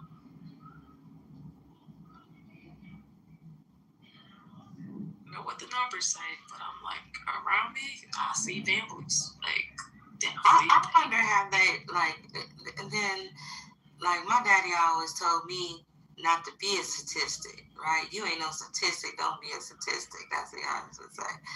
And so, fuck the statistics. That's what my daddy would say. You know, it wasn't a thing that black people really like, because they used to always beat us down with statistics and try to tell us who we are with their statistics. And so it was like frowned upon, like, fuck a statistic, you know? But now it seemed like black people define themselves off statistics. And then now, this is me with my conspiracy theory. I'm putting on my foil hat. So if this government that they claim that hate black people, they want to destroy them, you can't trust them for nothing, the government don't, why would the government give you real statistics? And if they know that that's going to really hold you down and lower your self-esteem, and they see how statistics are so important in the black community, why would they give you all these great statistics that will help you? How do y'all know that the statistics are real? Because, you know, I mean, and I know that's my foil hat. You know, I'm not saying, but because if a statistic tell you, it's a pretty good chance that you ain't gonna get married, right? Only 27% of y'all get married. Do you think that that's gonna make people want to work harder to get married, or say, well, fuck it, why try? You know what I'm saying? Well, why try? Well, why can't I be hot girl summer, and why can't I just live my life, get my degree, make my money? I ain't even worried about a man for nothing but casual sex, because I'm not gonna get married anyway. According to statistics, it's a far chance that you're gonna be married anyway. So, you know, you got a point. I think too. So I agree with you, because like I said, you want to know who, like, well, I don't know. They another one that I don't know what they are. So it's 2 white ladies on my direct street, right? I don't know if they, because it's Karen and Susie. That's what I call them, right? Because she definitely a Karen. But I don't know if they sisters or if they a couple. They ass ain't got, there's no man over there, and there's one white man, and his ass is single too. So like it's crazy because all the other people, the black people, they all married. But I'm like I don't know. So you know you might got a point there. It's like the opposite of what people, the stereotype or what people think. Two white women that I ain't never seen no man ever. Like I don't know if they a couple or not. I think she just nosy as fuck. I do know. And the white man, he a newer neighbor too, but it's only just him. He like a middle-aged white man. They definitely middle-aged white women. So I don't know, but all the black people, they all married. So I don't know.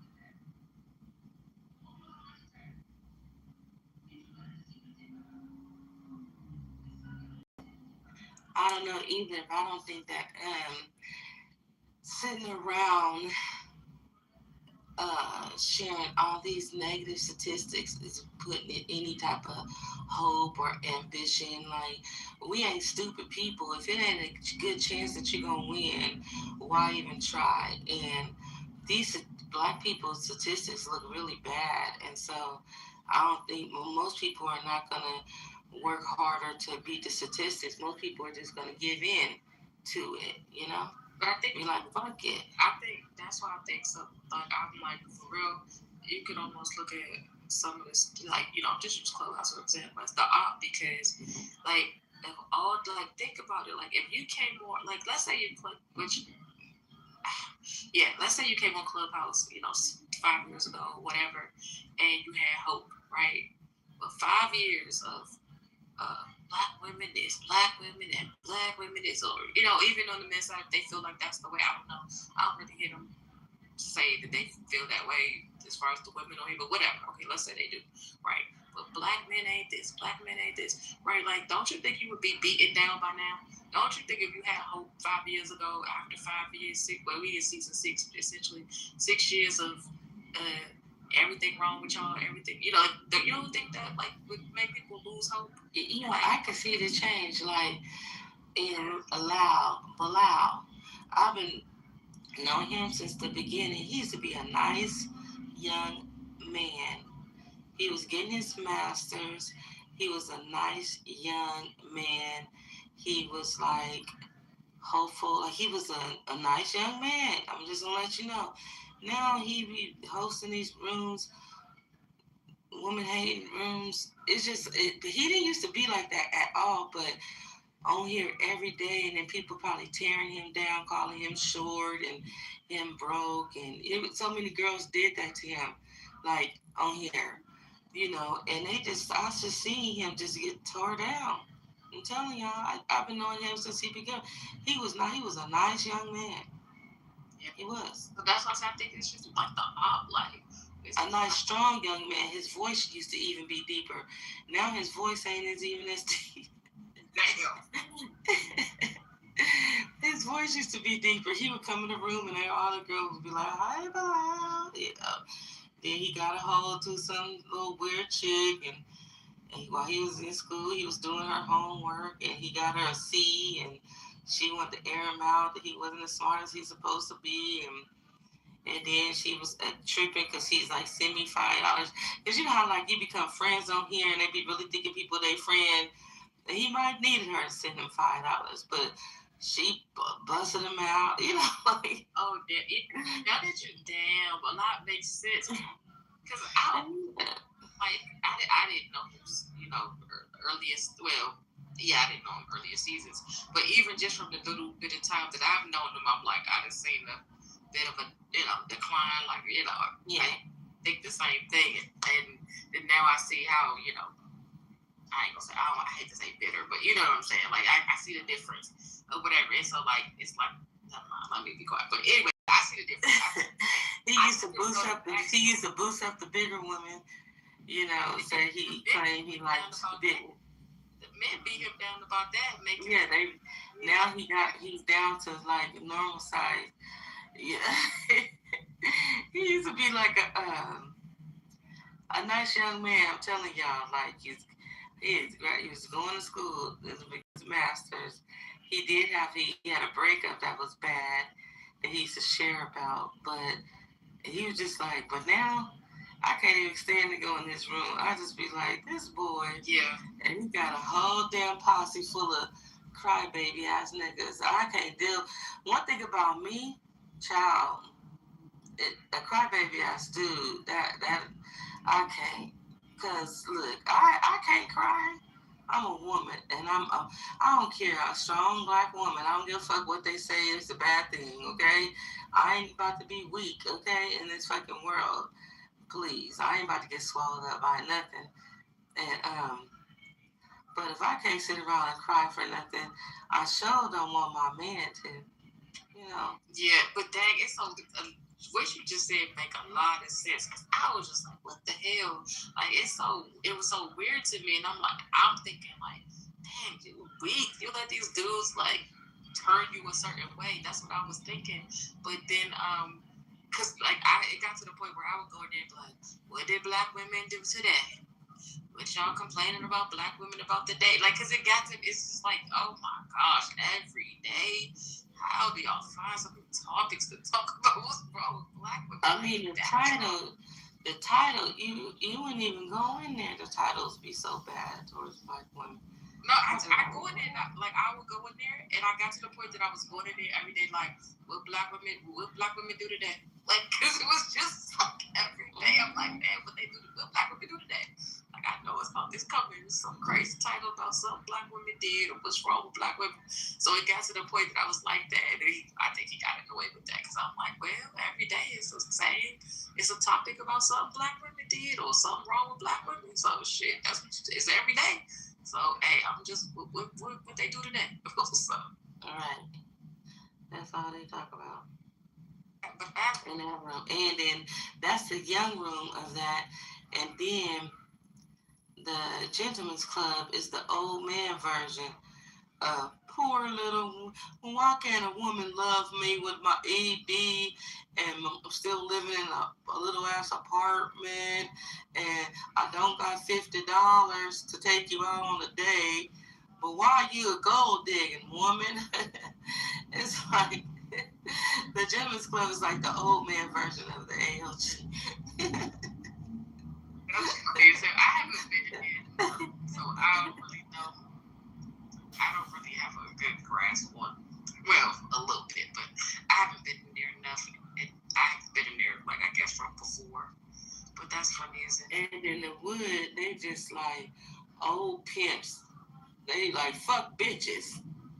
The old pimps, you stupid. It's just funny though. Because people call this a woman bashing room too.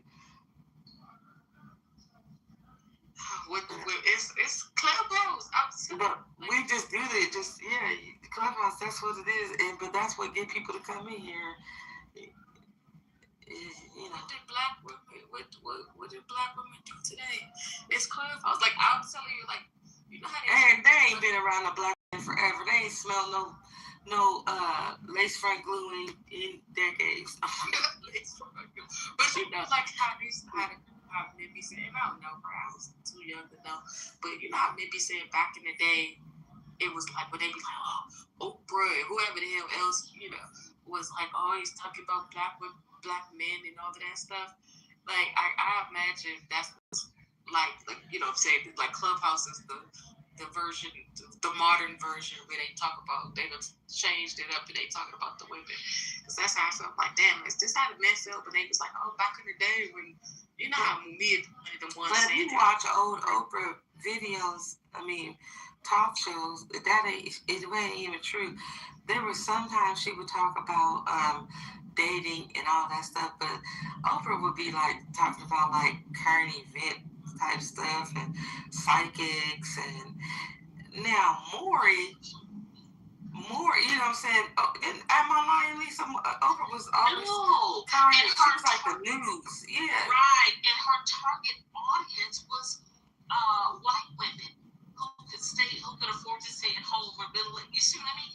Yeah. So why would she always? She wasn't always talking about black men and black people. Not at all. Right. The only black men she, Sidney Poitier and Michael Jackson, right, something and like then that. The guy that was I forgot his name. The president in Africa. She had them on there, but she liked them. She idolized them. Now we have magazines that talk about relationships. He's saying that, like, I don't remember. Obviously that I'm too damn young to know what the hell. If I was even born at this time frame you talking about, but y'all ain't never heard me say that.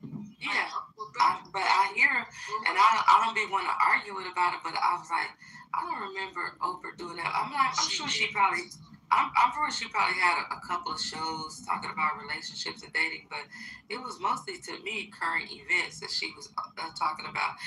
But we did have magazines that used to be talking about dating, and you would do surveys like Cosmo and stuff like that. But they weren't just targeting black men; it was just all men, And so, it was a lot of magazines like that you would look at that was talking about dating tips and what to do in relationships. We did have those. And back in the day, magazines was a big deal, You would, every time I went to the store, I would be begging for a fucking magazine so I can get the pictures out of it or read, stuff in there. So magazines was a real big deal back in the day. I want to know with the last 6 years we've been on here, they could have went and got these black men that complain could have went and got a degree by now. You know what I mean? They could have done their income should have increased in 6 years, but they're still on here with the same rhetoric. Even the ones that say they're fit and work out and all that, they still have the same mindset, and that's what's sad. Some of us women have evolved. I've went to real estate school. I've gotten other certifications. My son's moved. Now he's in high school. People have evolved. People have gotten new cars, trucks, property, women. So what are these men doing besides being on here all day? Get off of here. Get a mentor, like I told you, season 1. And elevate, get around new people. If you're the smartest person in the room, you're in the wrong room. We always encourage our son to find the most brilliant people to be around because they will help elevate you. I think that I'm brilliant, but I need people around me who are more brilliant, who will challenge me, who will allow me to go to the next level because I still want to go to levels. Now, if you're satisfied where you are, then this spiel isn't for you. But I'm just surprised that you'll have the same talking points 6 seasons later. I'll add my check. Yeah. No, I hear you, Lisa. I was. Oh, you on stage? Why the heck is you typing in the chat? I'm trying to. Well, again, I don't know, but I know I have heard him say it so many times. Nobody had this smoke, but when they talk about black men and this, Oprah and this person and that person and this thing used to talk about black men. So I'm like, I don't know. That was before my time. I don't care enough to go look and try to find it or whatever. But he always have that talking point. So now they're able to switch. Now it's their time. It's the men time to vent. You're like, well, women used to vent, whatever. And I'm like, well, if Oprah's audience was the white people, white people, right? White women or whatever. So, what was the other one? He said, I think it's Ricky Lake or something. I don't know, but she wasn't black. And I'm like, so I don't know who her audience was. I don't know. I was too young to be watching some damn Ricky Lake. So I don't know, but I don't know. I gotta. If I had the capacity to deal with 2 more hours of him, I would ping him in here. But I don't have the capacity to deal with no more of him for now. But the next time he is here, having the media show, I'm gonna ask him about his stats, that whole thing that he loved to drop and talk about. And like, well, why is it an issue when I talk about it? Why is it a problem now? Y'all had your time. I'd be like, man, I don't know. I mean, maybe it happened. Let me not say it didn't happen. He's brought it up. I'm sure he got some data somewhere, but no, I think like Ricky. Wasn't all about elevating. She was about she was about elevating, and even the Black community. She was about. Now she did sometimes have like shows like I think about history. It was some shows that talked about certain topics, or maybe someone was set on fire in a marriage or something. But that's one part. Like it was just an interesting story. She was like a news lady, like she was like a news. But now Ricky Lake and Maury, you would think they would have more smoke for them in the Black community, because they used to, especially Maury would carry the Black community. Yeah, with them. But hold on, so and I can't. I feel like there was a period of time. So like I feel like my great grandmother used to watch Maury, but I used to love me some Maury. It was I think it was a period of time where he started doing them paternity tests. If I remember correctly, I don't think it was always that, because I know my granny wouldn't have been watching that. Like, but I remember, for whatever reason, I remember Maury as a little kid, but I know that it was not about no paternity test. My great grandmother would not have been watching it. So I'm like, it just would, I don't know if like, whatever, he ran his course, and then that was the way for him to stay relevant. But he didn't always have shows. I'm almost certain of it. I probably can Google to find out. Yes, you're right. He did. Okay. Yeah, like I remember my granny watching Maury, Jenny Jones, Ricky Lake. I felt like Ricky, and they had all race people, but they also used to have a lot of Black people on their shows, because the Black people wanted to go on the show and cut up. And they would get the ratings, and they would go on there, Ricky Lake, Maury, Jenny Jones, and they would cut up. Oprah, he act like every day Oprah had a show about bashing Black men, and that is not true. Like, it was was kind of boring to people, because it was just current events. It wasn't enough mess. It wasn't enough drama. Black people. That's why she didn't target them. She never, So exactly. But I just don't try to get off and I'm like, I'm like, that's not Oprah. I remember, and I have all of her seasons because somebody bought it for me for my birthday one year because they know I loved Oprah. So it's just like, no. And again, I don't know, And then The Color Purple. Let's talk about The Color Purple, because I never knew that was a man bashing movie. Don't talk about Black Heart, but I'm gonna be honest, I have never watched The Color Purple from start to finish ever. Like, I've seen people like little snippets, but I like somebody might be watching it, like maybe I came in on it, but I have never actually watched The Color Purple. I just think it was just a movie about back in the day, old times, and it was just a deal with it. I never thought that it would turn into this. The Color Purple is just bashing Black men. But, okay, because there's movies like that. What is that movie, Fences? Ain't that the same kind of movie as The Color Purple? But there's old movies where women weren't treated right because they didn't have rights in all races. But I just thought that was just an old movie like back in the day. But I never knew that was like. I'm gonna be honest, that's one of my favorite movies too, by the way. If I put it on, I'll watch it 2 times. I will watch it. So now I got to go get my Color Purple out. But anyway, I always felt bad for Celie because this depicts, in the way these the men who are like this, they remind me of Mr. They want to keep y'all down, and that's why I was coming on here trying to, take up for Black women, because I don't like the way that Black men generally treat Black women. That's why I won't have one of them. I just don't like it. It's like they're a slave. They got to be everything. They got to, even though their shoulders are more petite than theirs, they got to broaden those shoulders. They, because they have to take the brunt of the family because these weak men won't do it. So So so that's maybe it's bringing some flashbacks for them. But Mr. He was a lot like a lot of these men we've had to endure over the last 6 seasons on CH. Yeah, but Mr. was the only mean man on The Color Purple, right? Mr. and then the dad that sold Celie, but the rest of the dudes was just back in the day. But this guy said that Oprah did more of a number on the community than Maury. And I'm like, what did Oprah do? I really would like for them to explain it. I just think that they hate successful Black women. Like, that's why they hate Kamala. They hate motherfucking Jasmine Crockett. They hate Oprah. They hate Rihanna. They hate Black women that are successful. They do not like that, especially if they single.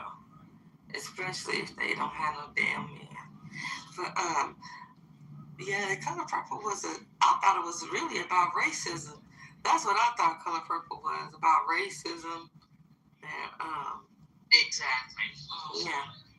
And telling the story of how Mr. had the nerve, and this is what some of them promote on here, had the nerve to have Celie as his wife. Now, he didn't want her. He picked her, but she wasn't his chosen choice. His chosen was his side piece, Miss Avery, Suge Avery. And her real name her last name, I think, is Avery in real life. But anyway, that, and then the audacity of him to bring his mistress inside the home. A lot of them would love to do that. Listen, I just told you with the little African short stories I've been looking at. That's what they do. They got this wife, and on the stories, these wives are beautiful, but she can't make them a baby, or they want another woman, another wife. They just bring the new wife in, and she gotta just move over. Remember that scene on The Color Purple? And this is true. People need to pay attention. When Celie came and the kids seen her and they hit her in the head with a rock. Yes! I knew you were finna go there, and that's another thing. A lot of women these days endure all these kids. Right. And raise them, and then the kids are just nasty to her. Yeah. And you getting dogged out by this man's kids you taking care of. Poor Celie. Now, he did run after Harpo with a belt. He did. Harpo, come back here. Because he was like, this your new mammy. And then they like, that ain't my mammy. And boom, hit this lady and then oh, baby, I felt so bad for Celie. For so long, I couldn't watch anything that he was in, the actor. Because, I was like, oh, what's his name? Like, I never seen Roots. I never seen Roots before. I never seen that. Oh, you haven't? Oh, you should. Oh, you're gonna want to watch every. And I remember, like, it was at school or something, and then we got a permission slip that we couldn't watch it, and then I never watched it. I never seen Roots. I never seen. Did you see Beloved? Yeah, I've seen Beloved. I read that book too, Beloved, and but it's another what is it? It was another African movie. This guy, he got so mad at me. Oh, it's Kunta Kinte, I think. That's a movie called Kunta Kinte? He's depicted in Roots. He's the main character. Oh, yeah, no. Okay, so it's another Black movie then. Shaka Zulu. I've never seen Shaka Zulu. And I was talking to this dude, you guys. I promise you. See, what it is that he just judged me about my environment. That's all it was. Like, and some dudes be intimidated by things about you, and so he, because I didn't like Good Times, and I never seen Shaka Zulu. He was like, "Oh, you ain't Black enough for me." Like, he basically didn't want to talk to me no more because he thought I was not woke enough. You know what I'm saying? But I did. But you know, y'all, I talk too much, and so I did say like, I don't listen. I said I don't watch Good Times. I don't want to see black people struggling and hungry all the time. And he was like, they was never hungry in Good Times. They always had food. They wasn't hungry. I was like, well, they was always poor. Couldn't pay. What was their problem? They couldn't pay their rent every month. They had a problem. He got so mad because I said that they was hungry, and then he got mad. I said I don't like to watch slave movies, and he's like, Shaka Zulu ain't no slave movie, and blah blah. Now, mind you, this same dude, he'll still hit me up today from time to time, talking about what you doing. But I was like, fuck you. You gonna diss me like I'm not woke enough because I didn't like the fucking Good Times, and I ain't never seen Shaka Zulu. You seen Shaka Zulu before, Algebra? I haven't. We off of it.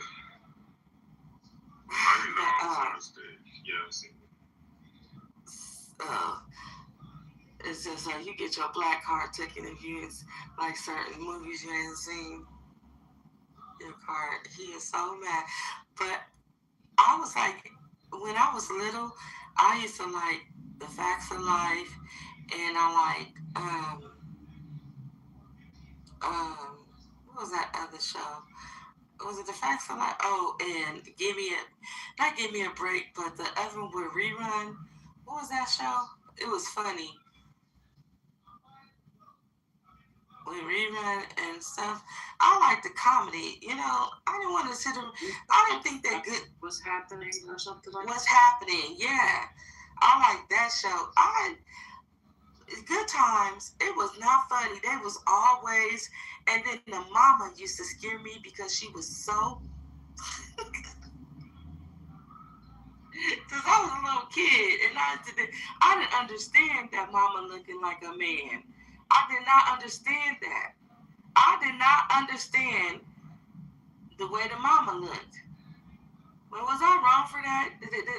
Did she match any of our moms?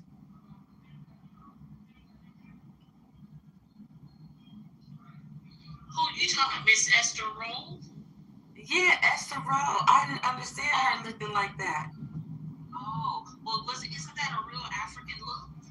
With the afro, she wore her natural hair. Yeah, she was a darker skinned lady. So and I think she was from Haiti. I think she's Haitian.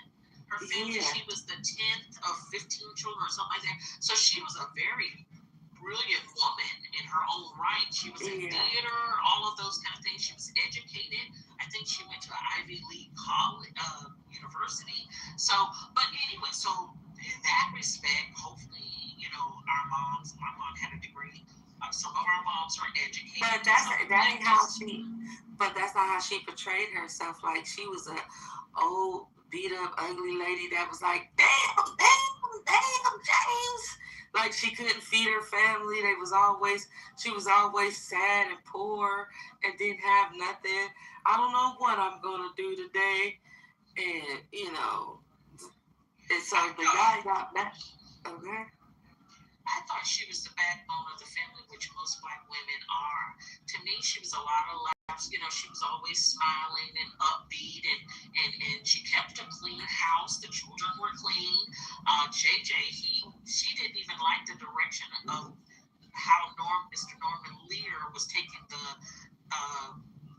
family. That's why she got off of there, and Mr. What's his name? James Amos, he got off of there too.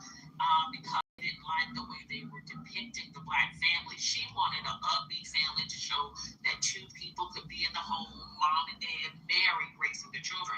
Because at first they weren't going to give her a husband, but she fought for that. So that's how Mr. James Amos came along. But anyway.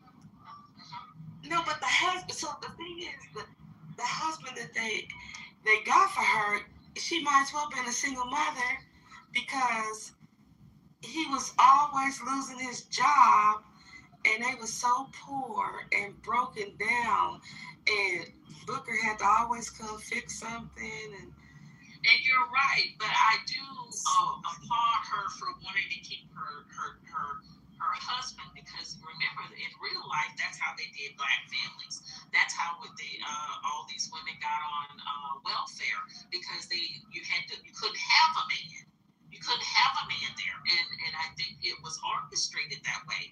But she chose to raise her family with her husband, and so it's sad to me that a lot of women had to choose between having their man there with their children and being the covering, as to opposed to getting rid of him in order to get a little welfare. So I applaud them for keeping the family together and raising the children together. And outside of him being a jokester, he was quite brilliant. He was an artist, and look at that work that he did. And so finally, they were able to sell the artwork, and a lot of times that's what helped them pay a light bill or get some food. He would give back and give to his mom. So that's how I seen it. I thought it was a positive. Being that it was in Chicago projects, it was as positive as it could be. Depicting them, not as positive as they could have been because of the writers. The writers were white men. However, within the scope of things, I thought it was positive that they all stayed together. That's what I'm getting at. I like my job. I mean, I get it, but as a little kid, I didn't understand that. Y'all want me to tell y'all what I was really thinking? Go ahead, Mindy. When I was a little kid, I thought that mama was so ugly. And I used to think that they were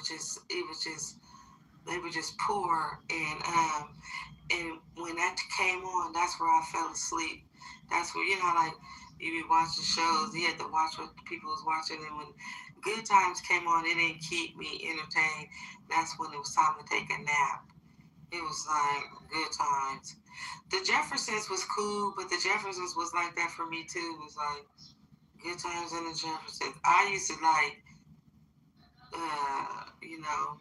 Facts of Life and Give Me a Break and what's the other one did you tell me? I used to like those, like, them kind of comedies like that, I used to think, so the guy, he got so mad because I didn't understand them living in a project. You had a mom and dad, the kids looked like they were all grown, and they still, we ain't got no money for, what was every month they couldn't pay their rent? What was it?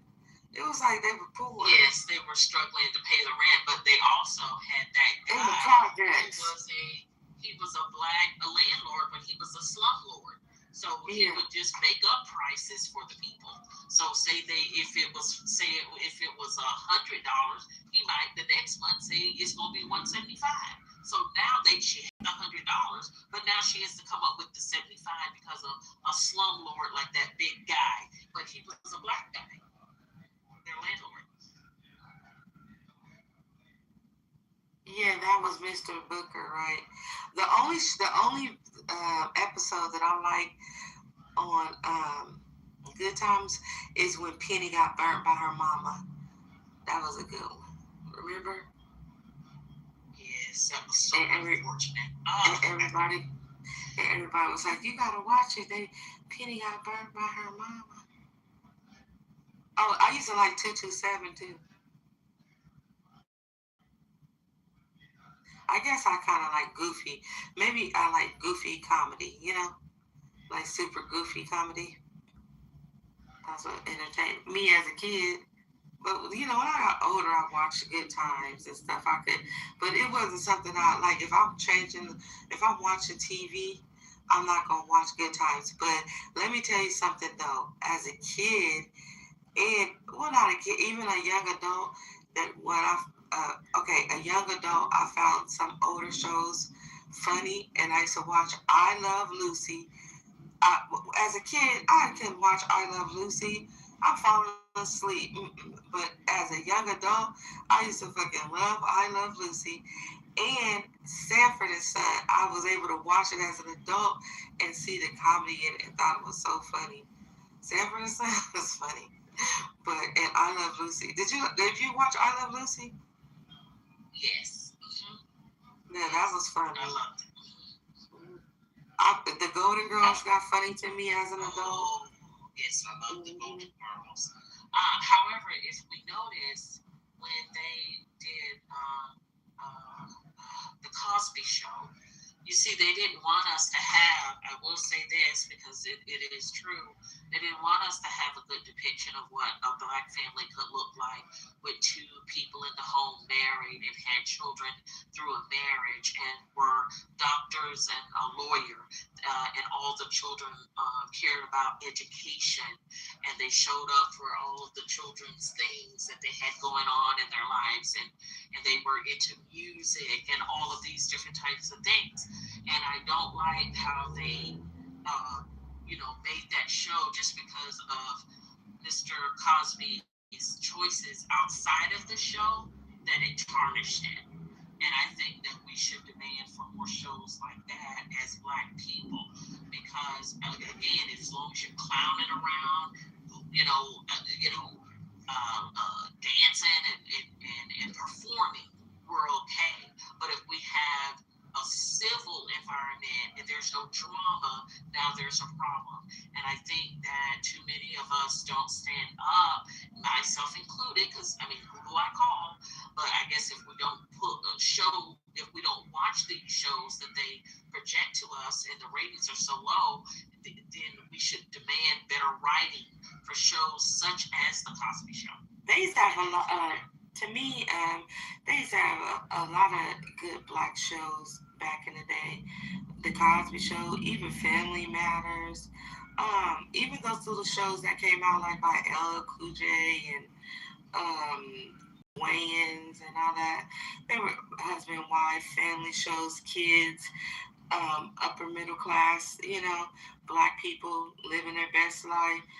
But I don't know why they changed that. They just changed it. I used to love the Cosby Show because my uncle was a doctor and his wife was a lawyer. So even though that was on the Cosby Show, but that was like our real life too. Oh, that's like our uncle. Because we have an uncle, and I think that they mimicked, because they went to a HBCU, and then I don't know what medical school he went to, but his it's somewhere in Tennessee, but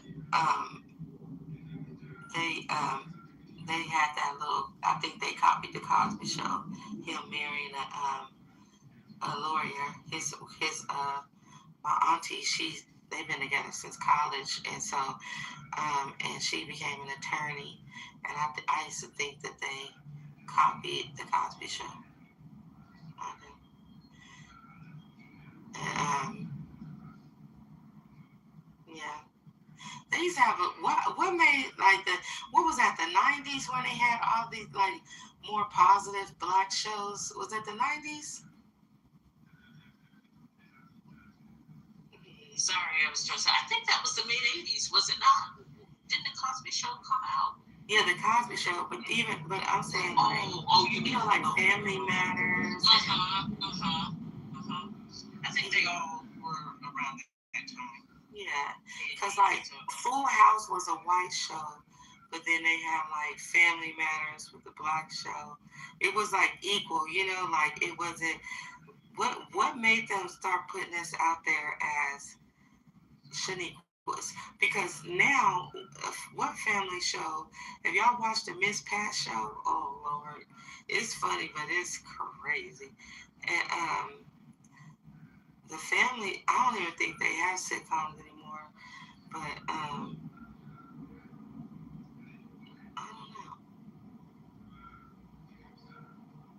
know. But they don't have those good wholesome family shows where you could just let your kid watch it and don't have to worry. Like our parents did not have to worry about us watching Urkel. You know what I'm saying? Like they could just go into the kitchen and do what they needed to do. Because now you gotta Man, your kids sit in front of the TV. You gotta see what the hell they watch. You basically can't let your children watch TV. And I'm glad our son doesn't even like TV. He doesn't have a TV in his room, and we only have one TV in the home. And I'm the one who watches it. He doesn't watch TV. A lot of people don't. A lot of kids these days don't watch TV. They do not watch TV. But maybe you know what? You know what changed us a lot was NWA. NWA, because then they started doing on Boys in the Hoods and Colors, and then stuff changed. Stuff changed after that. It started that reality, like showing the reality of the neighborhoods instead of just this clean cut, So it's like reality rap where they were showing like what's really going on in neighborhoods, and then shows used to mimic that. I blame it on NWA. Oh, okay. Well, to me, I blame it on parents who, are letting these children get, if you have a boy, in my opinion, why would he need an earring? I wish my son would ask me about an earring. Why would he need to be tatted? Why do we need to see that he wears Calvin Klein underwear? Why? You see what I mean? We've never dressed him urban, because I don't even like urban. We were always dressed classic, preppy. That's how we were dressed as children when I was a child, and we dressed our son that way as well, and he still does it. Doesn't own any Jordans, not doing it. If he wants Jordan, we can do Jordan stock, but so he can become a billionaire like Mr. Jordan, but we're not going to do any shoes. He doesn't need that kind of thing. What he needs is a brilliant mind and experiences where it can take him and position him to be one of the top 10% in the world as a man. That is what he needs. And so to me, a lot of times, these women, they start dressing these boys, I guess the way their dads or the kind of man they want, chains and all this kind of mess, but these children can't spell Nike backwards. I don't get that. So that is on the parents, and usually these single moms that are doing these kind of things and getting these boys everything they want, but yet they don't have a brain. So now they're not going to have the education to go be an engineer or in tech, in STEM. They're going to have to steal or be on the street and all of these kind of things. That is on us as a community. I land my job. Yeah. I think rap music really influenced it. They don't totally influence it, but it's a little, like, because that's when stuff started changing. Because I remember, what era was that when Black people used to wear dashikis and medallions and African earrings? Y'all remember that? Like the red, the black, and the green. Is that the Panther? Is that back that time? No, it was when I was a teenager, and this was the style. It was the style to wear African colors, African medallions. You would go like to the swap meet to go get your African necklaces and earrings. And Algebra, are you awake? Maybe it was a West Coast thing. Algebra. What era was that when we used to wear African medallions and dashikis and stuff? The 80s? The 80s, we were in elementary school though, algebra. Yeah, someone else is even saying it. They said the late 80s. I thought we were in high school, at least junior high. No, don't. Our area, I don't know about you, but we had a couple things going. You had the whole Black liberation generation was when you had the Panthers, but then you had also from the music, you had the Public Enemy. Yeah, remember Public Enemy? So they was pushing Queen that. Latifah. Yeah. They was pushing that from the East Coast to the West Coast. And like I said, we had, like Lisa said, we had the Panthers here pushing it heavy. We got it from both ends, from the music and local revolutionary culture. But yeah, I remember the mid to the late 80s. We had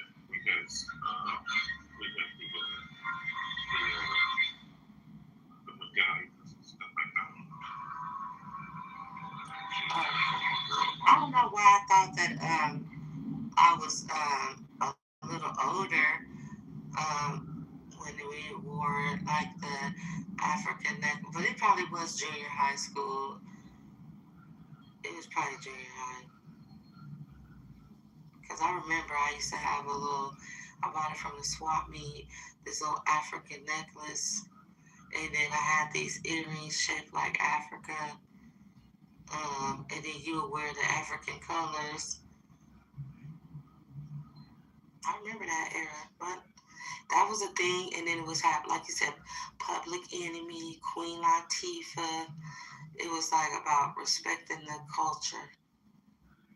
And then it just flipped and went to gangster rap. It just flipped and went to a whole different thing.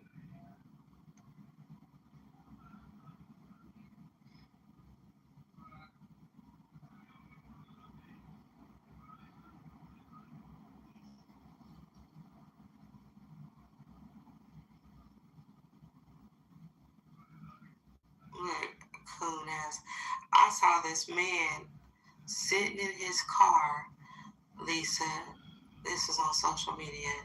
He was so stressed out. He hated his wife. And when he get off of work, he just sit in the car for hours because he didn't want to go inside the house because he hated his wife so much. But he couldn't leave her because they had a 50-50 relationship, and he said that he can't afford to live on his own right now. And so he just can't divorce her because she basically helped him pay his bills. Like, he wouldn't be able to live. He's thinking about, like, where am I going to live? How can I live on my own? I was like, that's why it's good to be 100% man. So if a woman leave, you know that you can make it on your own. He was like, I was like, damn. But I wonder once she see that post, she gonna kick his ass out. And see me, but yet, however, they say something when I say that's why a man should have his own. That's why a man should make enough the way he wants to move around and work. And see, if he could move. He could leave her. See what I'm saying? But again, they're going to make it the woman's problem. When you always have to fault a woman for something, that's a you problem. That's a man's problem. You should never be in the position in your life as a man, in my humble opinion, and always blaming a woman. But what's wrong with you? What's wrong with your 2 feet in your brain? I don't get it. Me either. I guess this room done died out. Coon ass. Was you here the other night when Coon was talking about his sex life? That was crazy. And then Biggie was like, this is a crackhead. Crack kills.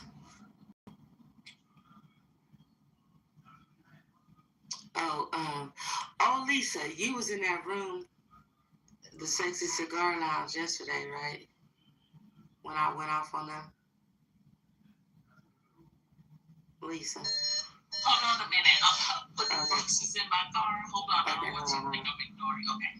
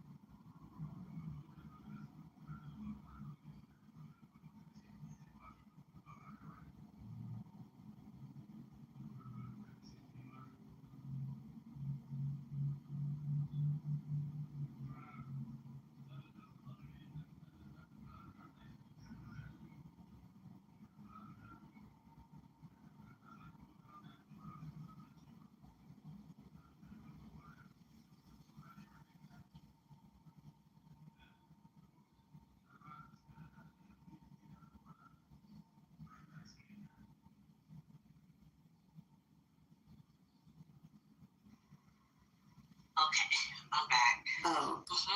So you was in that room when I cussed that girl, the people out yesterday? Yes, I didn't know what was going on because I had put my phone down and I was like, oh my goodness, what's, you know. Because that dude, Neil, every day he come into that room and he talk about Muslims, the Muslim religion, and he talked negative about it for no reason at all. And I don't really practice no religion, you know what I'm saying? But yes, I agree. That is disrespectful because when people talk about Christianity and stuff, if I can, you know, if I'm on stage or something or in the, I will be like, okay, Jesus ain't got nothing to do with this. Keep him out your mouth, you know? Right. So yes, that's disrespectful, and for this to be the season where, you know, Ramadan. Yes, that's very disrespectful. It's so disrespectful, and he do it every single day, and they so-called Christians in there, and they think it's funny and that it's okay. And I'm like, that's crazy. Like, some things on the app you just don't play with. I said, if I came into a room and would talk about Christians and God like a dog every day, you know what I'm saying? Y'all would look at me like I'm crazy. Like, I guess this crazy girl don't get the hell up out of here. Like, you don't do that. Some people would probably report it. Like, if you're a Jew or an Arabic or any, you know, any other religions, it would be reported because you're not supposed to be doing that, talking down or creating hateful scenarios and things of that nature on here. It's not what this platform is for. Right, and so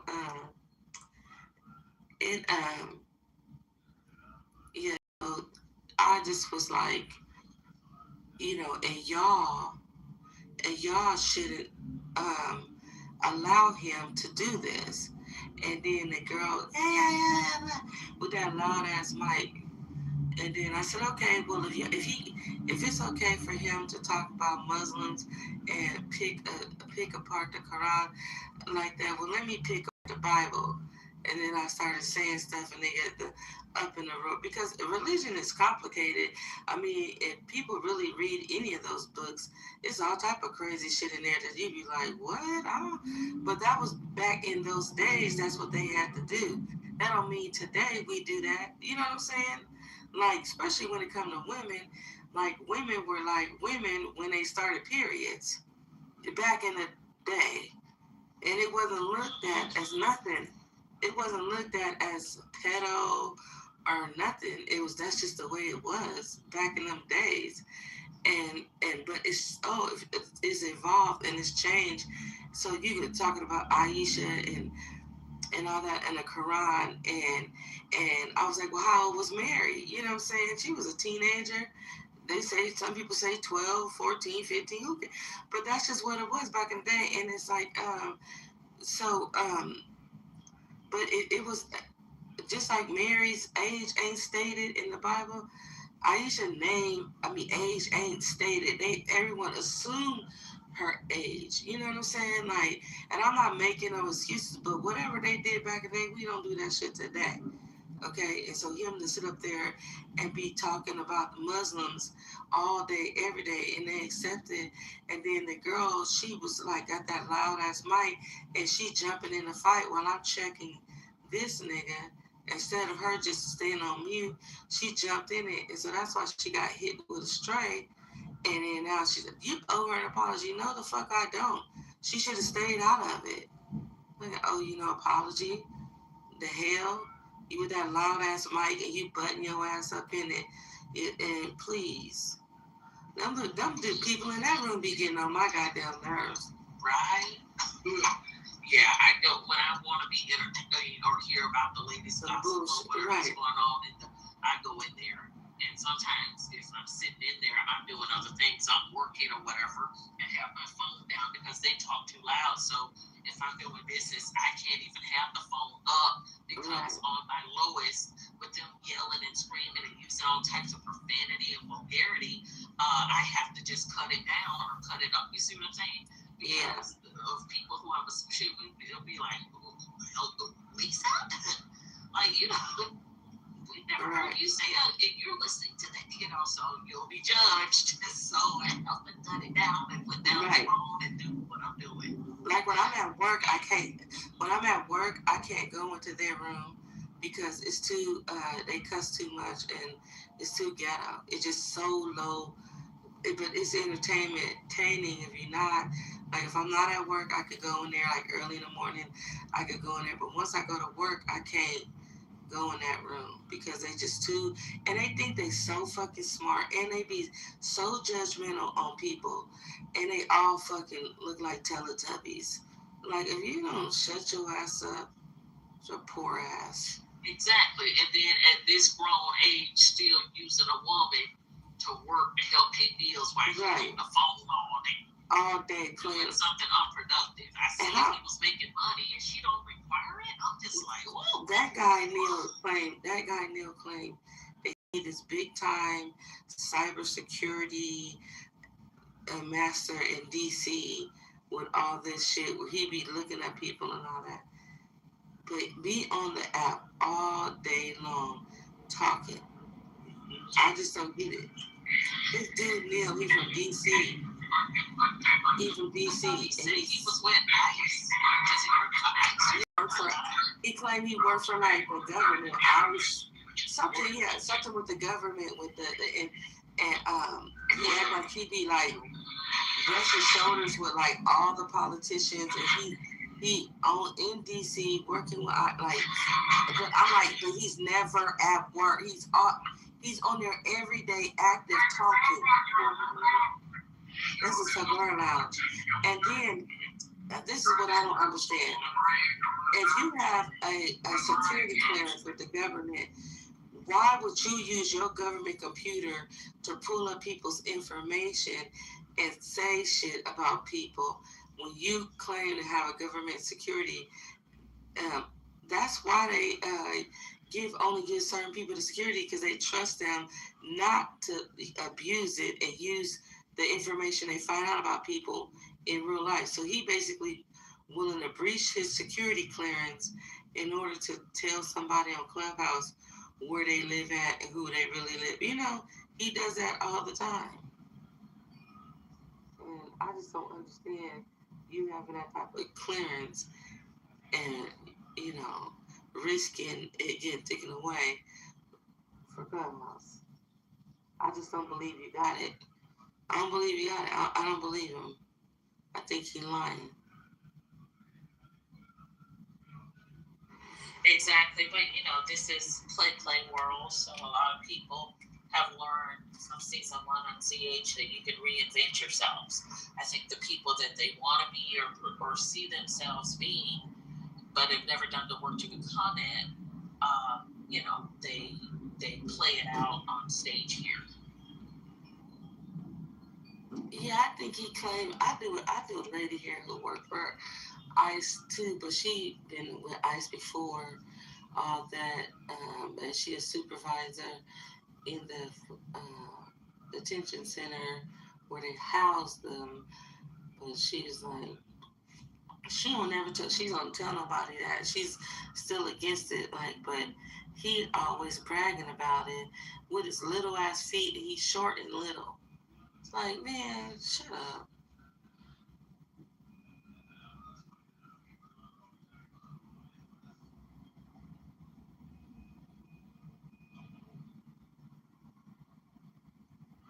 I be like, shut the hell up.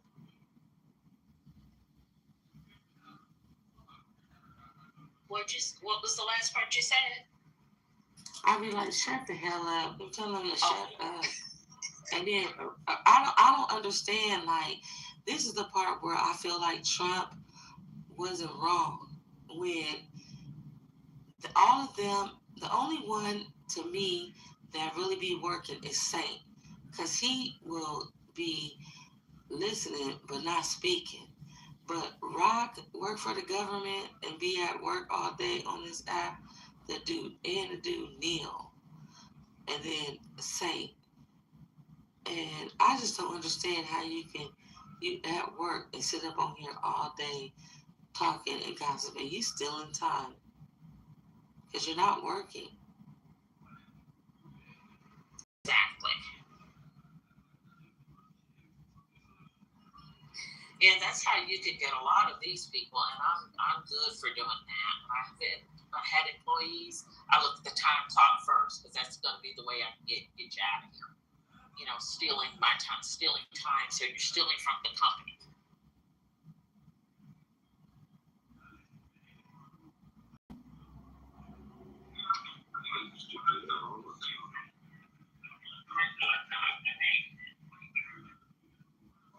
They wouldn't want to work for me though, Mimi, because I have you busy, especially a man.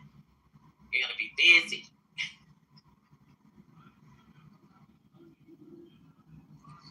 Not gonna be getting overtime from me from just sitting around, and then when it's almost time to go, now you want to do your job, what you were supposed to do between 9 to 5, and now you want to get some overtime.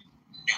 Exactly. What you said? What you mean? You used to do that all the time. Algebra still time? No, just full center. Like, no, I don't. It's not stealing time because I'm FTE. And so if I work 20 hours, I get the same pay than if I work 80 hours. So my job is focused on getting the job done, however long that takes. So that's why, at least in my industry,